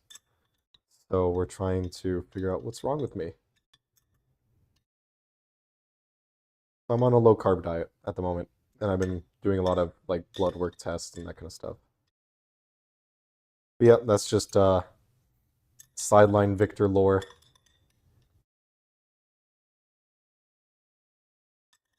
I was gluten free for a little bit. We were trying like an elimination diet type thing, and I think that worked a little bit. But I don't know. It's hard to determine because I'm not celiac. I know that, but because I'm not celiac, I don't know if I should be gluten free or not. I don't know. I'm not the best person to answer these kind of questions. I usually refer to my doctor slash pediatrician, whatever. Pediatrician? Nutritionist. I'm not a child. Pediatrician. What am I talking about? Okay. Oh, I still have a pickle. Hell yeah. All right, I got my olives here in my cat dish. Is it weird that you can zoom in onto the stream and watch the stream in the stream? Oh, because I got it on my iPad, huh? That is kind of weird. It's what's that postmodernist art piece? Is it postmodernist? contemporary art piece where it's like the picture within a picture within a picture within a picture. It's like a really famous piece. I don't know. We studied that in like middle school or something. I don't remember much from then. This is a fun hobby. I'm glad you're getting into it while you're young. Enjoy it. Don't get frustrated and have fun. There's will be lots of mistakes along the way. That's part of the journey. Thank you so much, Wade. I really appreciate it, man. I appreciate that you're able to stop by and provide some advice in here. And it's nice to chat with other brewing enthusiasts, especially those more experienced, because I do have a lot to learn. I don't even know the first thing about assembling my own all grain recipe. That's like black magic to me. I don't know how you would do something like that because there's so many different types of grains, and then you have to adhere to beer standards like in color and grain selection. And from what I could see, I didn't find much information about how the different grains influence the final flavor of the beer. So I have more research to do, that's for sure. But people are able to do it on a regular basis. So it's not something that I can't learn. That's my that's my frame of mind. Chat GPT helps you get started. Yeah, I'm absolutely positive. I will have to do that. I'm not a big like chat GPT user as it is, but I've heard it's great for like language learning, and I'll have to ask it a little bit about uh, all grain recipe making. Mm. It has been more than 4 hours. Mm-hmm. It has been. I should try almonds as a grain. Almonds are not a grain; those are nuts. In case you didn't know. Sorry to burst your bubble there.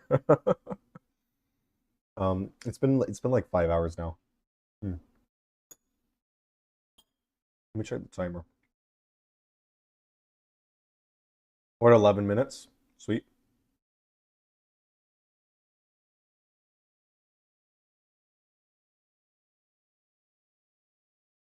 Just read Apple's paper about how the LLMs don't reason, just recognize patterns. Yeah.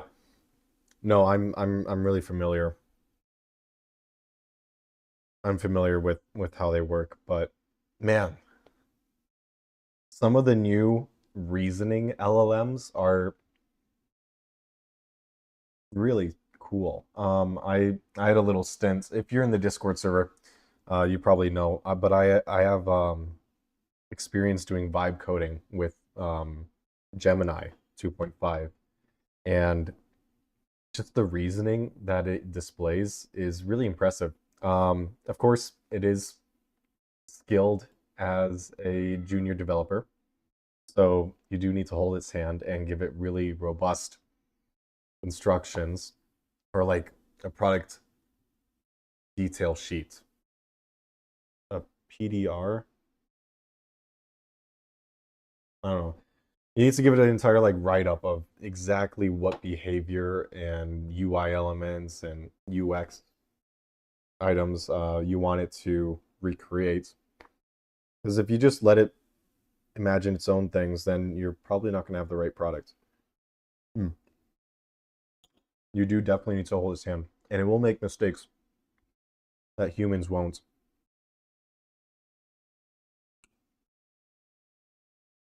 Hmm. Nuts are a grain? What are you talking about, Creeper Man? Hey, Miso. Can I show off my cat? Oh. Hi, Miso. Why are you trying to bite me? Do you want to play? You want to play? You're being needy, huh? I love you. She wants to play right now. But no, I'm making beer. Papa's making beer.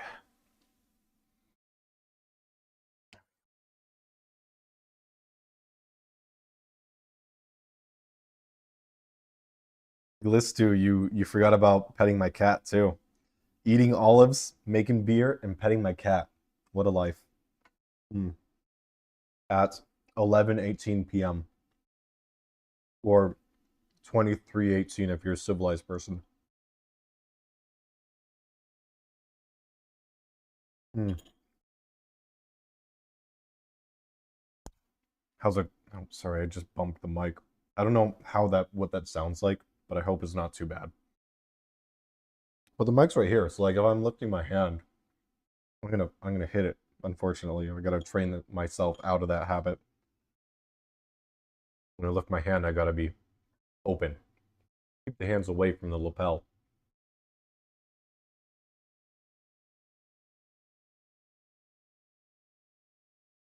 Mm. Oh my gosh, I'm sorry. I'm getting carried away with these olives. I should have been counting them because they're like 5 calories each or something. I don't know. Three calories each. I don't know. Whatever. I should be tracking all my food, but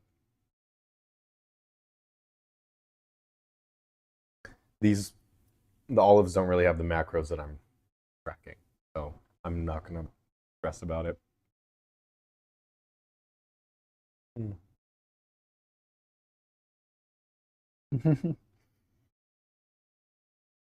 Cat, bring the cat close to the camera. I would, but she's a little anxious right now. I've been talking for the past 5 hours to nobody, so she's like, "Are you okay?" She's wondering what's wrong with me. Oh my gosh. That's so real, honestly. When I grow up, I want to be like Flurb. I mean, you can. You gotta quit your job and start a little YouTube community. Hmm.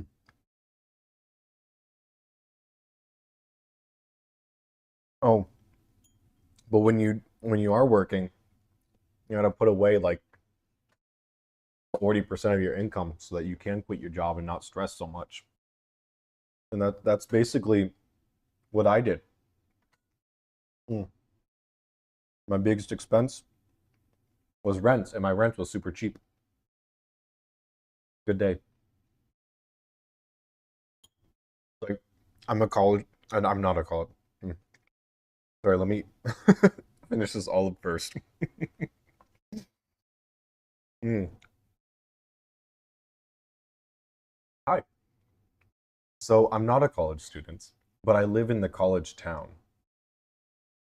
And because of that, I get really cheap rent. End of story. Hi, Miso.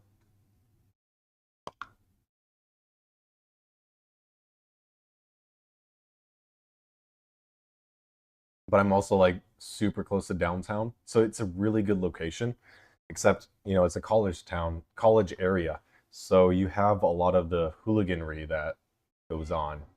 Um, and it rubs off on my cat. Like she's an absolute hooligan. Hi. She's such a big hooligan.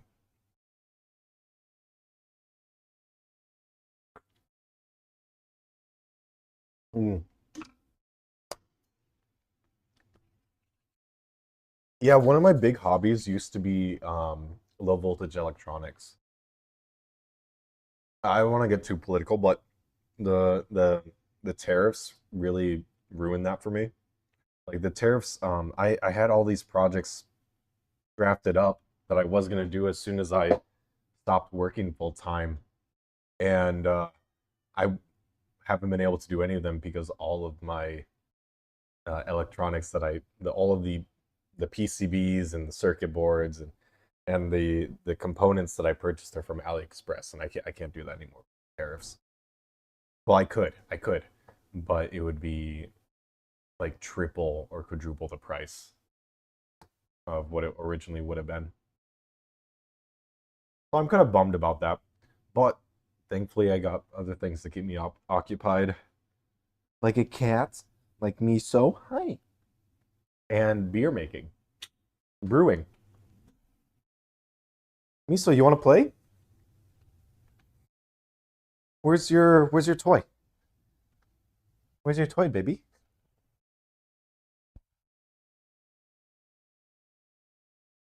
She loves chasing the little micey, little mouse. Here, is my phone charged enough? Yeah, it's pretty charged. Let me. I'll bring my phone along, the camera along. Oh wait, hang on. What's the timer at? 3 minutes. Oh, I'm busy now, me. So sorry. You're gonna have to wait a little bit. Apologies. Apologies. 3 minutes, because I gotta add the hops in, and then I gotta bring the boil down. So let's look here. Stop up the sink. Right? Stop up the sink, I said. Okay, there we go. And then I'm gonna have to grab my ice. But I need to add in the hops right now, so give me a sec. Give me a sec, sink. So hops in hand, cut open. Okay. And then gonna put the hops in. Nice. So last 2 minutes of the boil. Perfect. Yeah, I'll play with miso in a bit. After once I get this cooling, then she's all, or I'm all hers. Okay.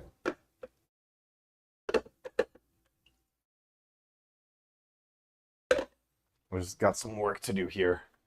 So I cut it kind of short. I cut the timing kind of short. I apologize. I'm not going to move the camera right now.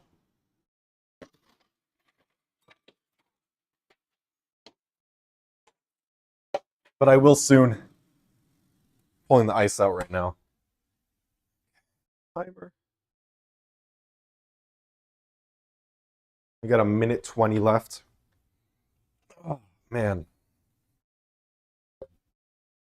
Move the camera where it was before.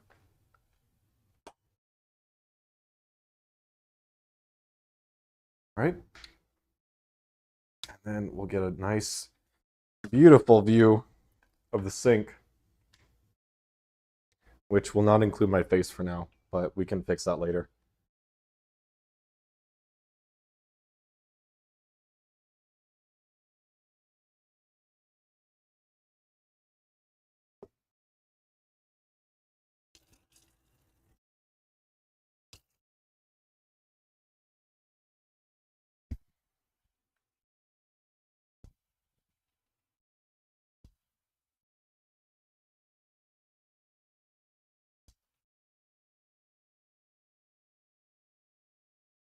What do you think about my cooking bib? Das Gutsbier. It was a gift from my aunt. Or was it my grandmother? I don't remember. It's been many, many years since I got this. Okay. Timer's done. I'm gonna cut the heat. Take the lid off in a way that I won't burn myself and I won't spill condensates all over. Oh shoot, I already messed up. Already messed it up. Okay. How do I set this down without burning myself? Oh. Uh, like that, I guess. Okay. I'm gonna keep the thermometer on there. Oh, God, it's heavy.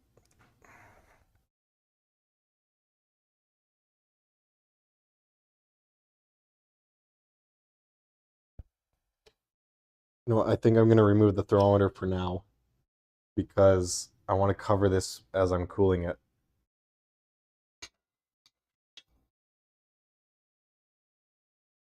Well, like as I'm adding, um, what is it called? Ice. I don't want ice to fall in there. That would not be good. That would not be good.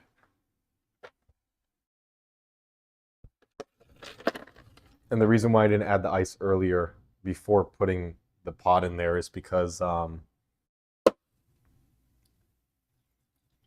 want the ice to be around the pot, not in the pots, you know?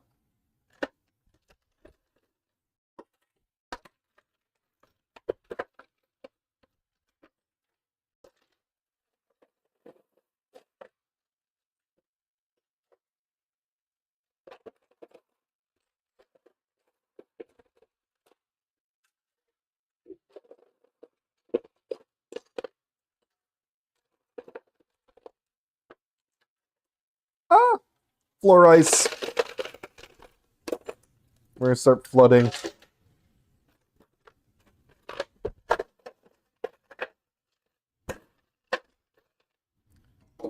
This is around the time where I need to be very cautious about contamination. No! My ice maker just spilled ice into my freezer because I didn't turn it off. The heck? Yeah, this is the time where I need to be very cautious about contamination. Because when we bring it down past the pasteurization, or further down under the pasteurization temperature, that's when contaminants stop dying. So we don't want to foster any bad bacteria.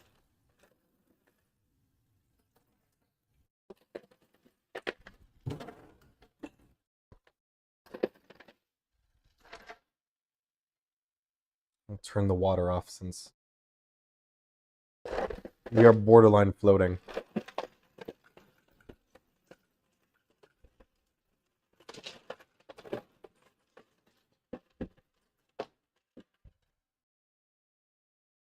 Okay. Let me see if I can get the thermometer back in there. I think without the clip we'll be fine.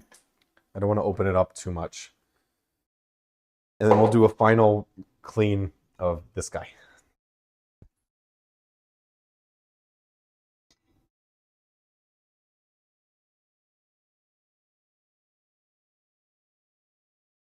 I'll remove the clip from the thermometer.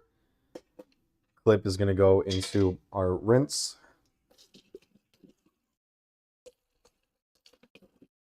Okay.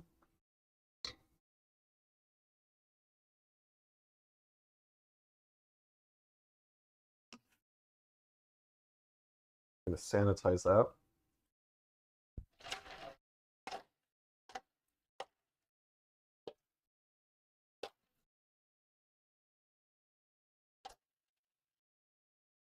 I think I need more ice. All right. Let's get this in here.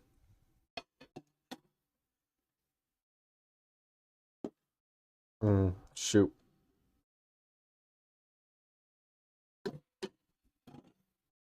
Is it in the water?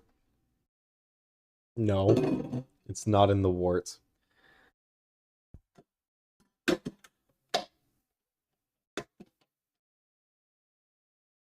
Is that in the wort? Not really. But it's reading 192-ish, around there. So we're going to try to cool this down as quickly as possible. I just got the edges of my sink resealed yesterday. So the water is already getting pretty warm.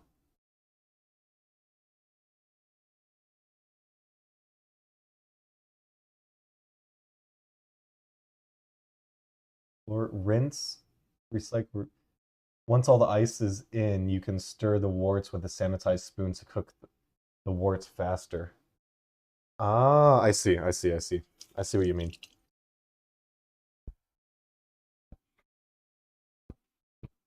Let's grab a spoon.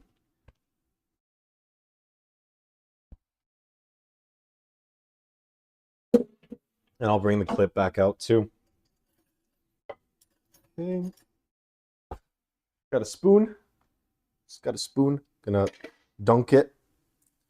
Okay. Get the lid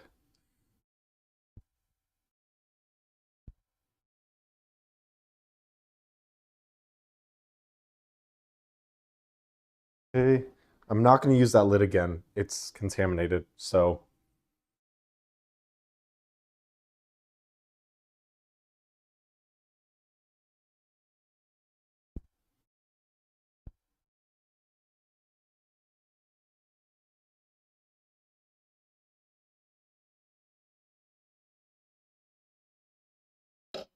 We are going to get the thermometer on though.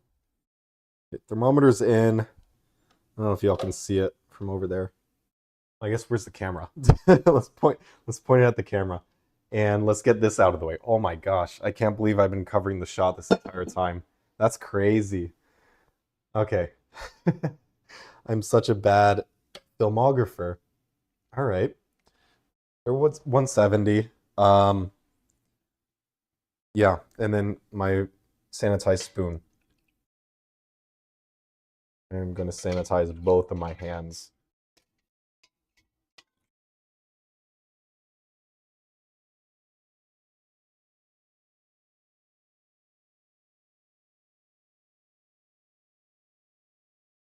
Get all the extra fluid off. There we go. Okay, and then we can stir this around.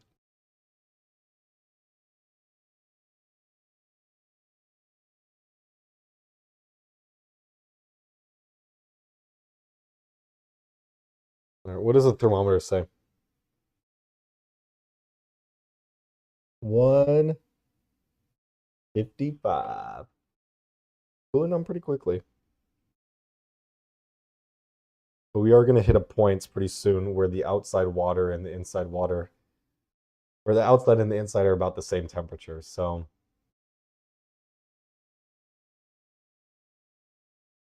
miso.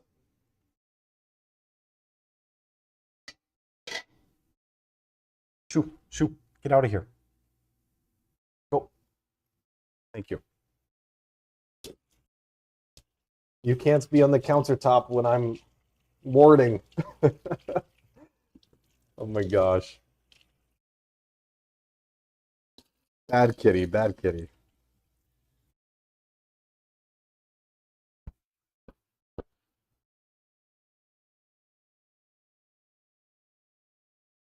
$148. The outside water, the cooling water is pretty warm right now. Let me see if I can get some more ice.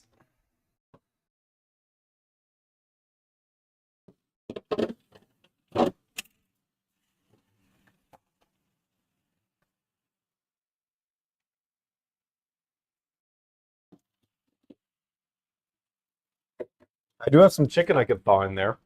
I'm not going to cook it right now, though. That's the issue.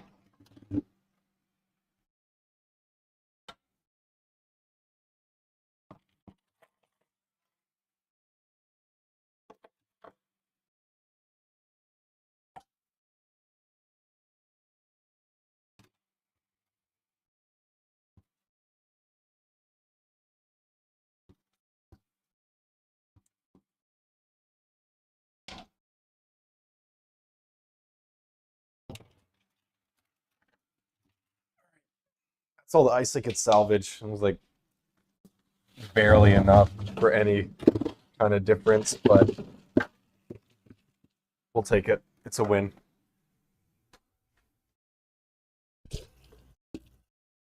They're already getting very small. You would prep the other sink in the meanwhile with cold water and move the pot back and forth as the water heats up. That's very smart. I didn't even think about that. I will do that. Just gotta remove everything from the sink.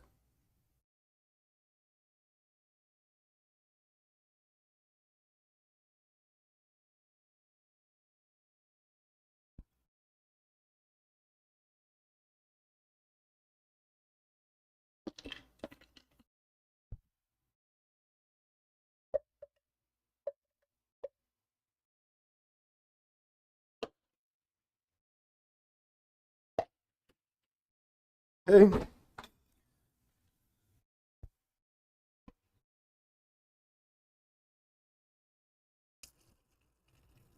I don't have a stopper for this sink, actually. That could be an issue.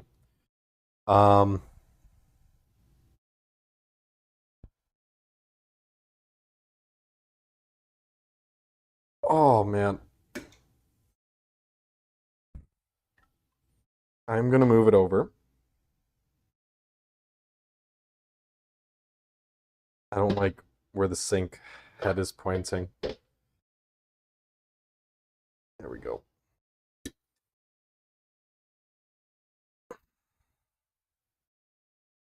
It's pretty heavy. It's a decent heavy. It's got some heft to it. I think if I put the pot kind of in the center, it will block the sink enough where I can get some kind of cold water volume in there.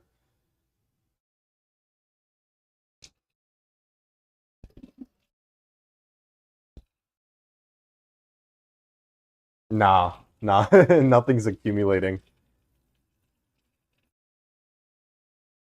I could use like paper towels actually, or like a towel on the bottom, and that would stop it up. But I can replace the water in here now. It's going to take a little bit longer, unfortunately. We're at 140. Our target is 80.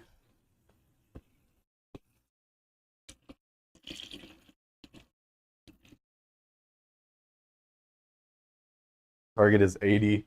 So as soon as we get to 80, then we can begin transferring to the fermenter.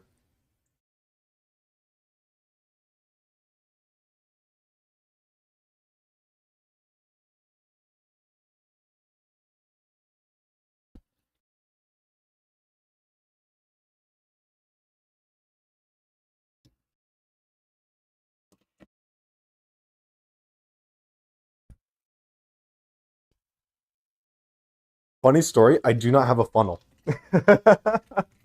um, I have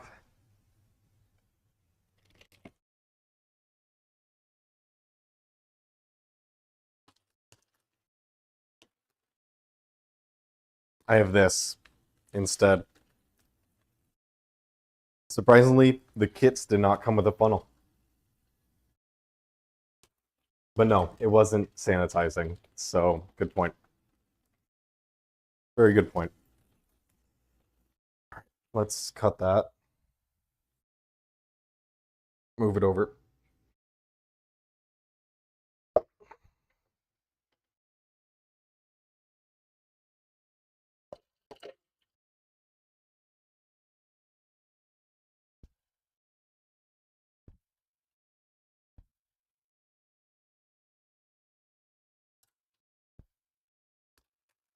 This is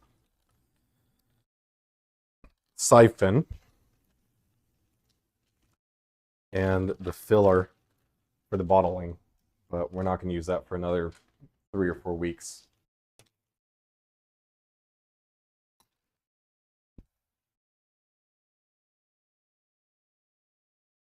Now the question is, how do I use the siphon? That's the real question.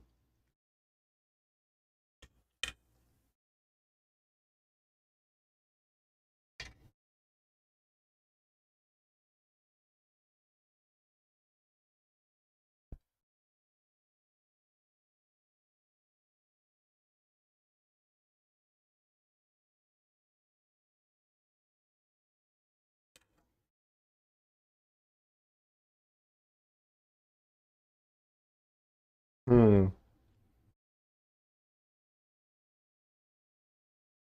I should read the instructions. How about that?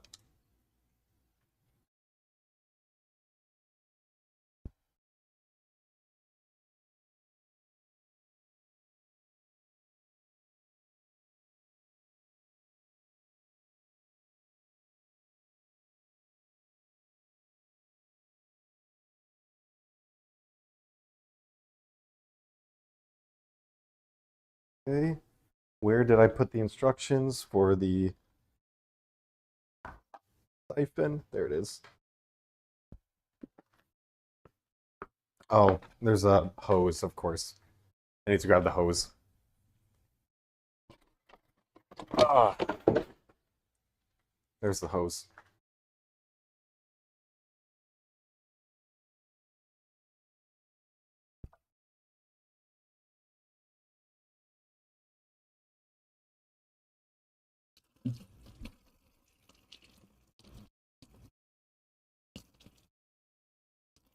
I'm gonna rinse this off with tap water and then I'll sanitize it. But I just want to, it's as new from the factory, so I just want to make sure that there isn't like any cardboard pieces on it or anything like that. It's, I got the hose right here, but it's not attached to the siphon, so I will attach it. It's just a friction fit, so nothing too complex.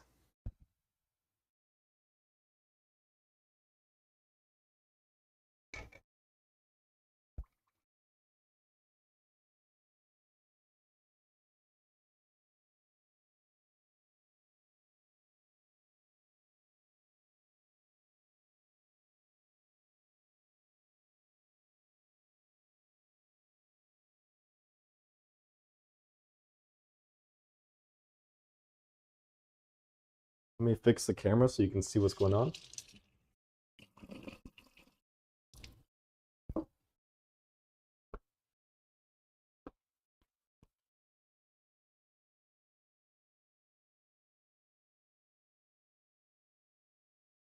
There we go.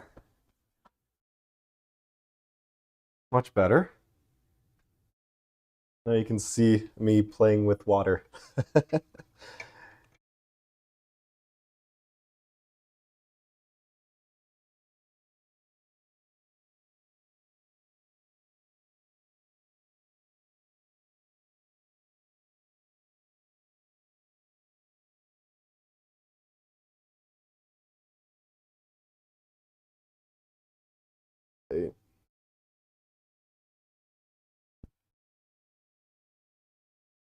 Now the real question is, where do I put this while I'm waiting to use it?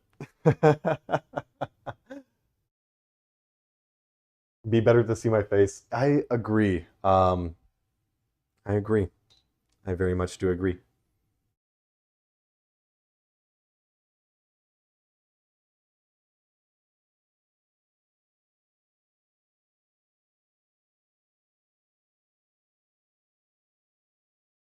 I'm thinking. I'm thinking.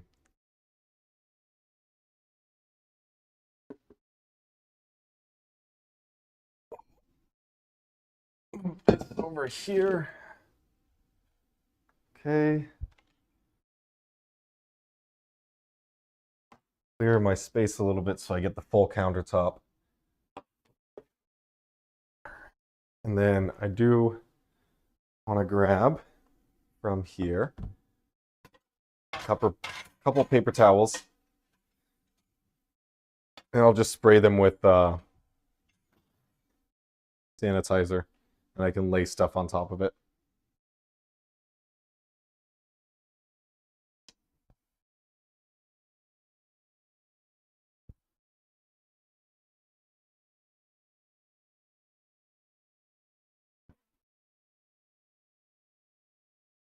Better with two hands.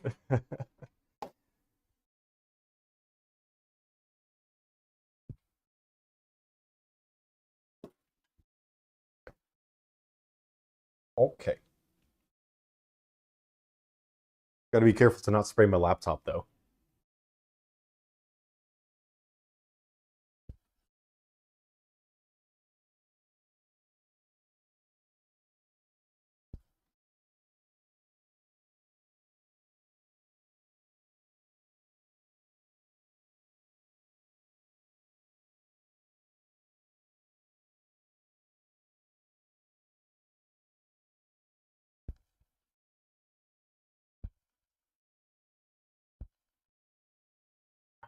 Let's fix the camera.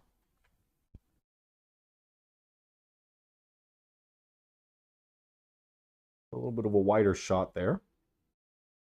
And you should be able to see my face.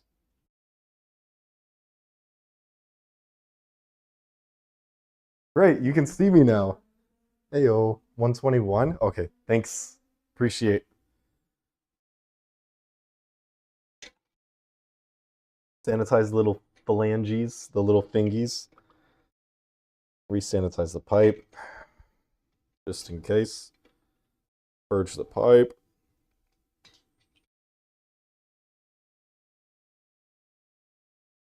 Gosh. Oh, dripping, dripping, dripping. A long tube. It's a long tube. All right. And then my sanitized paper towel surface. 118. Okay, and then how does this look? Oh, I see how that works.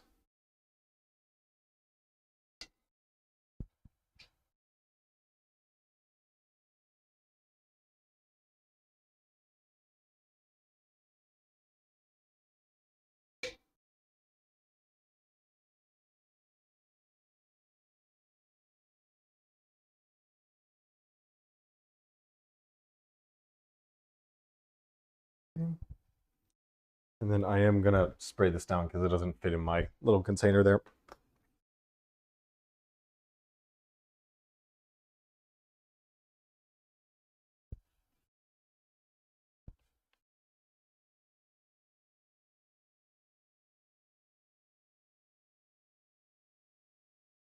Very nice. That's good. Pop it over there. When you get there, once the wort is in the fermenter, swish it around for 1 to 2 minutes. Yes, I know it's a pain in the ass, but you'll be oxygenating. Yes, yes, that's right. Very important.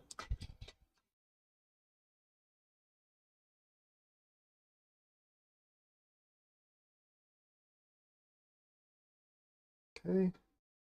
Get the ends. And then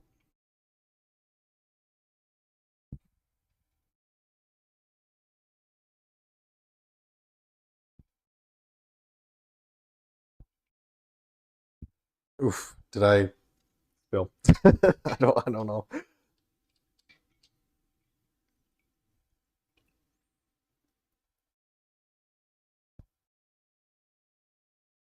I don't know how I'm gonna get the center of the tube there. Oh, like I feel like I'm just playing with water here, but I'm not. It's very important stuff.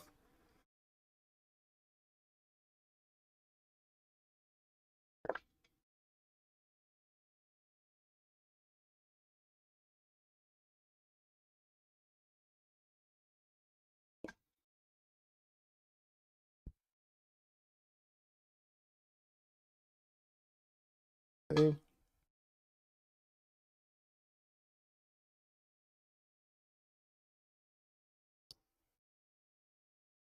Can I exactly like plug that up?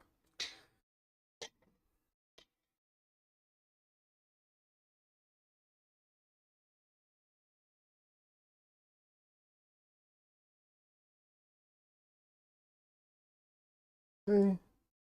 Oh, we're getting close to temp. And what else is in here? There's a cap. Bring that over. And then there's a clip as well. That over. Also, if you're going to use the siphon, I'd recommend putting your fermenter on the floor in front of you, in front of the sink, and siphon down to it. Yeah, got it.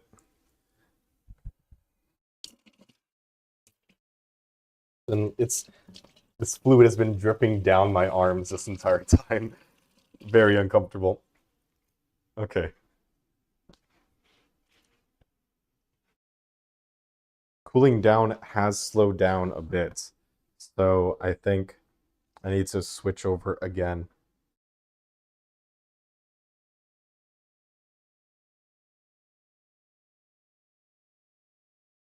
Switch over the sink. Change the water.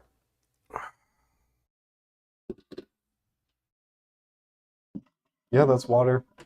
The water is pretty warm. Okay.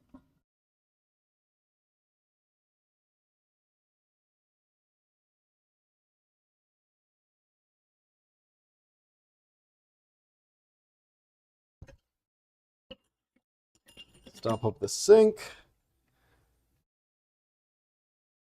Put the big boy back. And start filling with cold water again.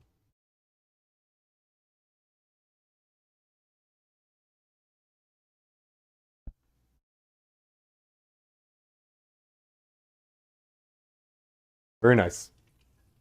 Efficient operation, I guess. It's taken me a while. How long have we been live? Like 6 hours now? Horrible. Horrible, horrible. It's nearly midnight, for me at least, on a weeknight. So far, I'm doing great. Thanks, Wade. I appreciate it.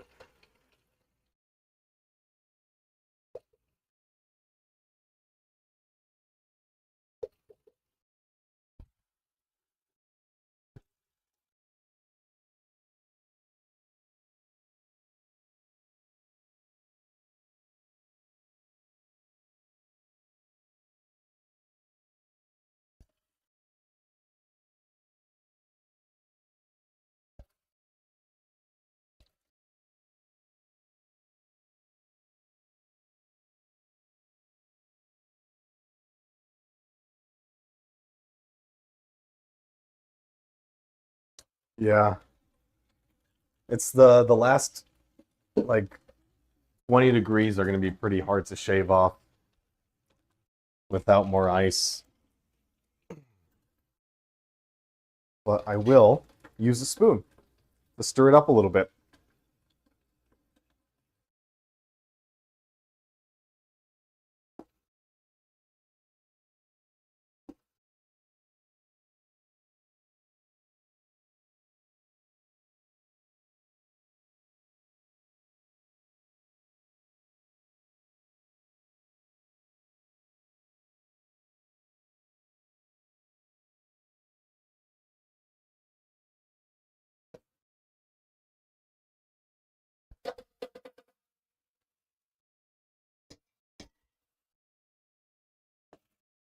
Ah, much better. 104.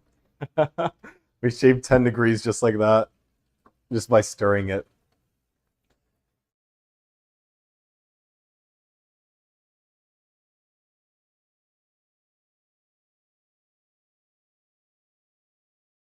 I could really go for a bathroom break right now, but I'm scared to leave this. Okay, so this siphon goes like something like that. Ah, scheiße. Damn it.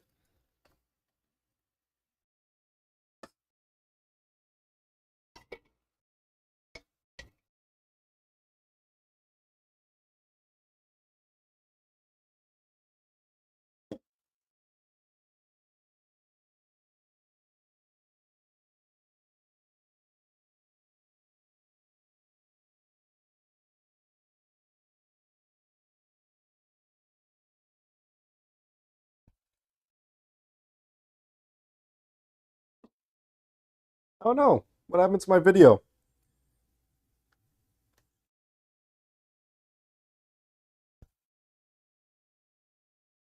Did my I know my phone's not dead.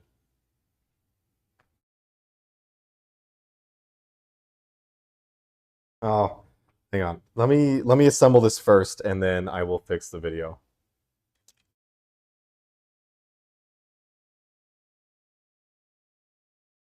Oh no. The this is gonna be rough. Okay. Hang on. Let me fix the video so that I can show you guys what's going on. Because I might be running into issues here. Yeah, what the heck? Um,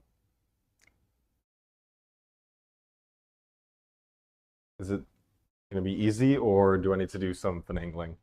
I think I need to do some finagling. This is great. So good for retention.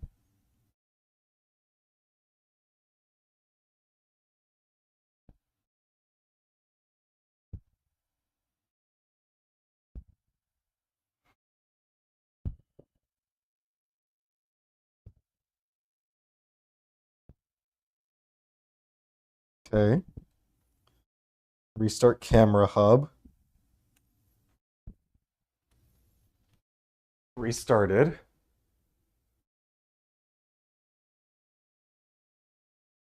Connect a device. Are you gonna make it easy or are you gonna make it difficult for me?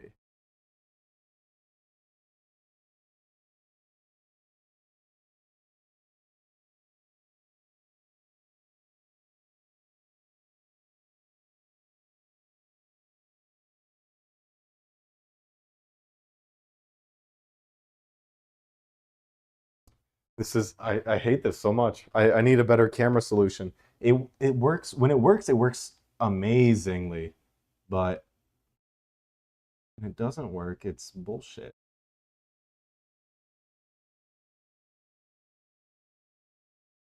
I wish I didn't have to deal with it.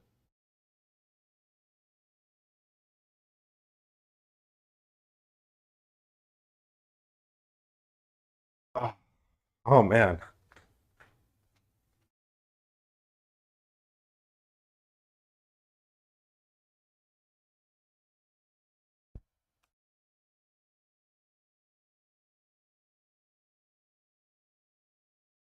Okay.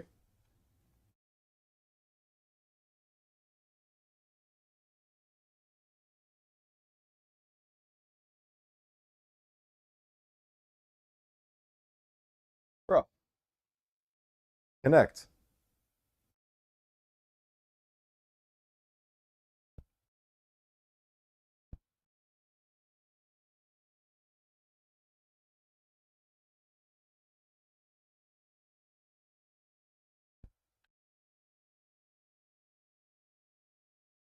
I am upset. Why is this not working?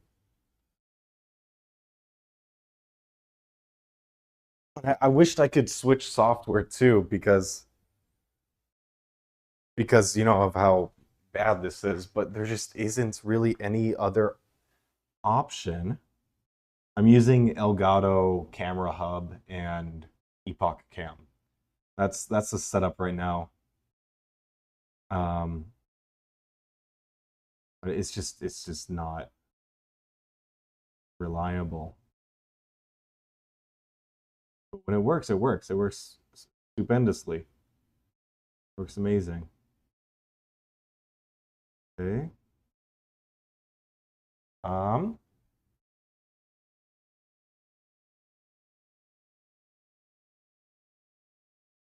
Oh, the heck? Oops. There we go. Oh, it always switches the camera.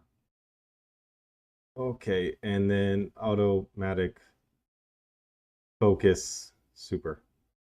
Ah, we're back. Whew. We're back. Okay, I gotta make sure the stream is actually working.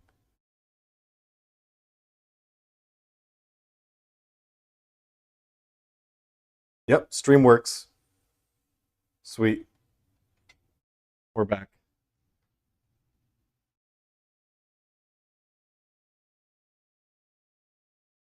Super. Okay, what are we at? 98 degrees. So this siphon, the silicon tube is supposed to fit over the acrylic tube, the small acrylic tube. However,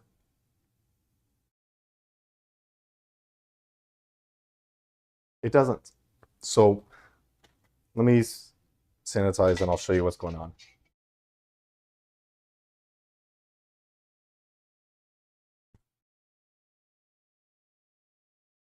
All right, where are you at? Where's the camera? This is about the same diameter. This is also about the same diameter. How about, I mean, it's my only option. I really just have to force it. But I don't want to break the acrylic. It's acrylic.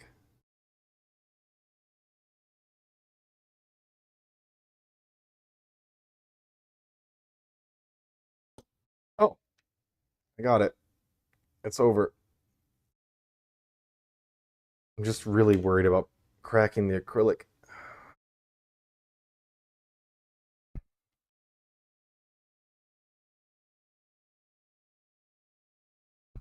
It's barely. It's got like half an inch on it right now. I need a lot more.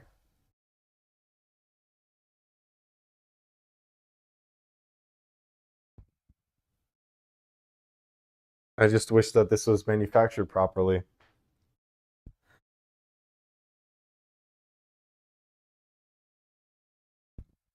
I probably should have assembled this while we were waiting. That might have been smart. Instead of eating olives.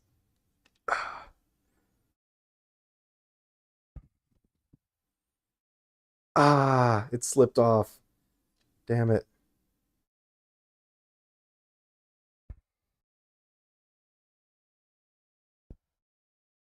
This is incredibly frustrating.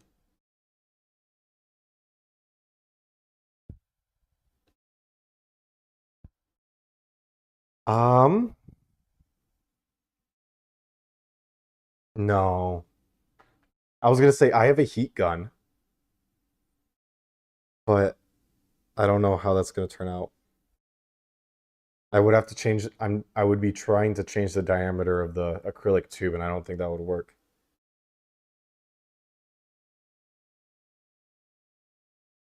Why is this so bad? I'll show you.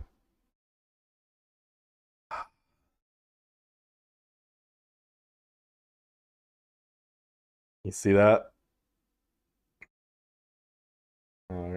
Oh, focus, please. Yeah, that's how much I'm able to get on there.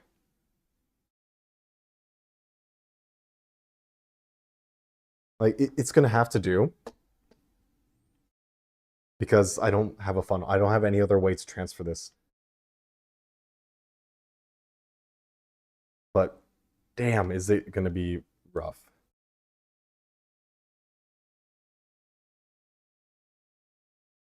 Like if this pops off, I'm screwed. Oh, I'm getting a little bit more on there. Hang on.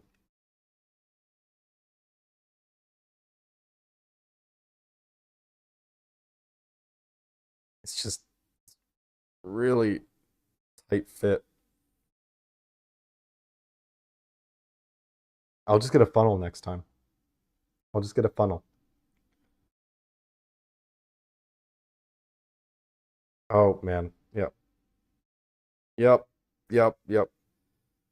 I don't want to break the acrylic though. If that breaks, then I'm SOL. Ugh. I got maybe double what I showed you on now.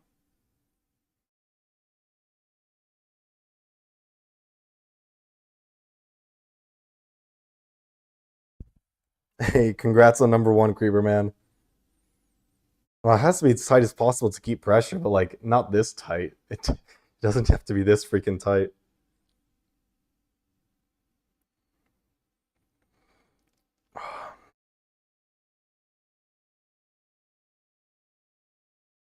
Oh man.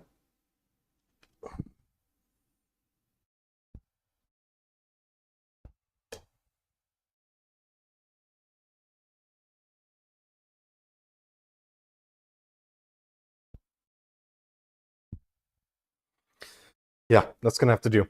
I got as much as I could get on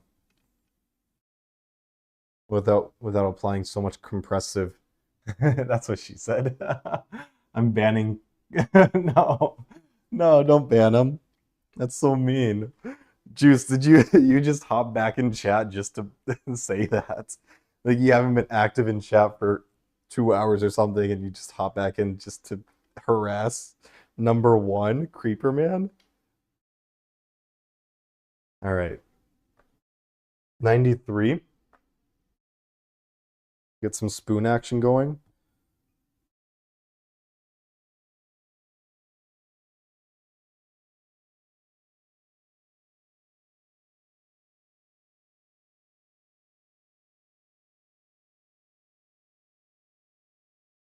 92.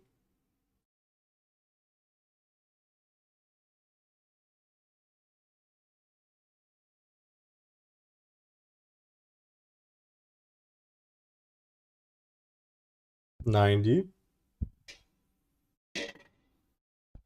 I'm gonna switch the water one last time.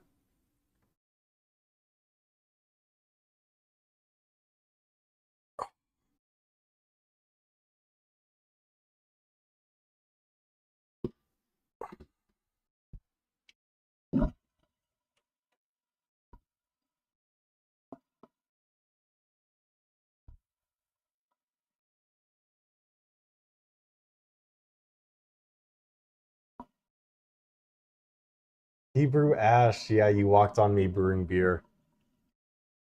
That's what they call it nowadays. Yes, sir. What what else would they call beer? I'm confused.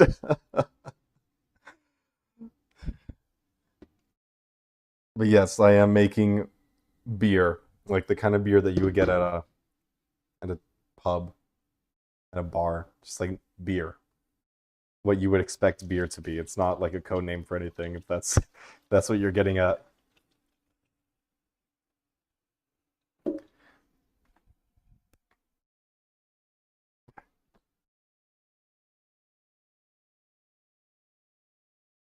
Oh shoot, you can see the stream in the stream. Right there. You can see the stream in the stream.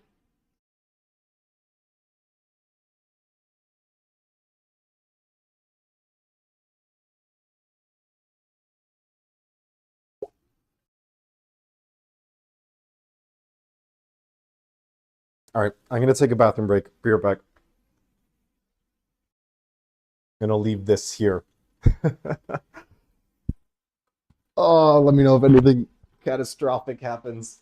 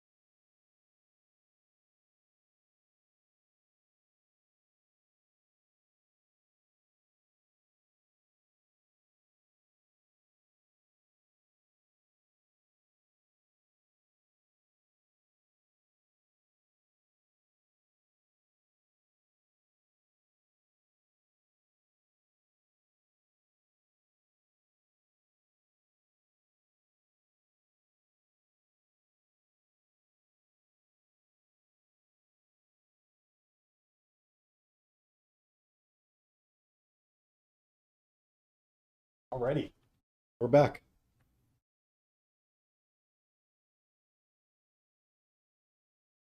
Hi. Microphone still works. Nothing catastrophic happened. My sink didn't collapse. Pretty good. Temp 90, 98, 89. Sorry. I can't read upside down apparently. All right. Oh man. 89, we're getting close. Oh,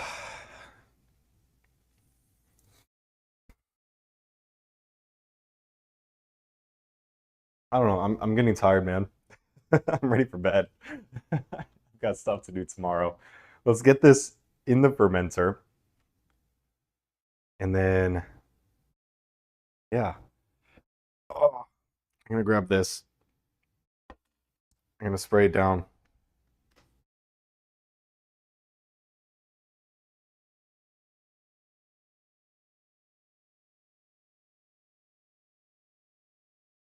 What? It's not working. There it goes. I wanna spray, not a stream. Oh, guess I'm not getting anything better.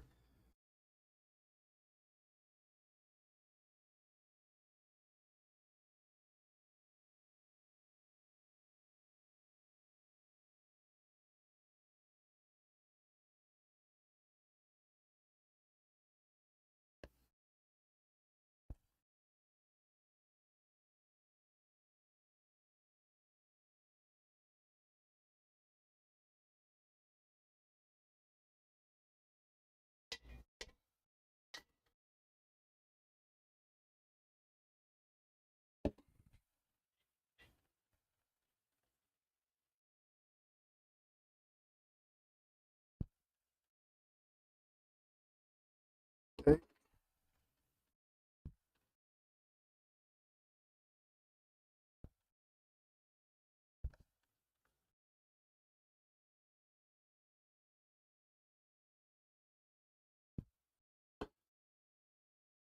Still at 89.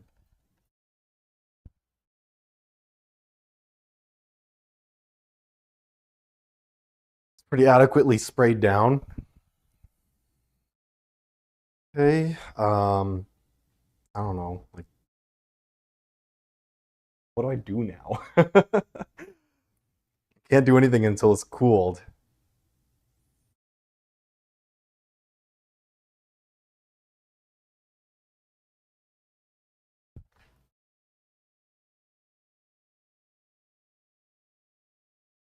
You know what? I'm gonna prep my surfaces. I'm gonna put the fermenter on the floor so that the siphon will work because it goes from high to low. So here's a towel, clean towel. I'm gonna put it on the floor so I don't make a mess if I spill anything. You know?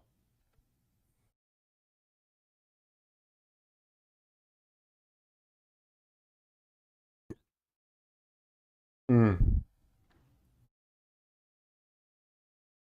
Spoon time? I think it's spoon time.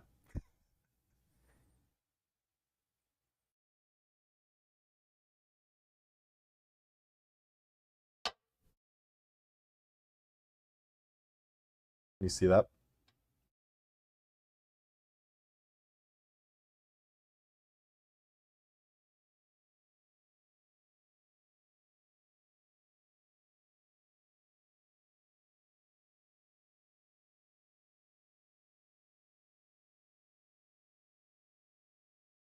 $85.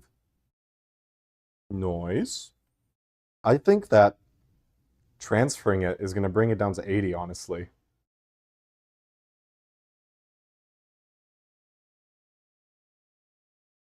Transferring it over to the fermenter will bring it down to 80.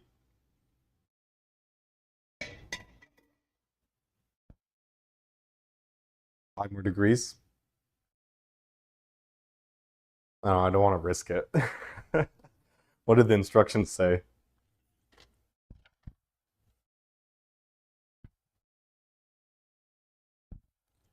Remember, your wort needs to be below 80 degrees before you pitch the yeast. If you do not have a wort chiller, then set your brew in a pot full of ice water. Add the remaining water to your fermenter. Next, pour your cooled wort into your primary fermenter and aerate. Um, does this, my hand is sanitized. Does this have any lettering on it? Can't tell. Or does it say how many gallons it is? Because I didn't measure this actually. Probably should have measured this. Shoot.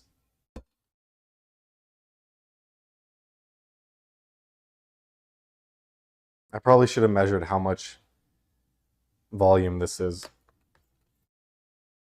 and marked the 5-gallon line.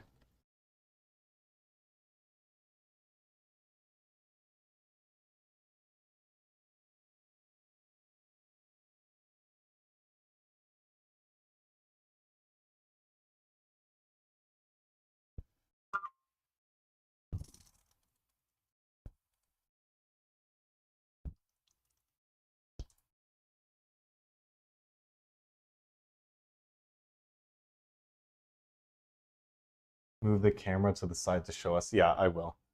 I will. A little bit more spoon action. And I reckon we're there. Like, pretty much there.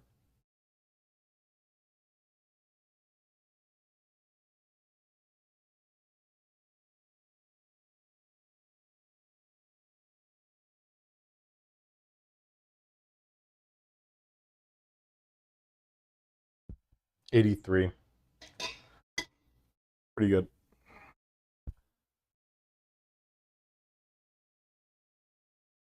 Below 80 degrees.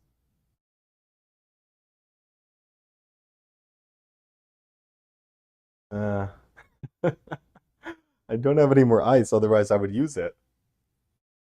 I would use all of the ice that I have to my disposable. To my disposal. To my what? To my disposal. English, English, English.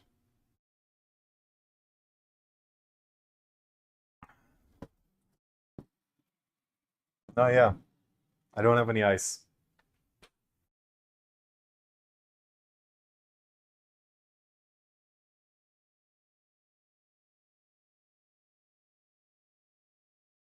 All right, let's move the camera. Let's move the camera and I'll show y'all what's going on.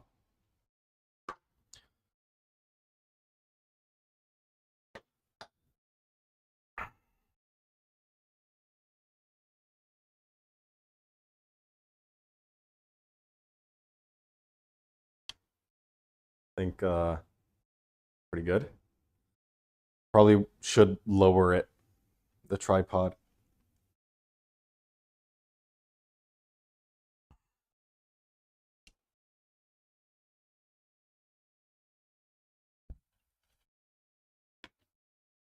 Oh boy. What a chore. There we go. We're a little bit closer to the ground now.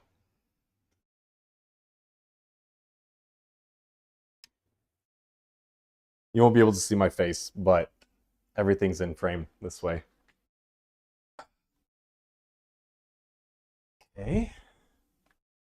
Well, kind of. Hang on. There we go.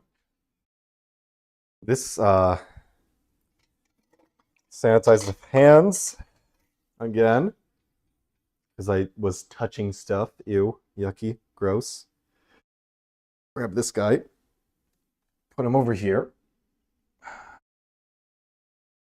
Okay.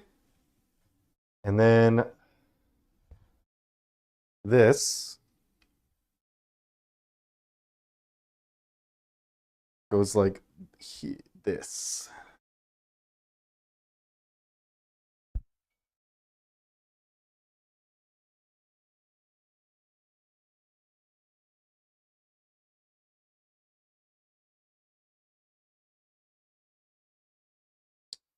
How do I use this? Oh boy.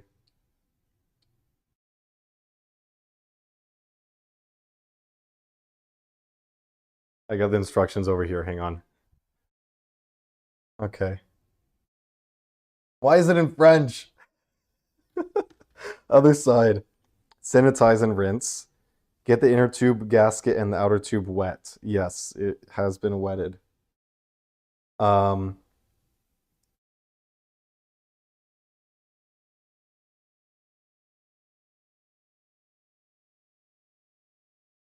Pull the inner tube up about 7 inches until the liquid fills the tube. You know, I was doing that, but it's not filling.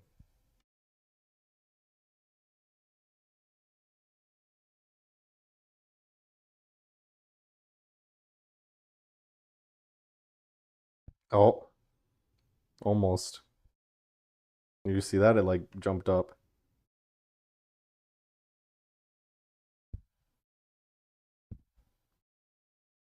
Okay, why isn't the siphon?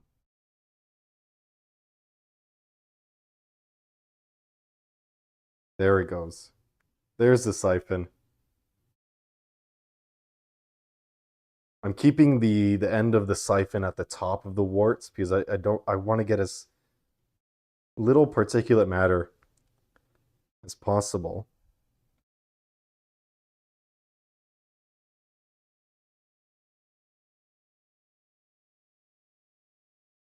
And that's going to be all at the bottom right about now.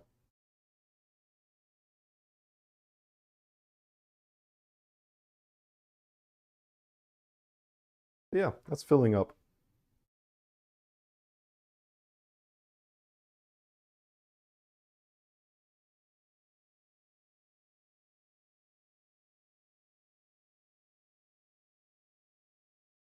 Gonna take a bit. Andreas, I am making beer.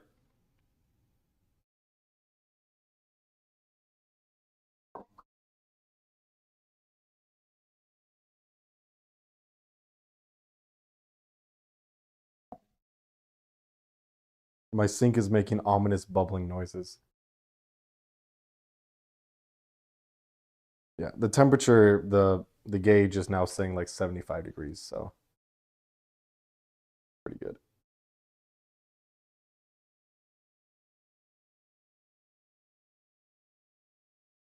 I reckon we're about halfway through here on the siphon.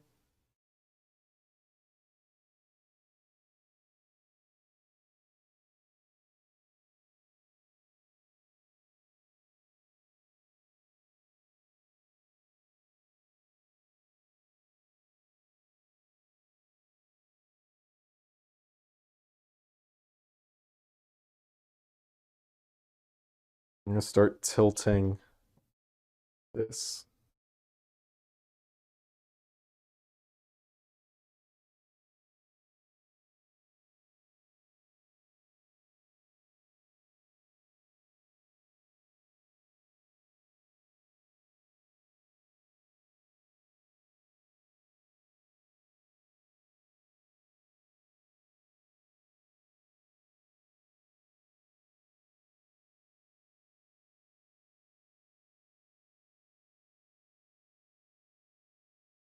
I probably should have put the hops in a bag instead of just straight into the wort.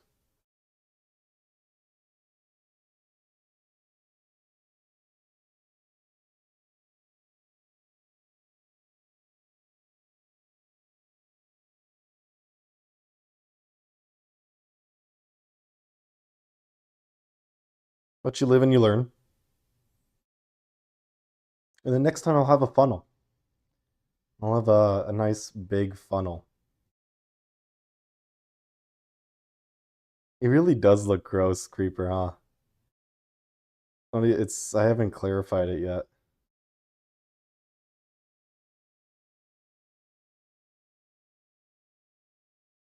Just because of all the hops in there.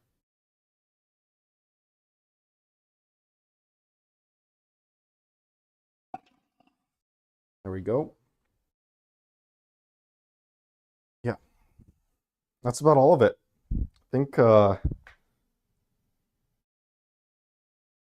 then as it's fermenting, it's gonna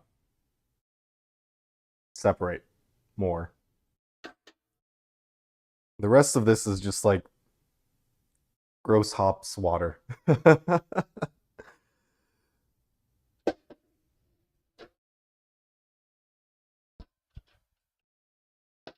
Yeah, it's gross hops water. I'll show you. I'll show you what it looks like.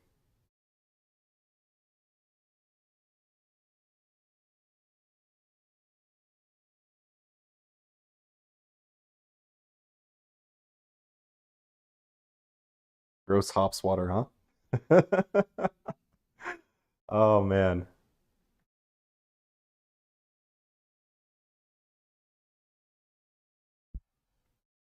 There's a lot of fluid left in there. Maybe I do have this. Maybe we can make something work here.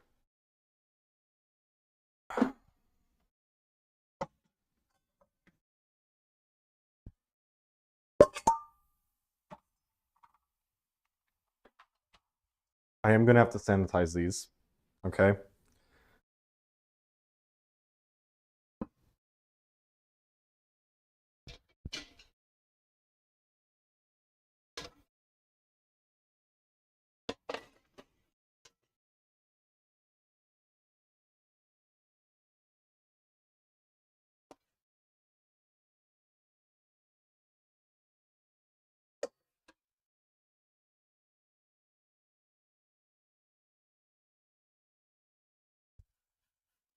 I don't want any of the warts to go to waste.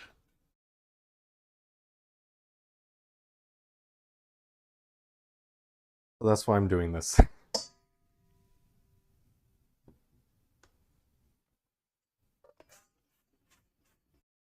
Oh. Please don't fall out. Please don't fall out. You see that moving? It scares me.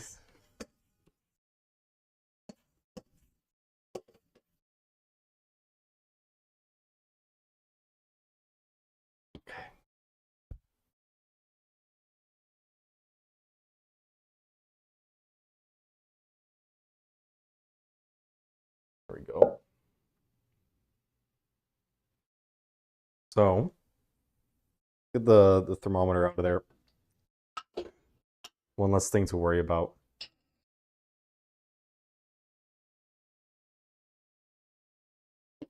Cook surface is not hot anymore. That's great. Let's see what we can do here.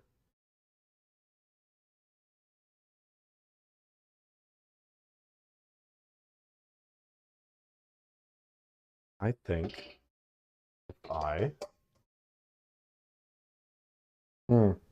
do I want to do this? I want to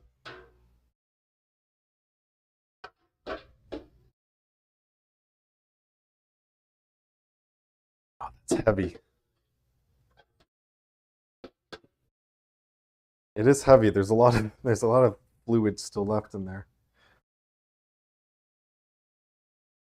I'm gonna try to pour it with one hand.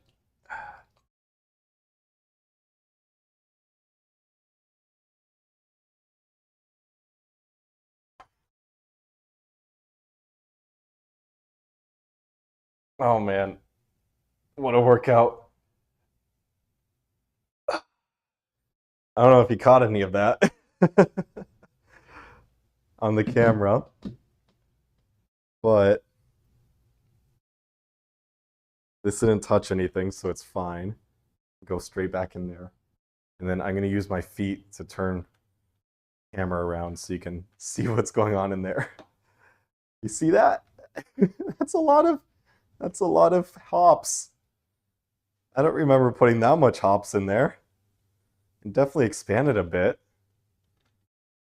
But we got a lot more wort, which is good.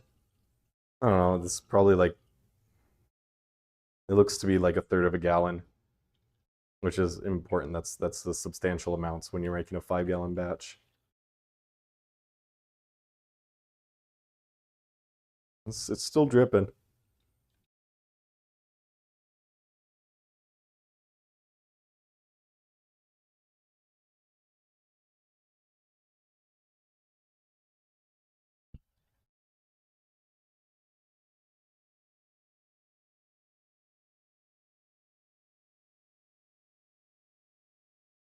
It's still going. Okay, now it's still got some left, man. I put 3 bags of hops in it.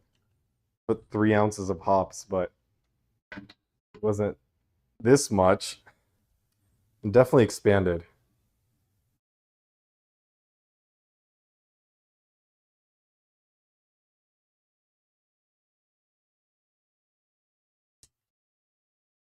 There we go. We got a siphon.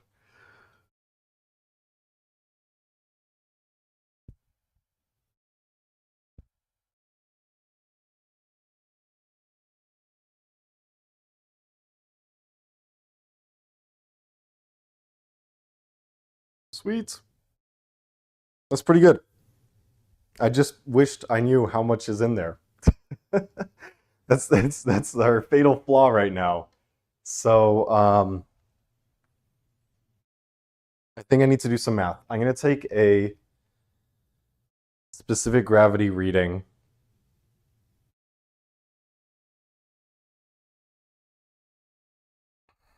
Yeah, I think that's what I'm gonna have to do here. Take a specific gravity reading and then do a little bit of math. Here, you can see me. Do it. Take a sample, do an SG reading, do some math to see how much water we need to get to the destination volume. But first, let me check the documentation and see if it says how big this fermenter is, this carboy. Because that would be the easiest thing. That would be the easiest way. So I'm gonna check here. Brewer's box. Equipment list. 5-gallon glass carboy. Now, does that mean that the 5-gallon mark is here? Like this top rim? Probably.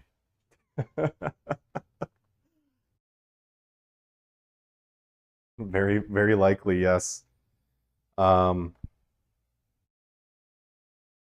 my yeast? Back in the box. Yeast. Just like pitch it in there. Throw it or something. I don't know. I'm getting tired.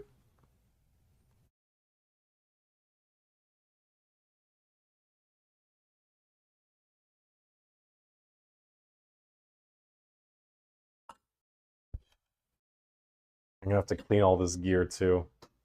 That's gonna be fun. Okay. So here's our carboy.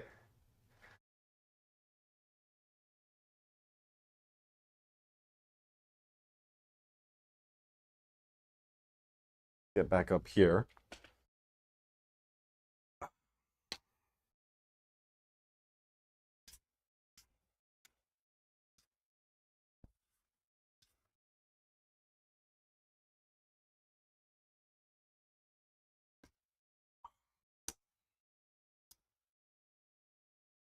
Okay.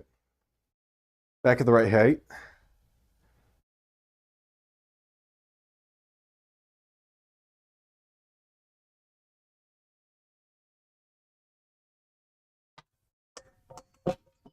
There we go. I'm gonna pick it up, bring it over there.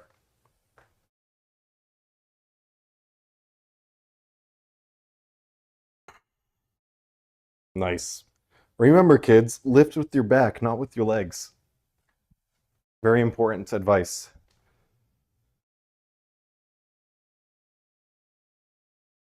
All right. So you gotta top this up with water. So I think it's missing 2.5 gallons, honestly.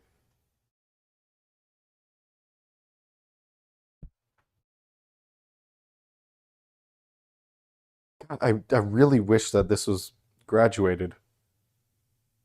I really wished I had measured it. I wished I had measured the 5 gallons. Because I don't want to do math and I don't want to take a sample. So to take a sample, I don't even have a graduated cylinder. Oh, that's gonna be rough. I feel like this kit was a little incomplete, unfortunately.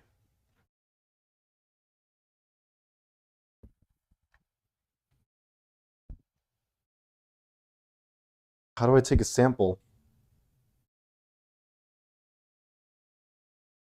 If it's...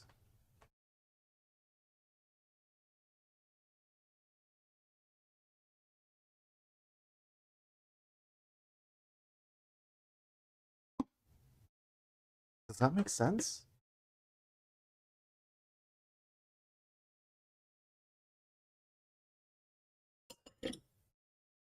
Hang on.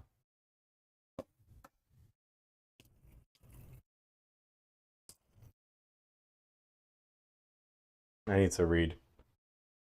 I need to read about what's going on. How do I take specific gravity samples? How do I measure the specific gravity, actually?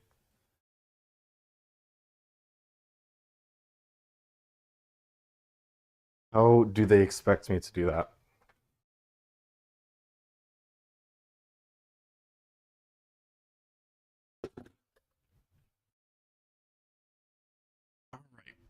Chair time and booklet time. Introduction, equipment. Primary and secondary fermenter parts, racking and bottling parts, brewing instruments and equipment, page 5. How to use a hydrometer, page 14.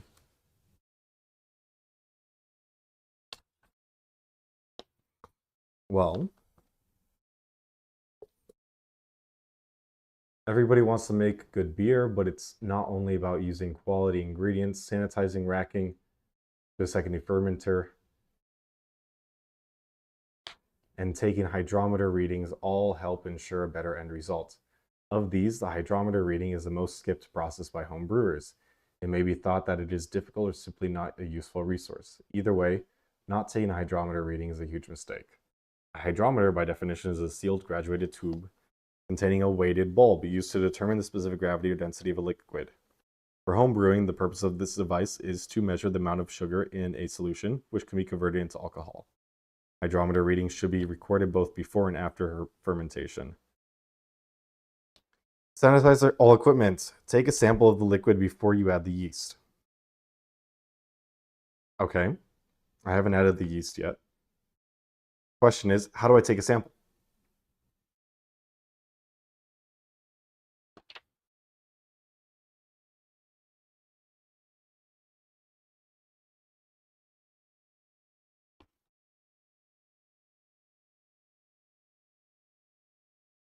Steep.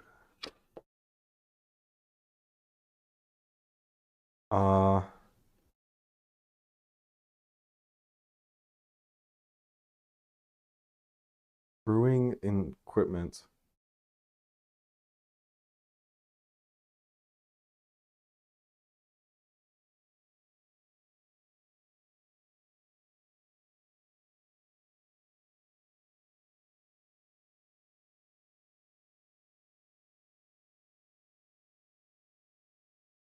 You know what? It was not included in my kit. They did not include a test jar in my freaking kit. Oh, I am so freaking pissed.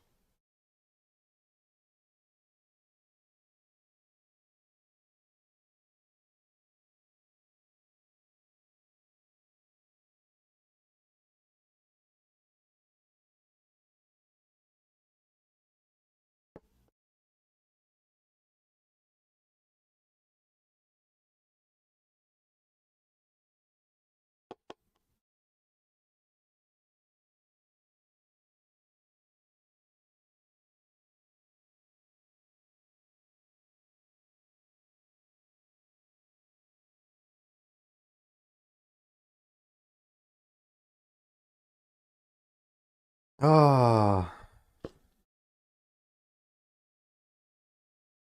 well, that's kind of upsetting. So,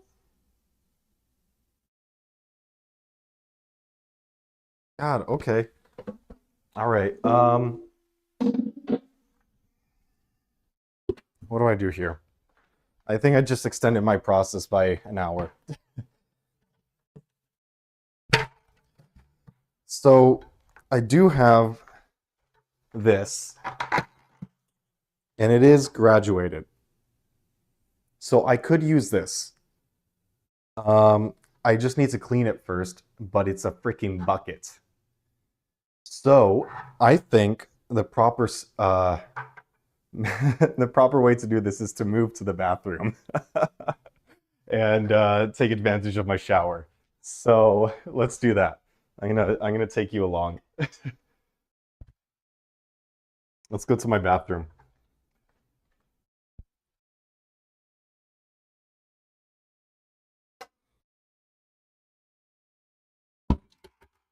Okay. Hang on. I'll come and grab the camera in a sec. I will grab the camera in a second.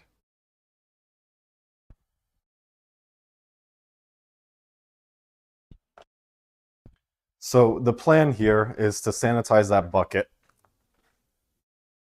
siphon the fluid that we just siphoned into the bucket,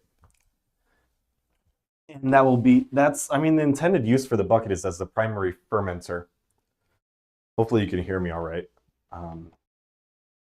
Yeah, the intended use for the bucket is as a primary fermenter.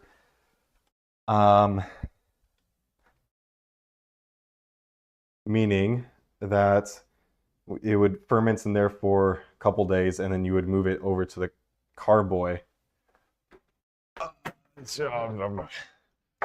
Wow. Oh my gosh. Okay. Welcome to my bathroom. Oh, this is so scuffed. I have like zero room here.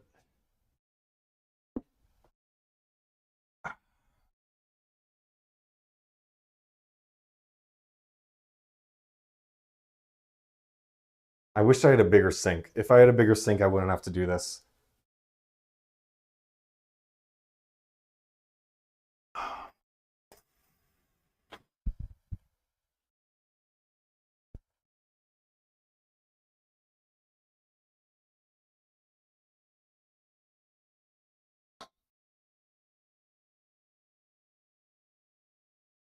Okay, here we go.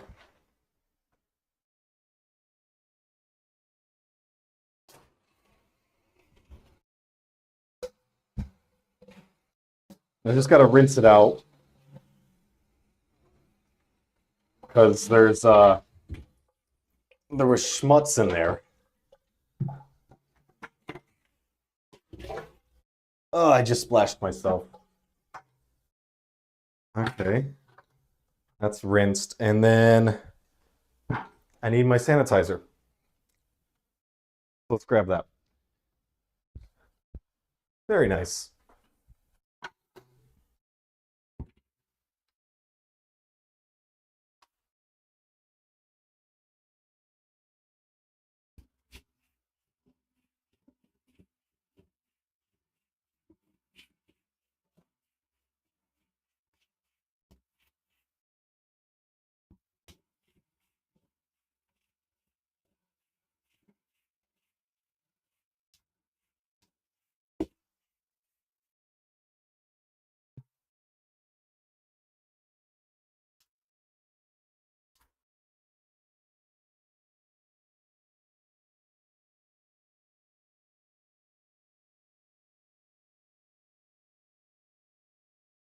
Okay.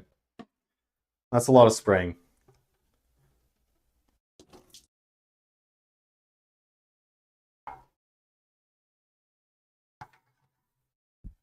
Mission accomplished. Much easier than trying to mess around with the sink with something this size. So, shoot. I forgot about my fingers.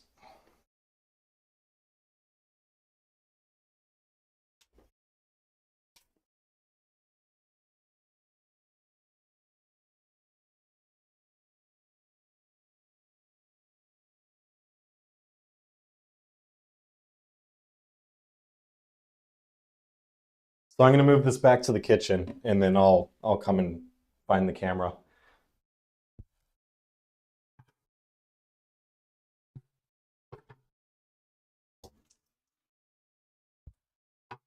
All right.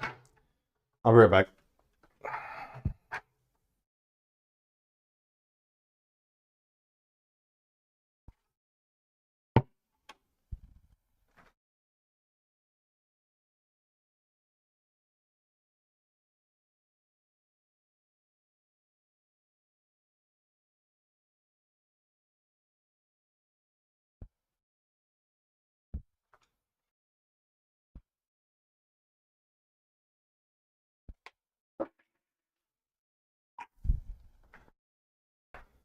Oh,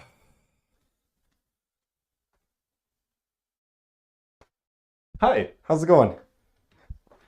Oh man, this is horrible.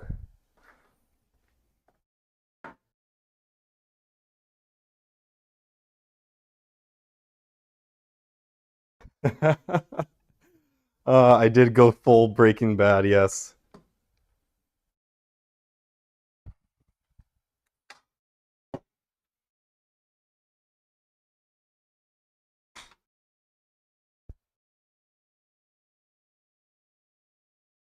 Ah,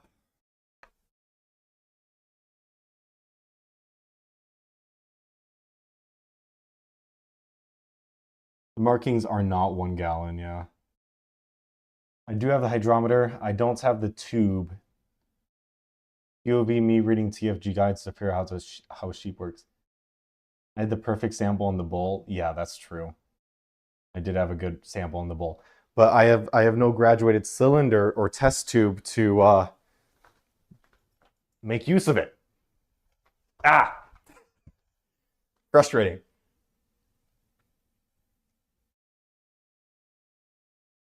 He's switching containers.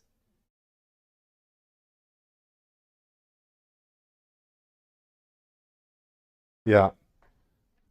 I need to get it to 5 gallons. And then I still need to figure out a way to get a hydrometer reading. I still need to figure out a way to do that. I still haven't figured out how I'm gonna do that. Because the hydrometer is it's pretty long. It's about that long. That long. And it needs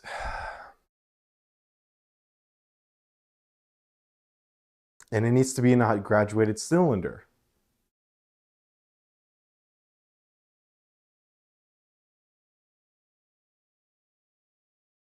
It's also like 1 a.m. I wonder if I could find a graduated cylinder at Cub. Oh, we're gonna do it. We're gonna get freaky. We're gonna go in the car. You and me. We're gonna get in the car on the hunt for a graduated cylinder. um, yeah. Okay. So I need to resanitize the siphon. Siphon. I don't know, man. Should I just keep it in there while I go to Cub? Let it separate a little bit more. Shoot. God, I wish they had included a graduated cylinder. It would make everything so much easier. I'm gonna temporarily assemble the I'm gonna temporarily assemble this airlock.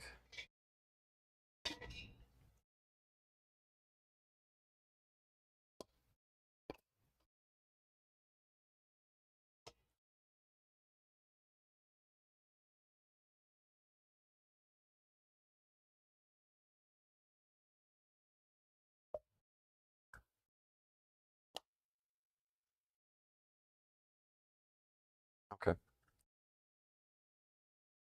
And then we can go out.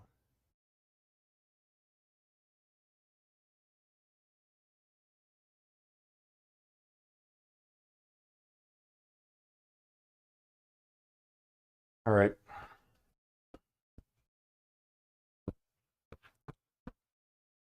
Let me sanitize the lid for that bucket.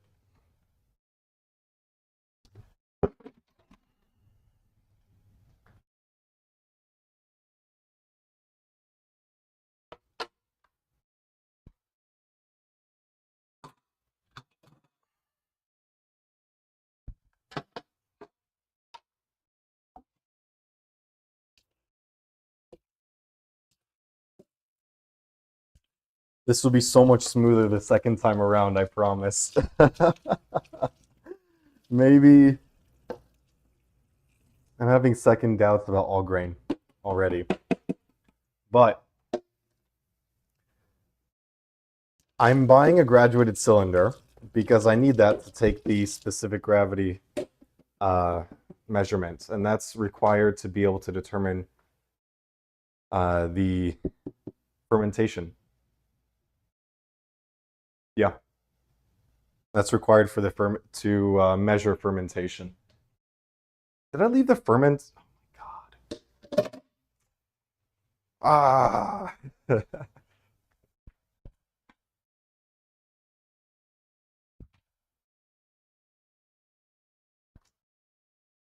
Here we go.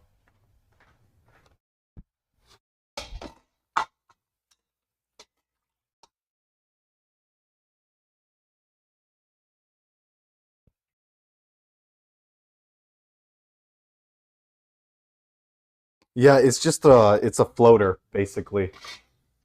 I'll show you.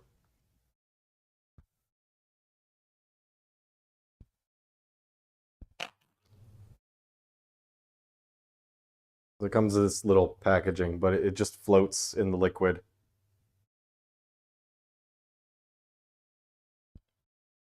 But I don't have any. It'd be nice to find a graduated cylinder. Um, but at this point, I don't have any container, like long, skinny container to do a specific gravity reading in. Right? It's one of the things you need. One of the things you need. The floater does have marks on it, but I don't have anything to put the sample in. Right? That's my issue. I don't have a test container. I don't have like a highball glass either. That would work, but I just don't have it.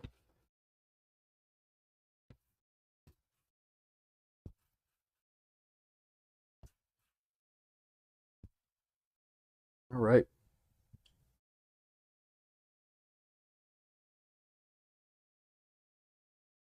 Yeah.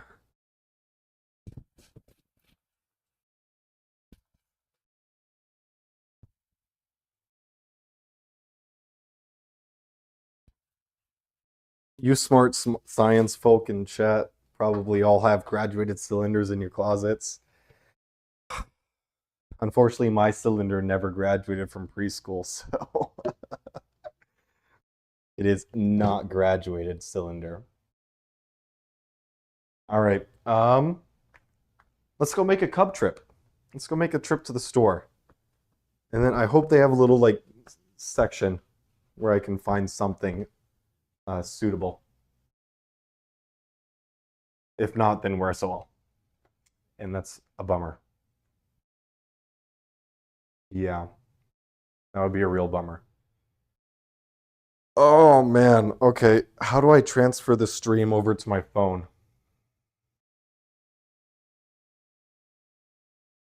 How do I take over the stream from my phone? I go to YouTube Studio. All right. I'm in YouTube Studio and I go uh,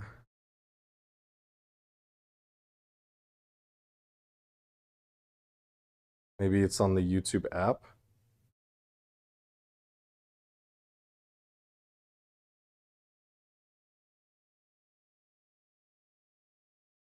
Hang on. Hang on. Let me get the video feedback up. All right. Let me figure this out.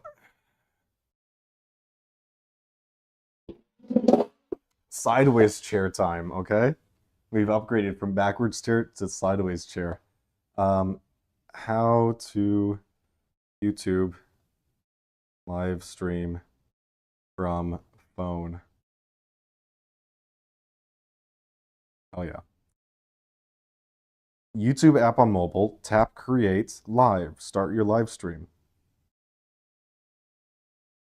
Can I have it join an existing stream? That's the question. That is the question.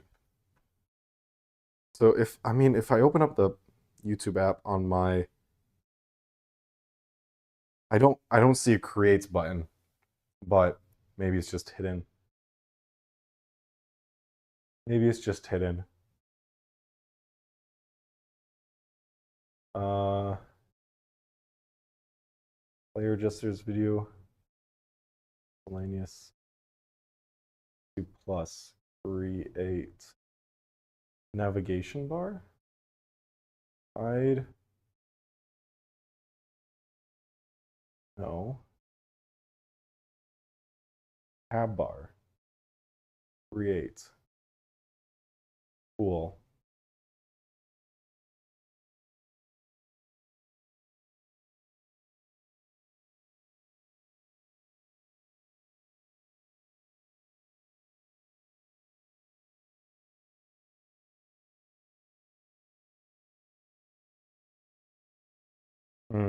But can I have it join an existing live stream?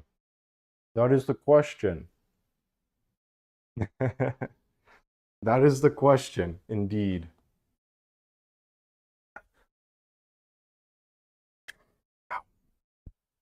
I'm gonna cut myself on my tripod one of these days.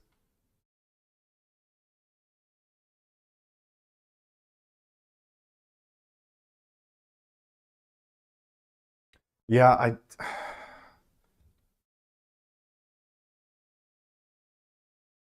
any cylinder, huh? It doesn't need to be graduated. It just needs to be tall enough. And like not even my water bottle is tall enough. I think that's the tallest thing I have. I'm looking all over. Yeah, I mean my water bottle is like the tallest thing I have. So not really sure what to use.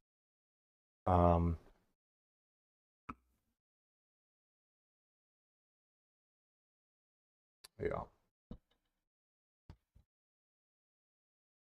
I don't know. I don't know. Very curious. Dealy do.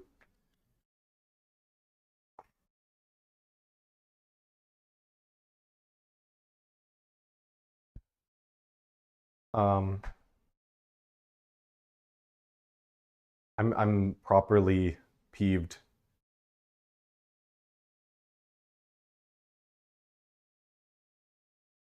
This is truly quarter life personified as he details. Uh, uh, yeah, it's fairly true. Any tall cylinders in my?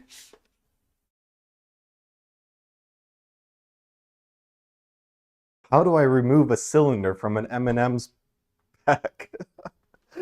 But you cannot damage the cylinder within the cylinder. Throwback to that old Reddit post.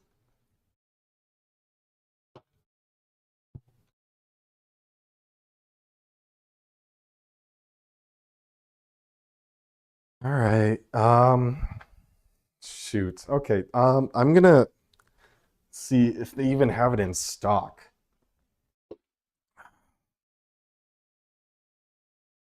Cub Foods.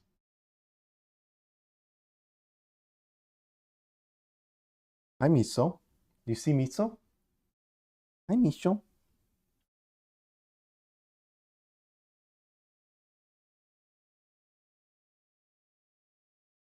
Cub Foods products. Graduated cylinder.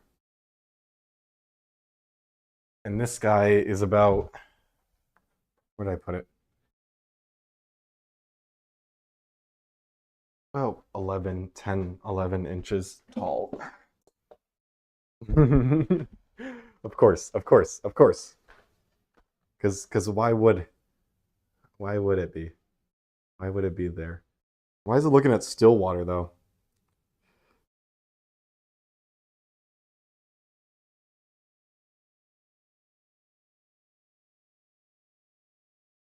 Ugh.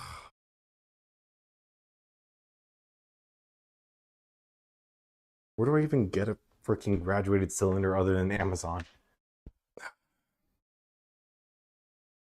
The university? Like their lab supply store? I'm not a student though. I'd be purchasing one, but shopping.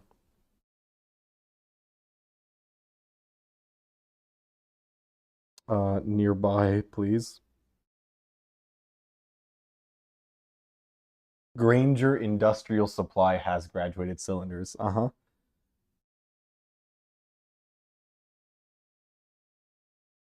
Hi, Miso. Yeah, that's about it, actually. An industrial supply store in Plymouth, Minnesota. Crazy. Right.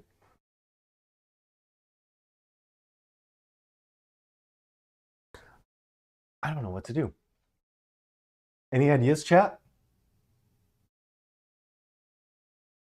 Yeah, it's just a cylinder. I don't think Walmart is open 24 hours here. Not since the whole George Floyd. Hi, George Floyd riots.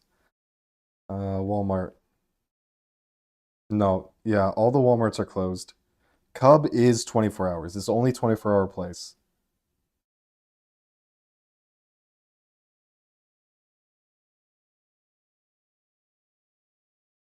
What do you mean you're closed? You're the quarry. You don't close. Huh?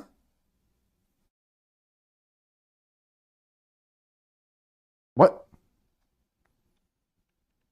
Cub is 24 hours.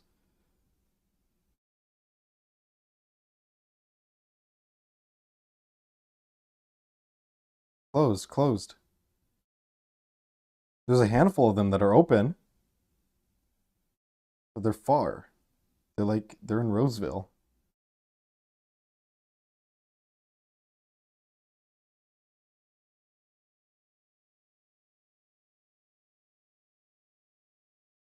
That one's over by where I used to live. That's 12 minutes away. I could go there. Um, that's the Hang on. There you go. Now you can see cats. Cat doing cat things. This place, this is the one in St. Anthony. I'm gonna look for items at the store. I just need a tall glass. I could even do like a flower vase, a vase. That would work.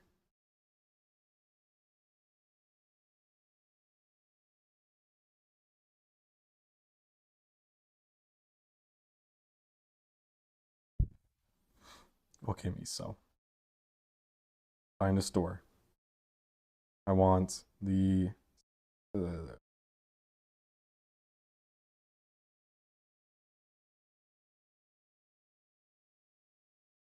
build a shopping list, I guess. How do I check their local inventory? Bro. Okay. Products. A graduated a cylinder.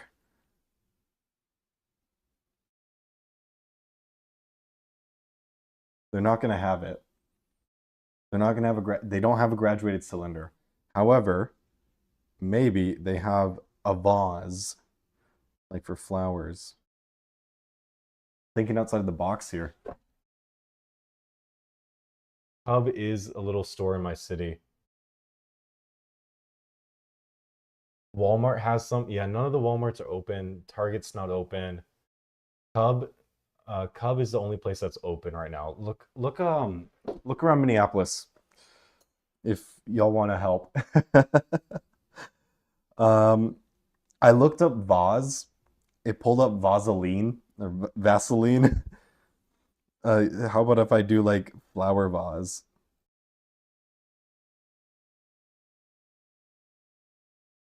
Oh, I can get a floral arrangement.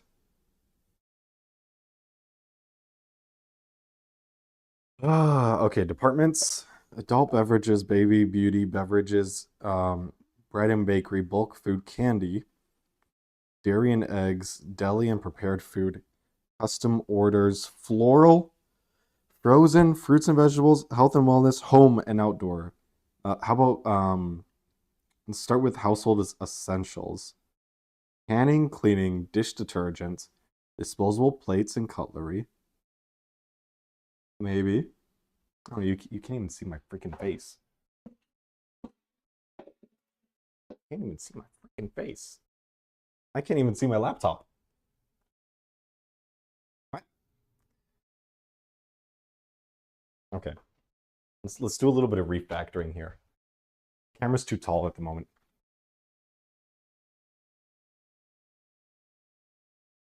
And I scared miso away. I scared the hose away. It's okay, it happens. It happens sometimes. Okay. Now you could probably see my face. We're back to backwards chair. If I like crouch down, you can see my face. Okay, so we got canning, cleaning, dish detergents, disposable plates and cutlery, facial tissue, foilware, food storage and wraps, garbage bags, ice melt, laundry, paper towels and napkins, toilet paper. How about home and outdoor? Apparel, batteries, flashlights, books, magazines, candles and air fresheners, charcoal and firewood, home accessories, home improvement, kitchen, barware, barware, barware. Nah, it just shows bottle openers. That's so stupid. Okay, a home and outdoor, kitchen, canning, cookware, hydration, kitchen accessories, tabletop accessories, tableware, utensils. Miso, can you please get in the camera shot? Oh, you see your little head there? He's like poking out, little cat ears, you know? For cylinder. Try looking for cylinder. Yeah, I'll try looking for cylinder. Cylinder. Uh,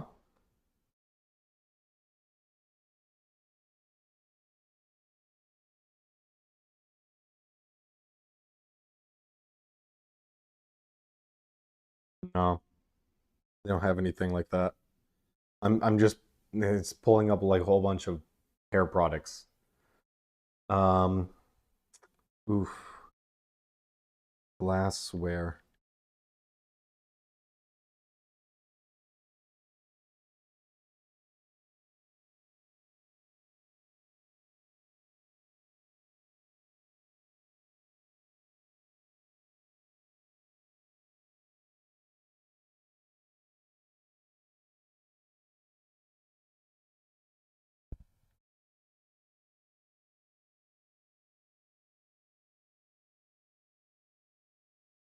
No,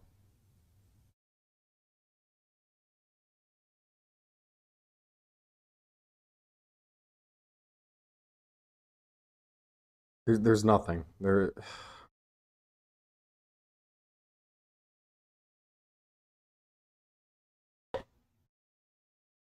Use your water bottle, make a lid with paper or plastic so the hydrometer doesn't tip.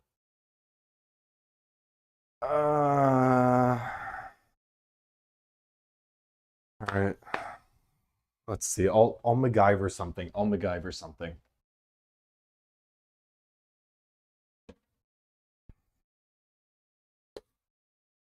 It's the tallest water bottle I have. Let me grab a clean one of the same type. We got a camera that's pointed down too far. There. Now you can see me, so and you can see me, right? Right? If I was 2 feet shorter. So this is the tallest water bottle I have. All right, that's It's 22 ounces, right? I don't know. That's like 9 inches. So this guy about 11 inches. So right? Oh God, that's 12 inches. Okay. Um, so how ugh, I'm back foam. How can we make this work? Right? Because half of the graduations on the hydrometer are outside of the bottle. You see that?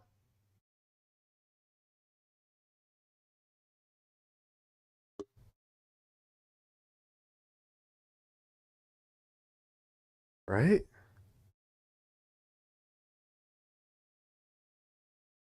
Oh my God. Yeah, the start, you see that? The oh, where are we? The orange.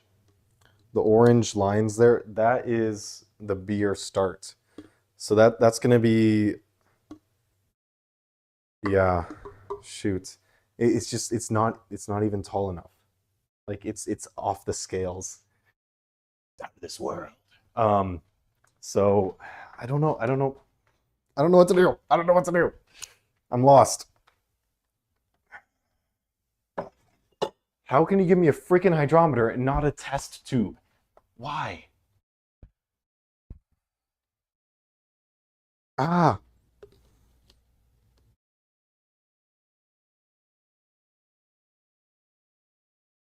I'm gonna have a BF. Sorry, I'm gonna have a BF. What's a BF? A bitch fit. Give me your manager. No, you know what? Give me the owner of the company. No, even better. I'm gonna write a letter to the freaking president. There we go. It's like white chicks. I think I quoted it pretty well. Yeah, I'm screwed. I'm screwed. I'm actually freaking screwed. How can I finish this beer if I can't get the specific gravity?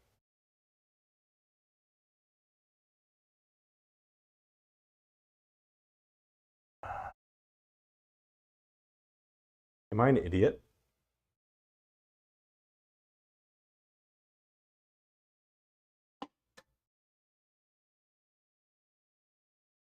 I might be an idiot, guys. Hey, chat. I'm an idiot. Chat.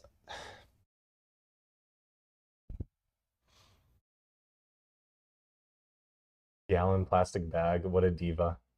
You probably can skip initial gravity. No.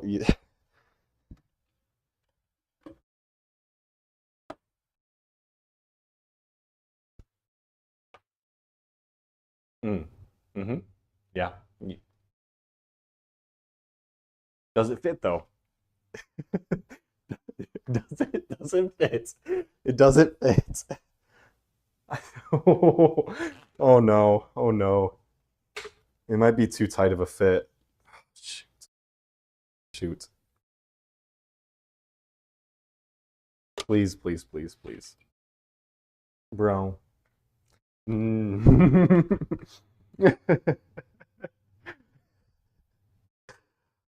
I'm actually gonna go crazy. This is wild. Okay, okay, okay. Let's get a tighter shot here. Bring you in a little bit. Sorry, you're not gonna be able to see me so anymore. But now you can see me. I need to sanitize this, all of this.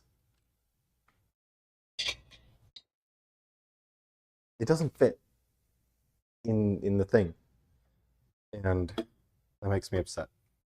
So my question is, I put a little cap at the end of this on the bottom here.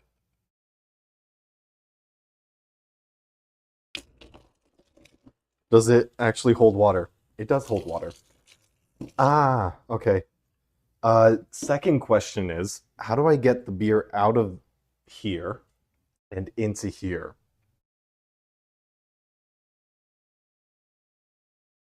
Now that's a trickier question. I could pour it.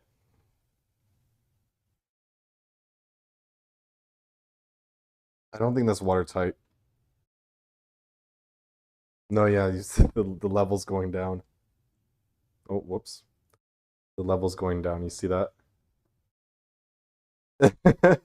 Yeah. Um, okay, chat. We can make this work. We can make this work. I'm willing to try. Oh, deep breaths, deep breaths, deep breaths. It's a very leaky fit. Okay. Yeah, I mean siphon, but this is an integral part of the siphon. So I can't start a siphon without this. Miso? Miso? You're not allowed up here because you have dirty butthole syndrome. Or sorry, dirty cat butthole syndrome. Okay. Okay. Um, it won't make that much alcohol in a couple hours, lol. Wait till tomorrow to take the initial gravity. Yeah, well, that's the thing. That's the thing, right? So remember when I was looking at for different stores that might have had it? The only store was Granger Supply, and that's like an industrial supply shop. So my only option is really Amazon.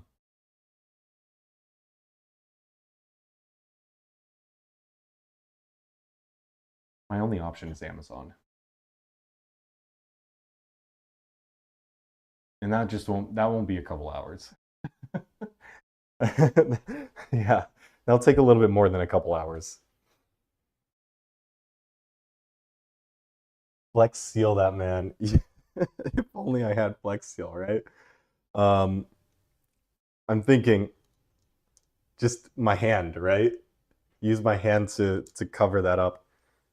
I don't know how this is fitted. Is it just like a press fit? Oh yeah, it's a press fit. So I've taken one end off, right? I can just go in the sanitizer. Um, I want to sanitize this. If you're really going to do it, pour into the blender, then use the tip of the blender to pour into the tester. Yeah, yeah. And then I just don't need to worry about putting it back. I don't, yeah.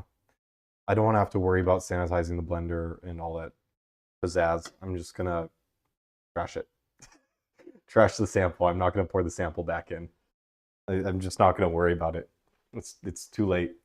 It's too late. I'm tired. So here's a blender. Here's a blender.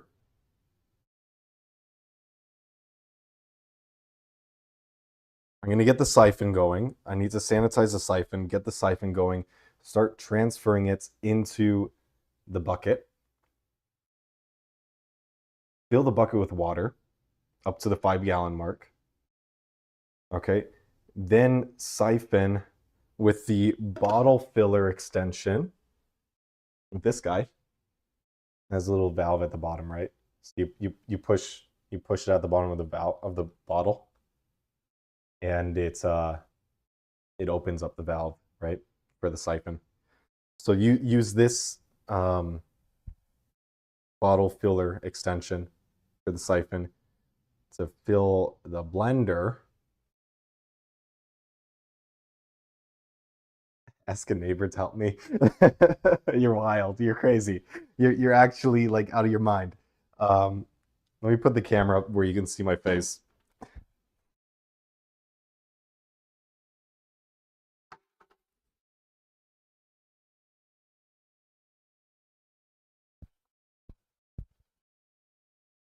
There we go. Good shot. Oh, oh, oh, oh, oh, oh. Hi. Hi. How's it going? Okay. Uh, yeah, and then we siphon it back into the blender or another container if we can find a better one. This is the only one that has the little like spout. It's the only container that has a spout. However, I do have these soft plastic cups that I could just push into a spout like that.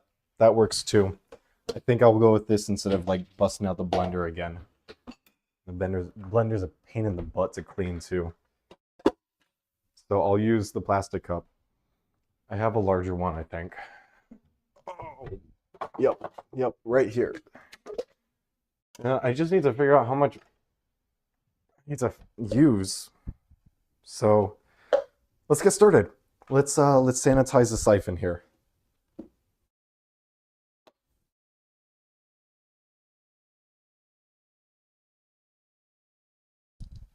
What a pain. I wish I didn't have to sanitize this again. It's just it's too big. It's too freaking big. Too freaky big. That's what she said, right?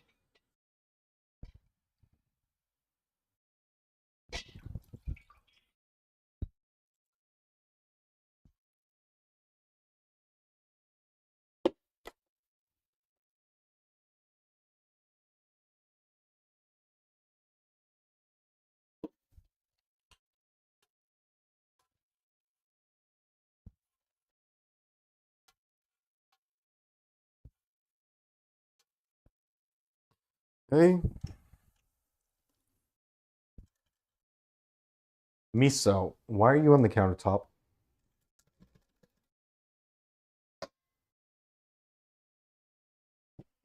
Like you actually cannot be here. No, no, no, no, no, no, no, no. Contaminated. Contaminated. Um, gosh. It's like it's sticky and it's full of beer. All of it. Well, it's full of wort. It's not beer.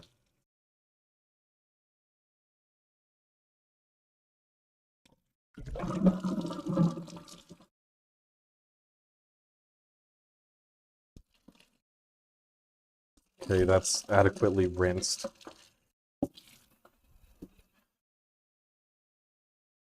On the inside, I mean.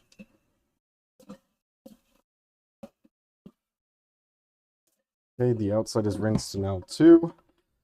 And then, oh, I just need to sanitize this. Pizzazz. Oh my gosh, okay. So, best way to do this in the freaking shower, but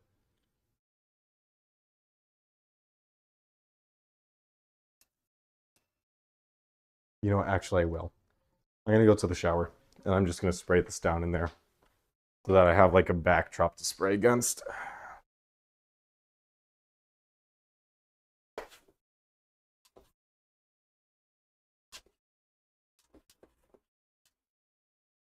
And then the inside of it is pretty easy to do. So like, that's just the outside. Okay. Outside is sanitized. Sani sprayed.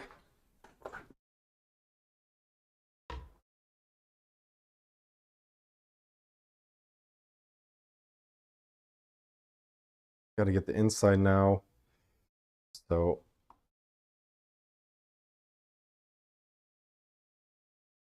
oh, I'm in a pickle here.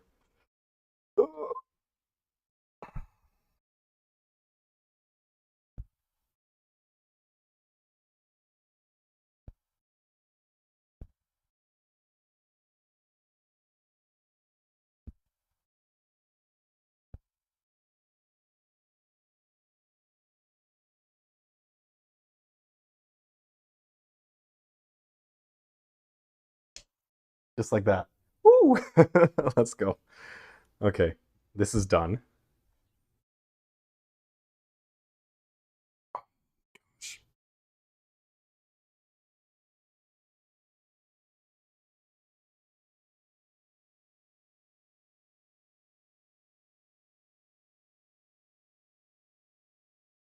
That's done. Cap. You cap, you go on the bottom. I think this is like some kind of filter actually. So it makes sense that it's not watertight. Okay, that's that done.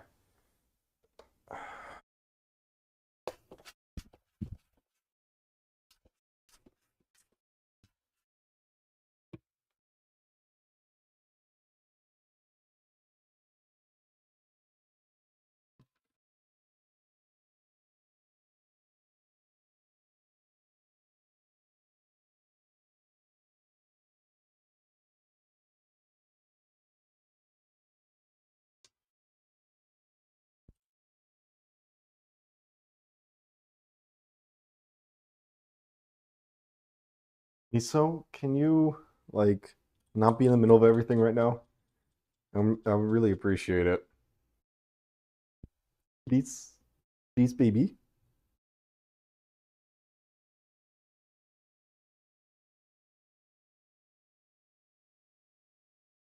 I might just have to put the bucket in the. Might just have to put the bucket in the sink here, and then hopefully that's enough height differential to create a siphon. Oh, you can see that. Okay, I was looking on the wrong side of the screen.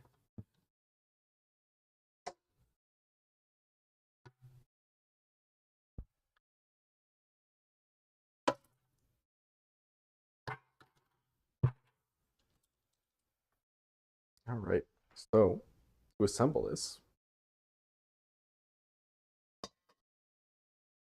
you can chill up here. Tube goes in here. Super. And then pop you off. Wow, that was really loose. What? Uh, Probably not the best thing. I'm gonna have to see what I can do about that.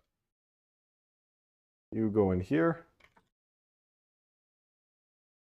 Okay, and then you go in here, pull you up, and then plunge you down. Just like that. Oh, not enough. And then you just gotta be all the way down in there. Okay, super.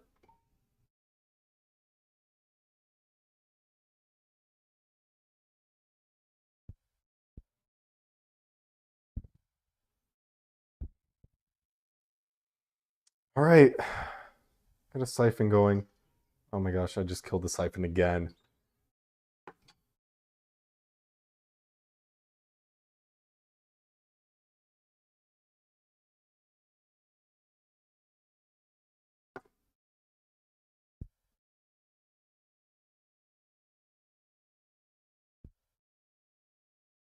Miso wants her Modelo's. Yep, she does. She really does want Modelo's. You want a Modelo? She actually hates the smell of beer. Um, like she always likes to sniff my food and drinks, but anytime it has any quantity of alcohol in it, she's like, she makes that face. It's really funny.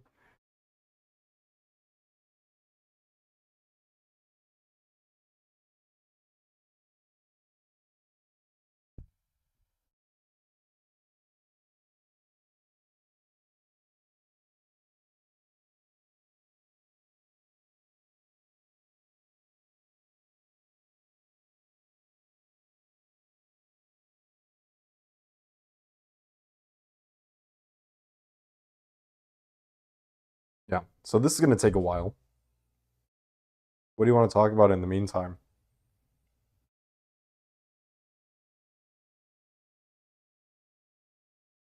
Oh, almost killed the siphon again. Um, Hang on. I have a clip or something here.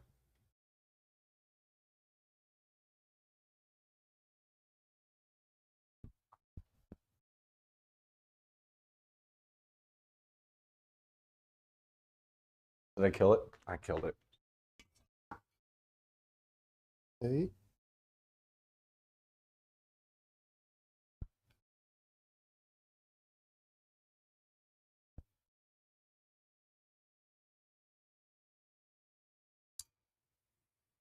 Come on, clippy clip.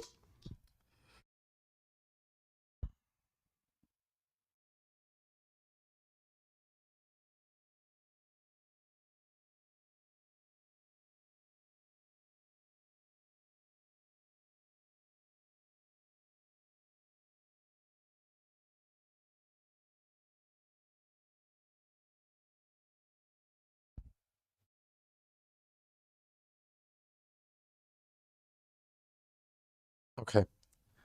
Um,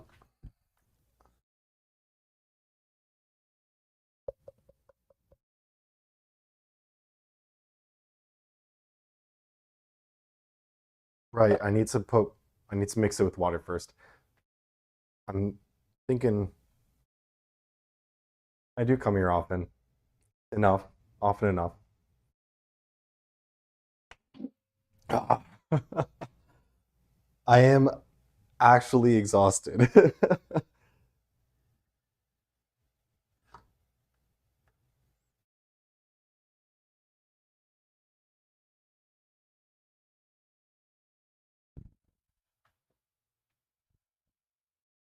Miso's just loafing on the floor right now,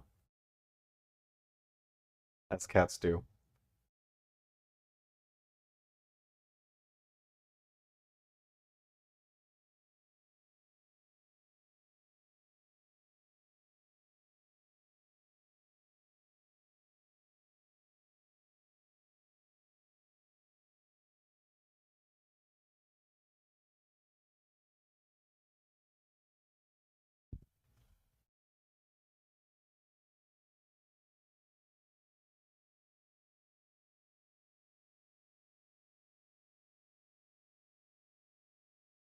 There's a lot of solids on the bottom there.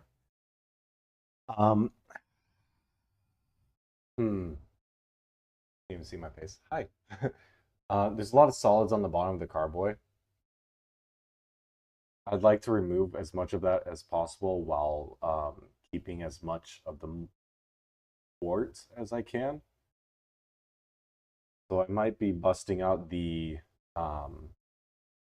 strainer again. Yeah, let's get the strainer prepped. Oh gosh, I just splashed warty water all over.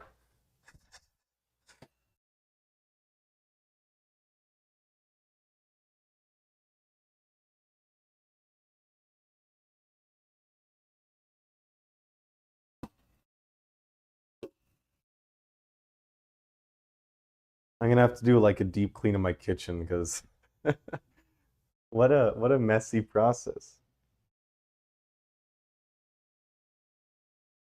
Oh, it stopped. Shoot. Sanitize. Sanitize always.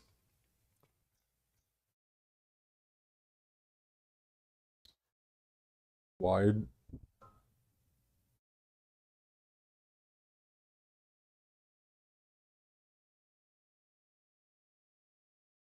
Thou shall not stop. Why have thou stopped? Is it the height differential not being enough? Yeah, totally. I think that's it.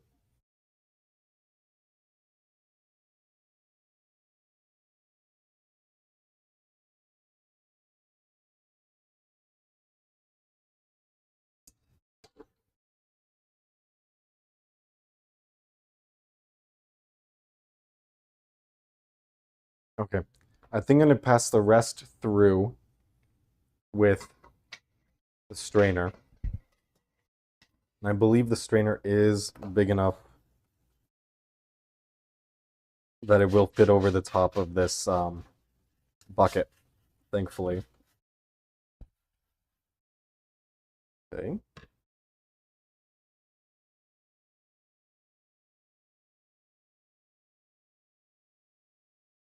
Oh, it is still siphoning a little bit. I think we can stop it now.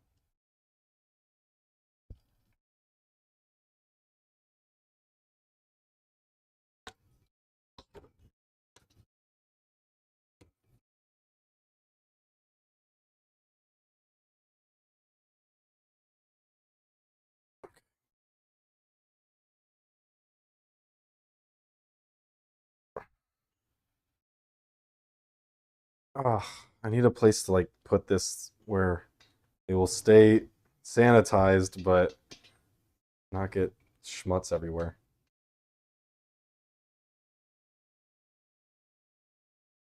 Yeah, I don't think that exists.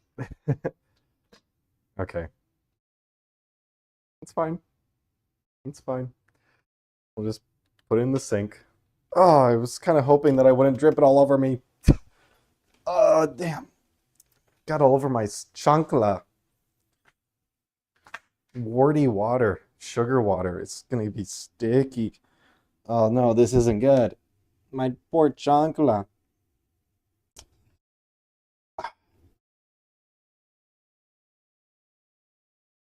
Damn. Can I eat trub? Oh, the sediments are called trub. Don't blame you, bet anybody would be exhausted, to be honest. The stream's been really fun in a chaotic way. I appreciate. Thank you. Um, I wished it wasn't like this. I wished everything went smoothly and well, but sometimes you need to have a couple learning experiences, you know? And that's what tonight has been full of. I've been live for what, like 7, 8 hours now? What are we at? What's the timer at? I can't see the timer since I've restarted the stream a couple times, but you guys have the timer on the on over there on the player, I guess. Okay. Oh, it's a lot. You see all those solids in there? Yeah.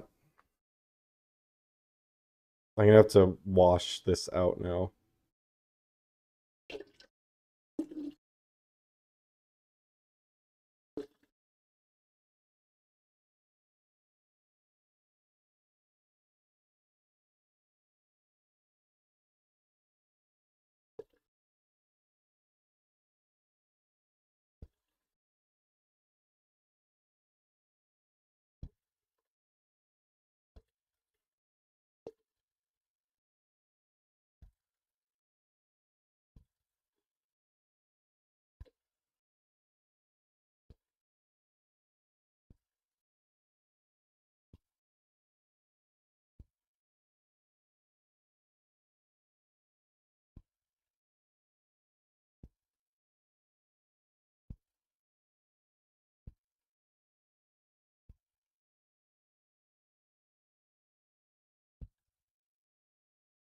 Okay, that's good.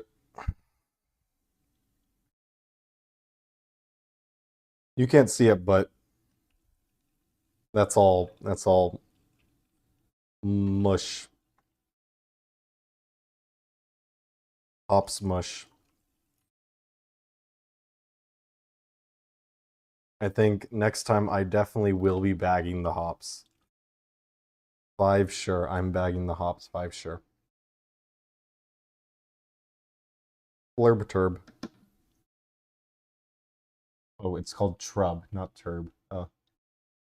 Trub for the trub god.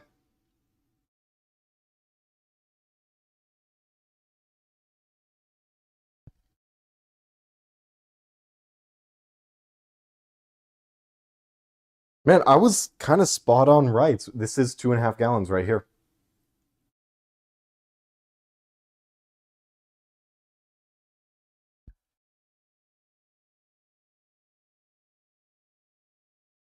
Wow.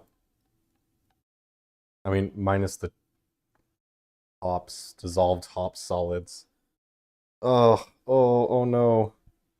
Oh no. I put the lid back on the pot, and I was gonna put this on the pot. Okay. Ew. Sugar water. Okay.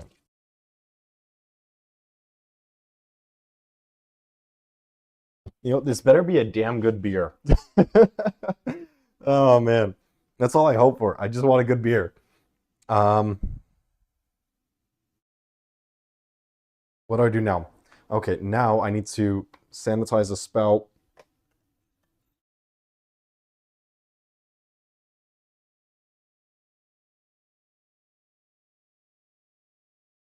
Wow, I've gone through this entire thing of sanitizer. That's crazy. Sanitize the spout, and then I need it to give me like normal temperature water. I don't know.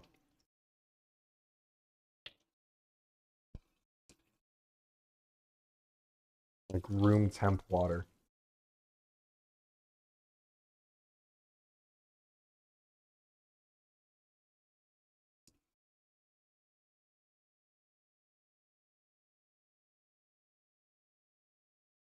Dang, I'm pretty good at this. 74 degrees. That's spot on. That's exactly what I wanted.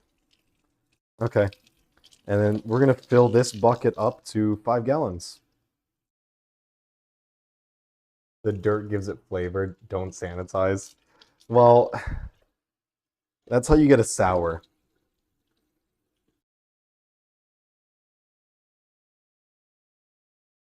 That's how you get a sour.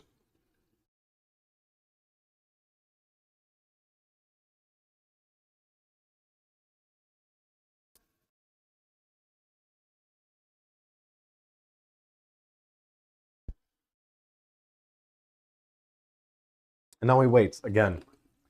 Except I'm left holding this because I don't want it to touch the edge of the bucket.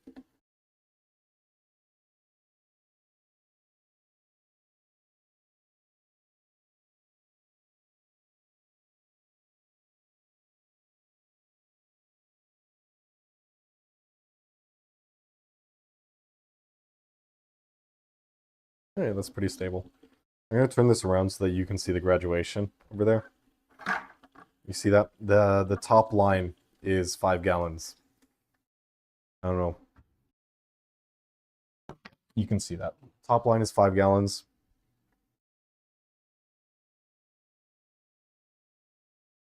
Turb flurb.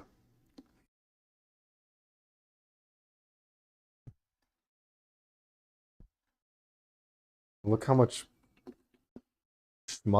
hops schmutz is in there. Like, oh my gosh. And about the same amount was in that strainer. It was quite a bit. Okay, what are we at? I can't see the graduations myself, which is kind of concerning. So, oh, I can see it on the through the camera. How about that? Okay.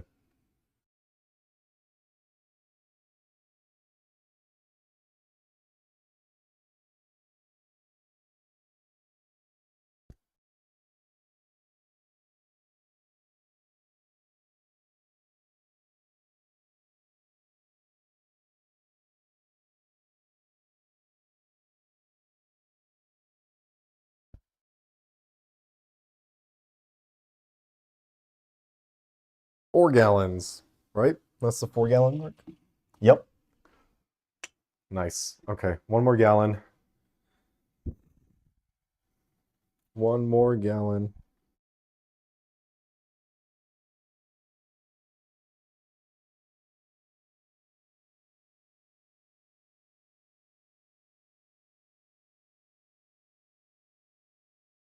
I think next time I go live, it won't be for beer.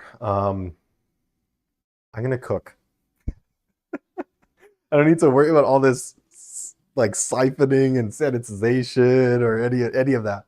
I'm not gonna touch this until it's ready to transfer over into the next bottle, and I'm not gonna live stream that. I don't think I will. Or maybe I will. We'll have like a playlist on the channel for brewing. And I'll just live stream everything. Doesn't matter if it takes 8 hours or there we go. Oh, no, we're a bit short. Doesn't matter if it takes 8 hours or like 10 minutes. I'm just gonna live stream it and add it to the playlist. And then people could like fall asleep to it or whatever. I don't know. I don't care. As long as it gets views and watch time. All right. Well, that's that. I reckon I don't even need to siphon it out. I could just sanitize this, sanitize my hand, dip it in, scoop it out, and then Put it in there. Any flaws? I don't think so. I don't think there's any flaws with that. It's a pretty decent plan. God, I really wish they had given me a test cylinder though. I'm really upset about that. Okay. Hydrometer here. Because remember, I need to have one hand holding the end since it's not a good, it doesn't have a seal, right? So I need one hand holding the end there. Unless. Does this work? No, there's a freaking hole in it. Come on, Vic. What are you thinking? Yeah, so I'm gonna have to do this one-handed. Let's dip the cup in the sanitizer. Sweet.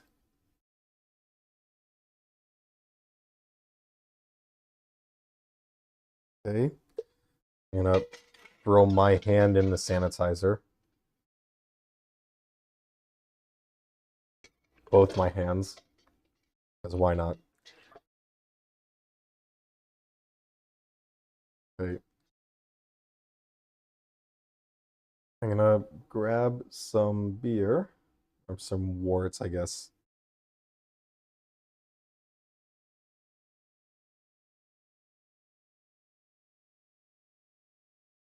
Hold the end with my hand, make a seal. Oh, this is so scuffed. So freaking scuffed. Forgot to take the cap off.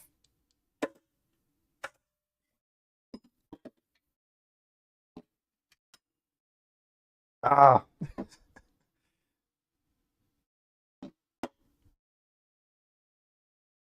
Okay. Hang on, reset. Oh, why is that so tight on there? Oh my gosh. I didn't break anything. Sweet. Wow. Why did that take so much effort? Okay. Try to. Let's do this again. At this point, just sanitize my entire kitchen. You know what? That's a good idea.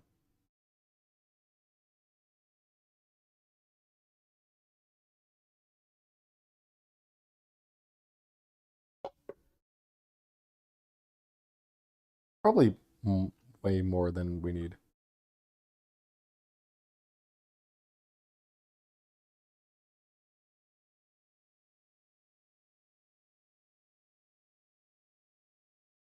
Yeah, that's a good amount. Okay. So we're not going to put this back in there. This is sacrificial wort. All right. We're going to take this. Hang on. I'm going to rinse it off properly.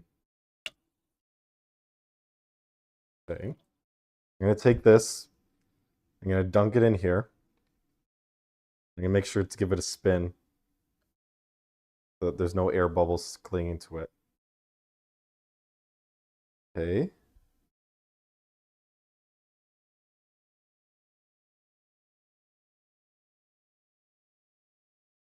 Well, that might be an issue. How do I read this? Oh my gosh. Oh my gosh.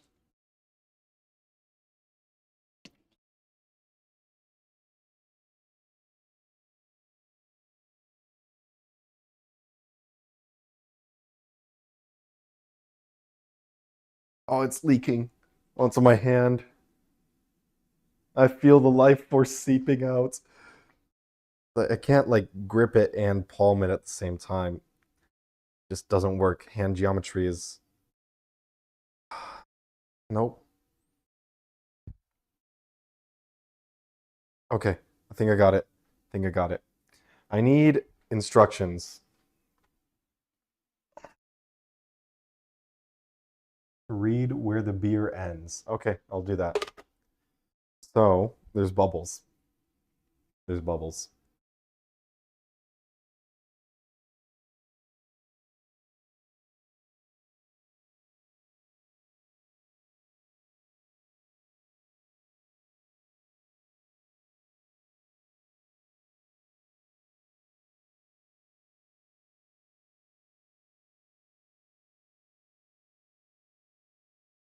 Well, it's nowhere near where we want it.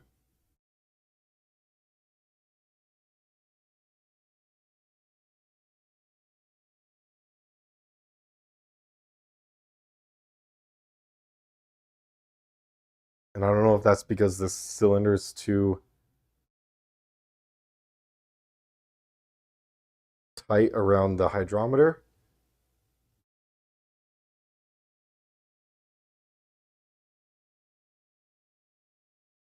Yeah, like if I shake it around, did the reading change?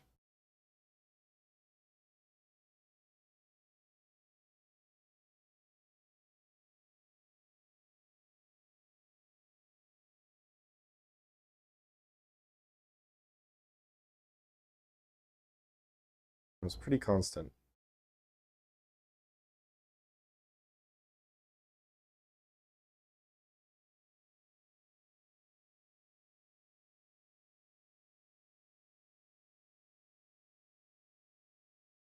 God, stay still. Okay. The bubbles aren't helping.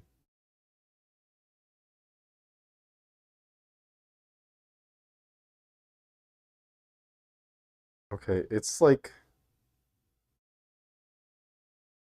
2, 4, 6, 8, 10, 12, 8. Is that number 10? 18?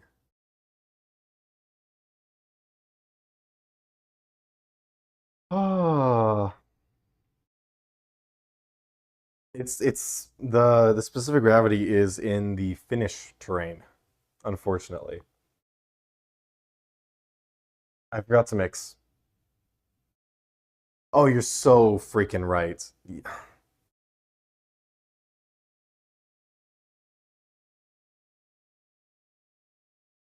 I forgot to mix it.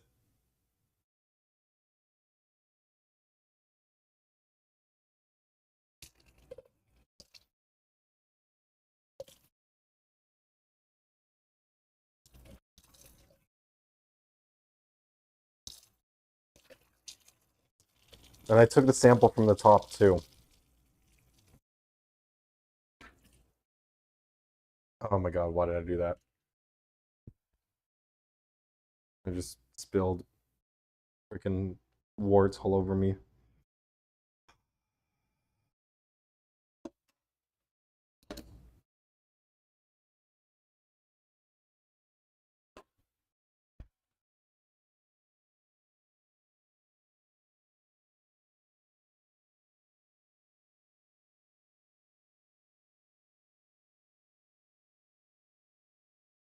No, no, I didn't get any on the floor, so we're fine.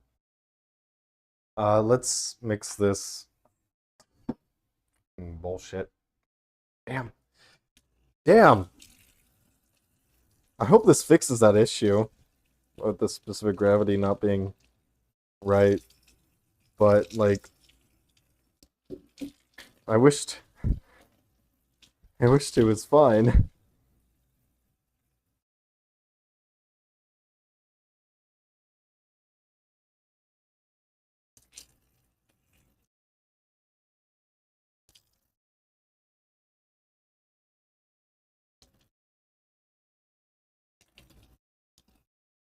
Okay. I got all the schmutz off of it.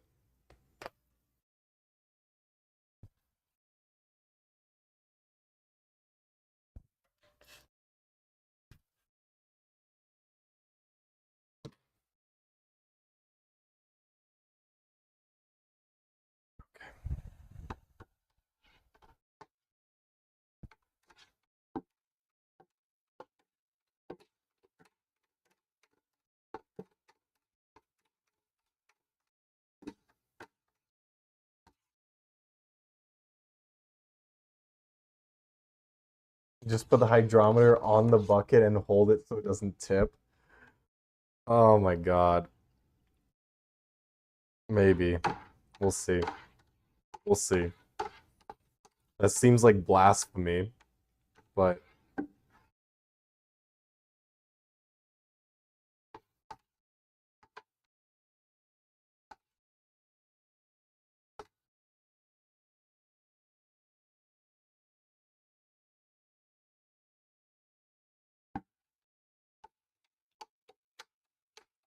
I think that's pretty well mixed, don't you think?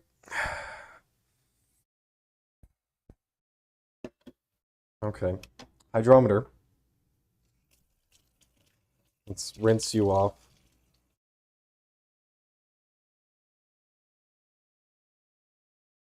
You're a very delicate piece of glass, aren't you?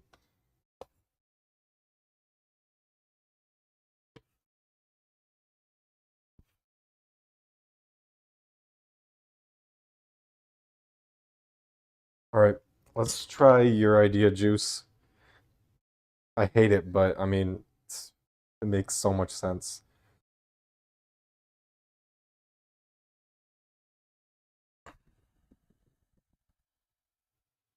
It's still swirling.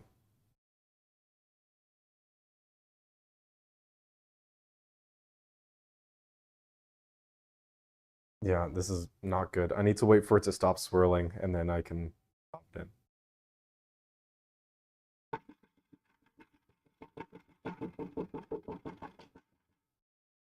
Introduce some turbulence, maybe? It's like shake it up a bit.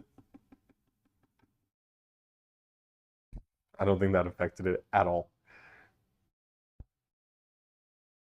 If it works, it works.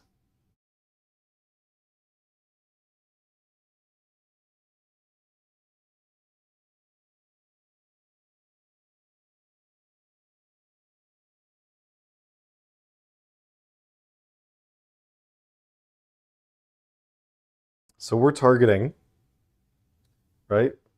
We're targeting 4.2 to 4.6. So it's gonna be between, it's gonna be like at the top of the orange range. Yeah, it's gonna be at the top of the orange range. That's what we're looking for. It's pretty much done swirling now, so I'm just gonna stick it in. I'm afraid to let go.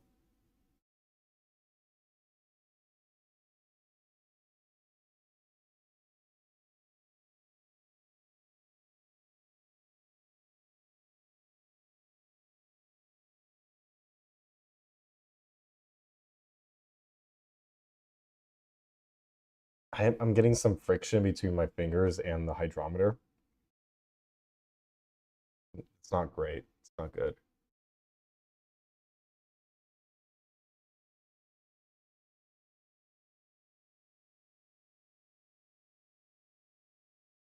Hmm.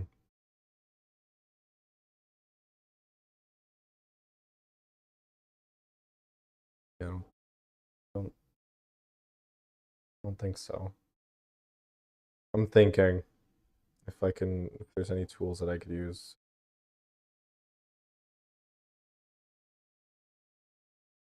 Maybe like, no, that's not big enough. Okay.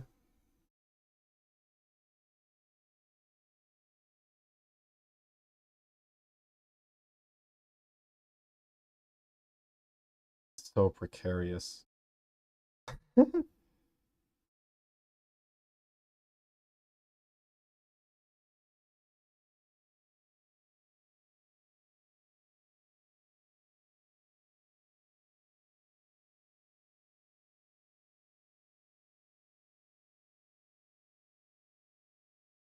It's the float is so fragile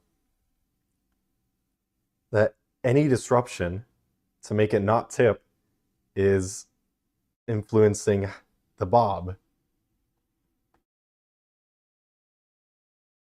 Hold it with the tube you're using to test it. Yeah, that's what I was thinking, but I'm afraid that shit's gonna drip out of it.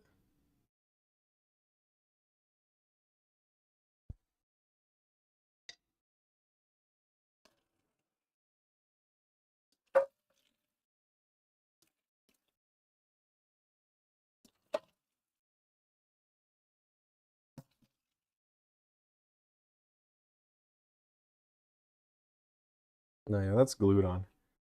Um,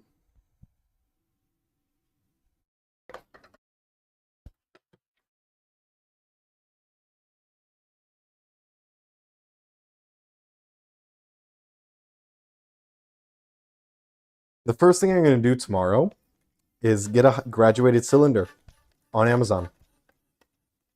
Cause screw this noise, man. This is the worst. That's the first thing I'm going to do tomorrow. The second thing I'm going to do tomorrow is be glad that it's a new day.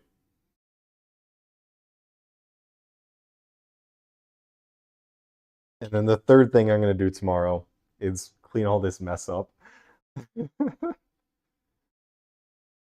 Oh, but it's going to be a pain to clean it. It'd have dried. I'll do my best today. I'm going to do my best tonight. Okay. Sanitize hand.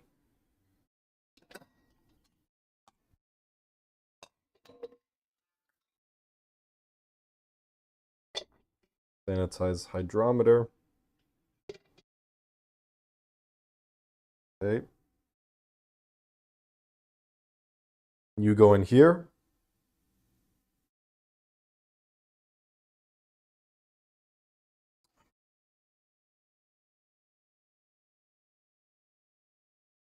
I can still influence its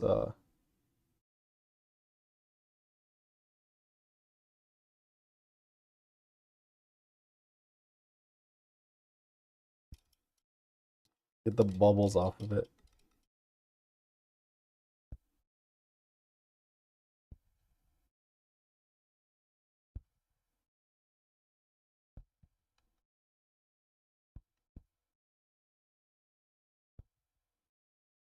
What was the target? 4? It looks better. It's not in the green, it's in the orange. I also can't read it because it's running away from me.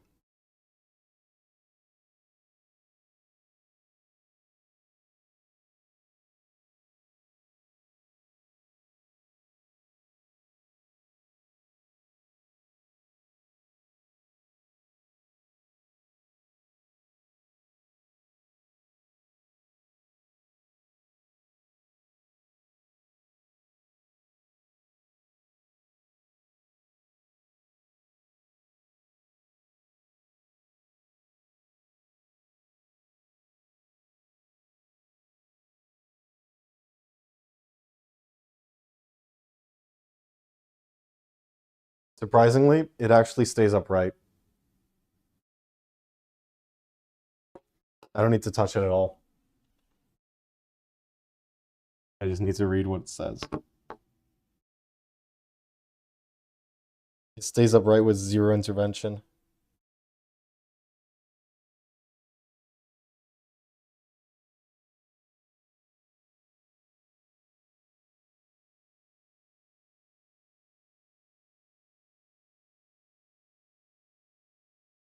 Bubbles out of there.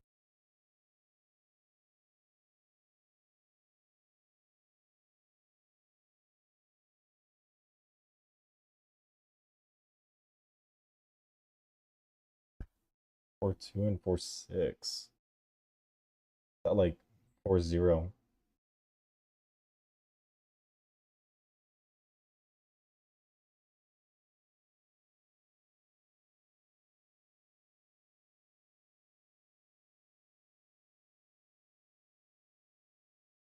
Yeah, it's at 4-0.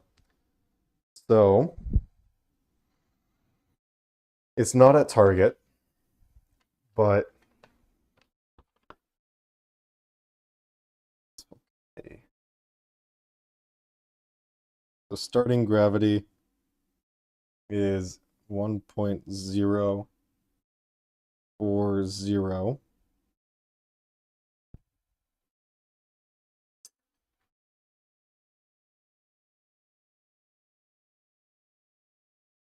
Oh, yeah, I mean, I did say that, but I was reading it wrong.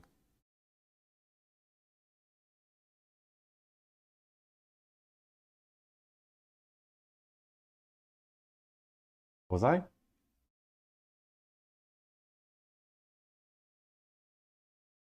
And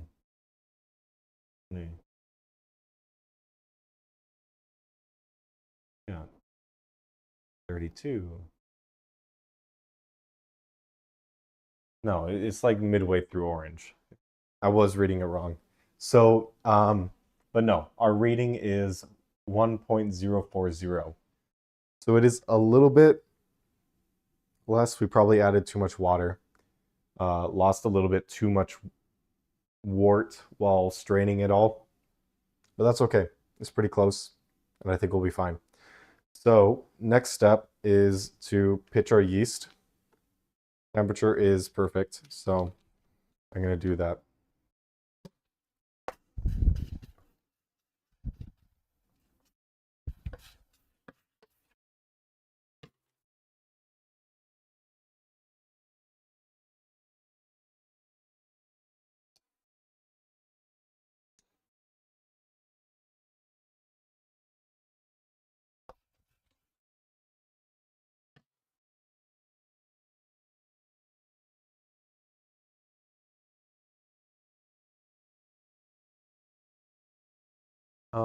Instructions, make sure.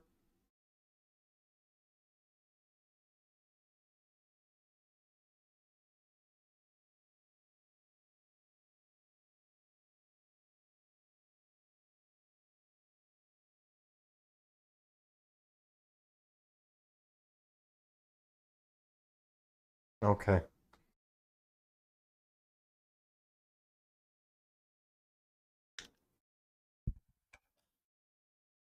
Yeast time. Oh, whoa, that's what yeast looks like.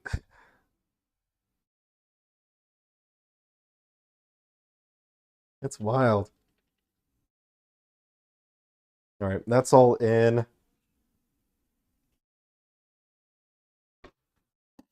Yeast is going to do its thing.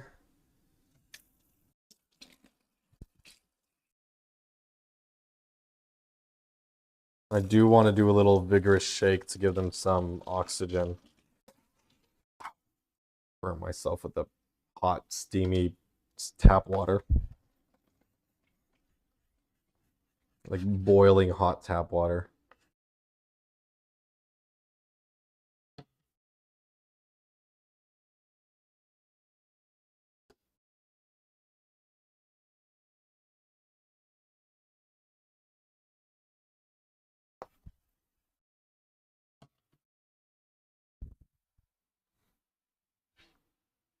Smells like bread already.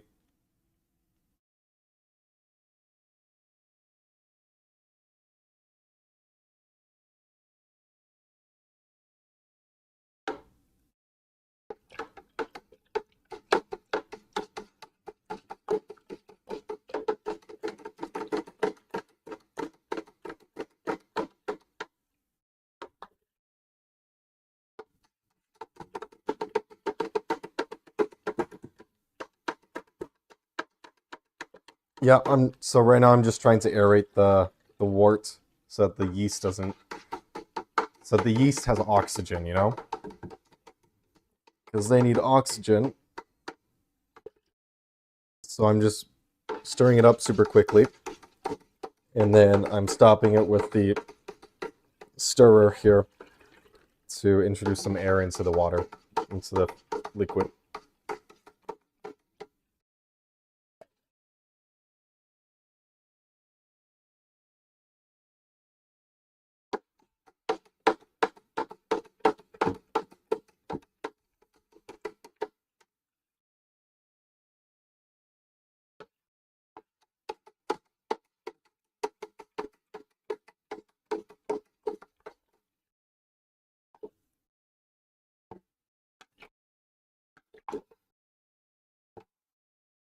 Okay, that's pretty good.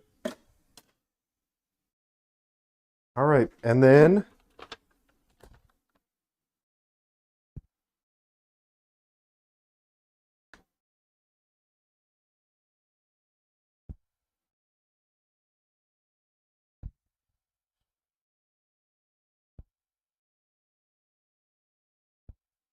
Snap the lid down.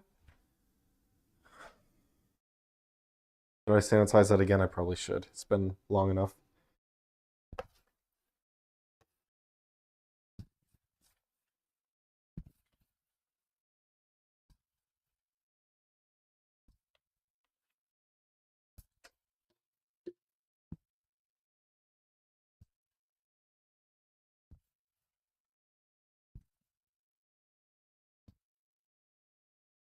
Okay. Lid.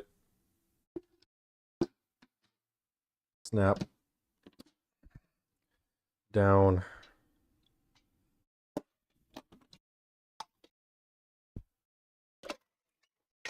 I need both hands for this.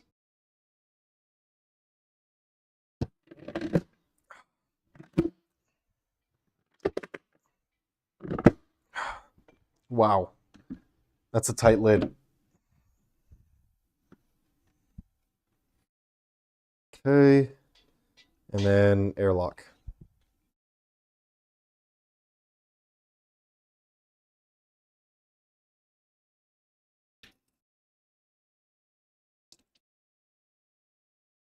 This can be normal water since it's not going to touch. Fill line. Super. And that just goes right on there.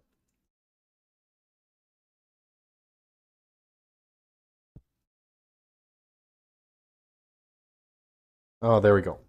Super. It just goes all the way down. Yeah, buddy. Oh. What?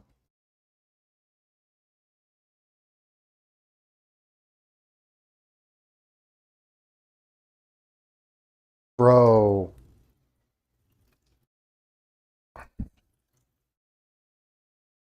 No, I just created a fucking siphon, dude.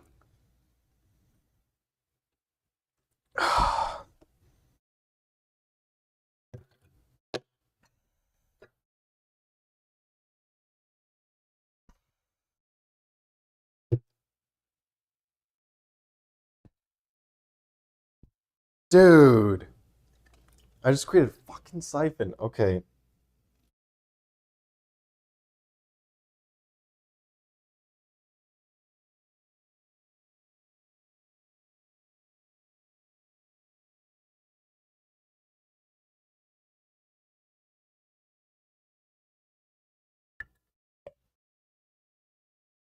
How the hell is this supposed to work?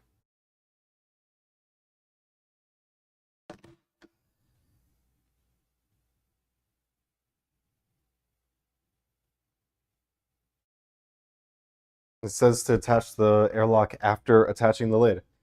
And that's done. So maybe if I just push it down straight. No. No, because it's airtight and it's pushing the cap up.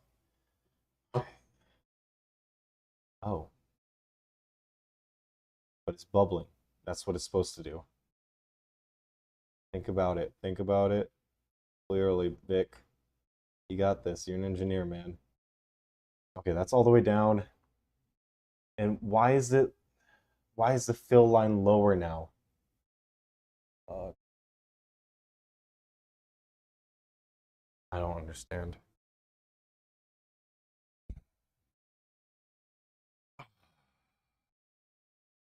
Stressful. Stressful. I don't know what I'm doing. Okay. Now I can clean all this garbage. All right. I think that's about it. That's our thing. It's done.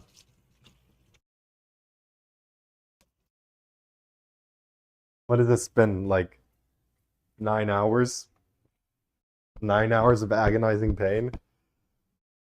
Good thing we didn't have to go to the store. It's not like they had anything for me though. I could have just bought beer. Oh well. I got this now. Okay. Store fermenter at room temperature, 68 to 75 degrees. In 1 to 3 days, you should notice bubbling in your airlock. After 5 to 10 days of primary fermentation, transfer into a glass carboy, leaving carboy for an additional 7 to 14 days. If you're using a single bucket system, then leave beer in fermenter for 14 to 20 days. Probably should have just followed instructions from the beginning. Make sure your yeast is done working by taking a hydrometer reading 3 days in a row. If it stays the same, then go ahead and bottle. If it changes from day to day, that tells you you still have fermentation to go. Dry yeast tends to finish faster than liquid yeast. I wonder why that is. Okay, so I'm just gonna store this, and we're good. We're good. That's it. We're good. Oh, buddy. Oh. That's heavy. That's a lot of poundage. That's a lot of poundage. It's filled up to the top too. That's a lot. They don't slosh it around. That would be unfortunate.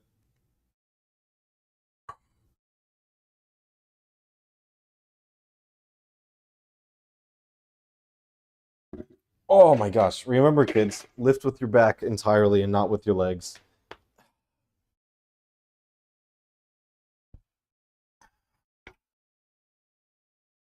Okay.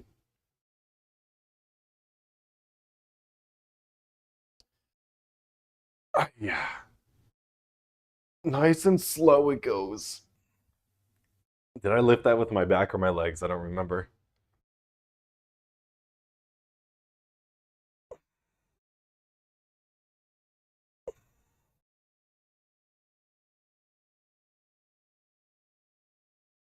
Oh man. Okay. It's arrived at its final destination. Um, Almost. It's almost at its final destination. Okay. It is now at its final destination. Wow. What a heavy bucket.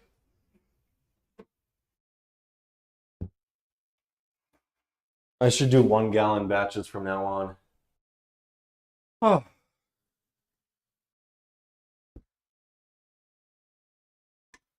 Delightful. Oh,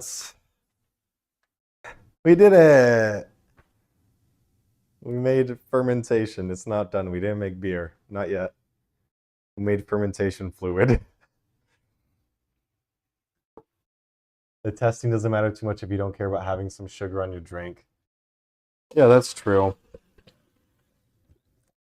Oh, that burp was long overdue. All right. Well, that's it. I don't know. I just have cleanup now, unless you want to stick around for that, but I don't think so. I think I'm just gonna pop some music on, copyrighted music, so I can't have that on stream, and do a little bit of cleaning before I head off to bed. Yeah, that's the plan here.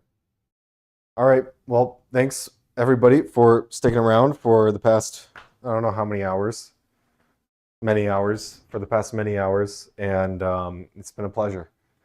Um, I am definitely doing that again, unironically. 100% going to do that again. But next time, I'm going to have better tools, meaning it's going to be a little bit easier, which will be great. Yeah. All right. Toodaloo. Take care. Oh, let me show you Miso. Hang on. Miso, come here. Hi. Look at that cat. That long cat. Yeah. Thanks for appearing on camera, girl.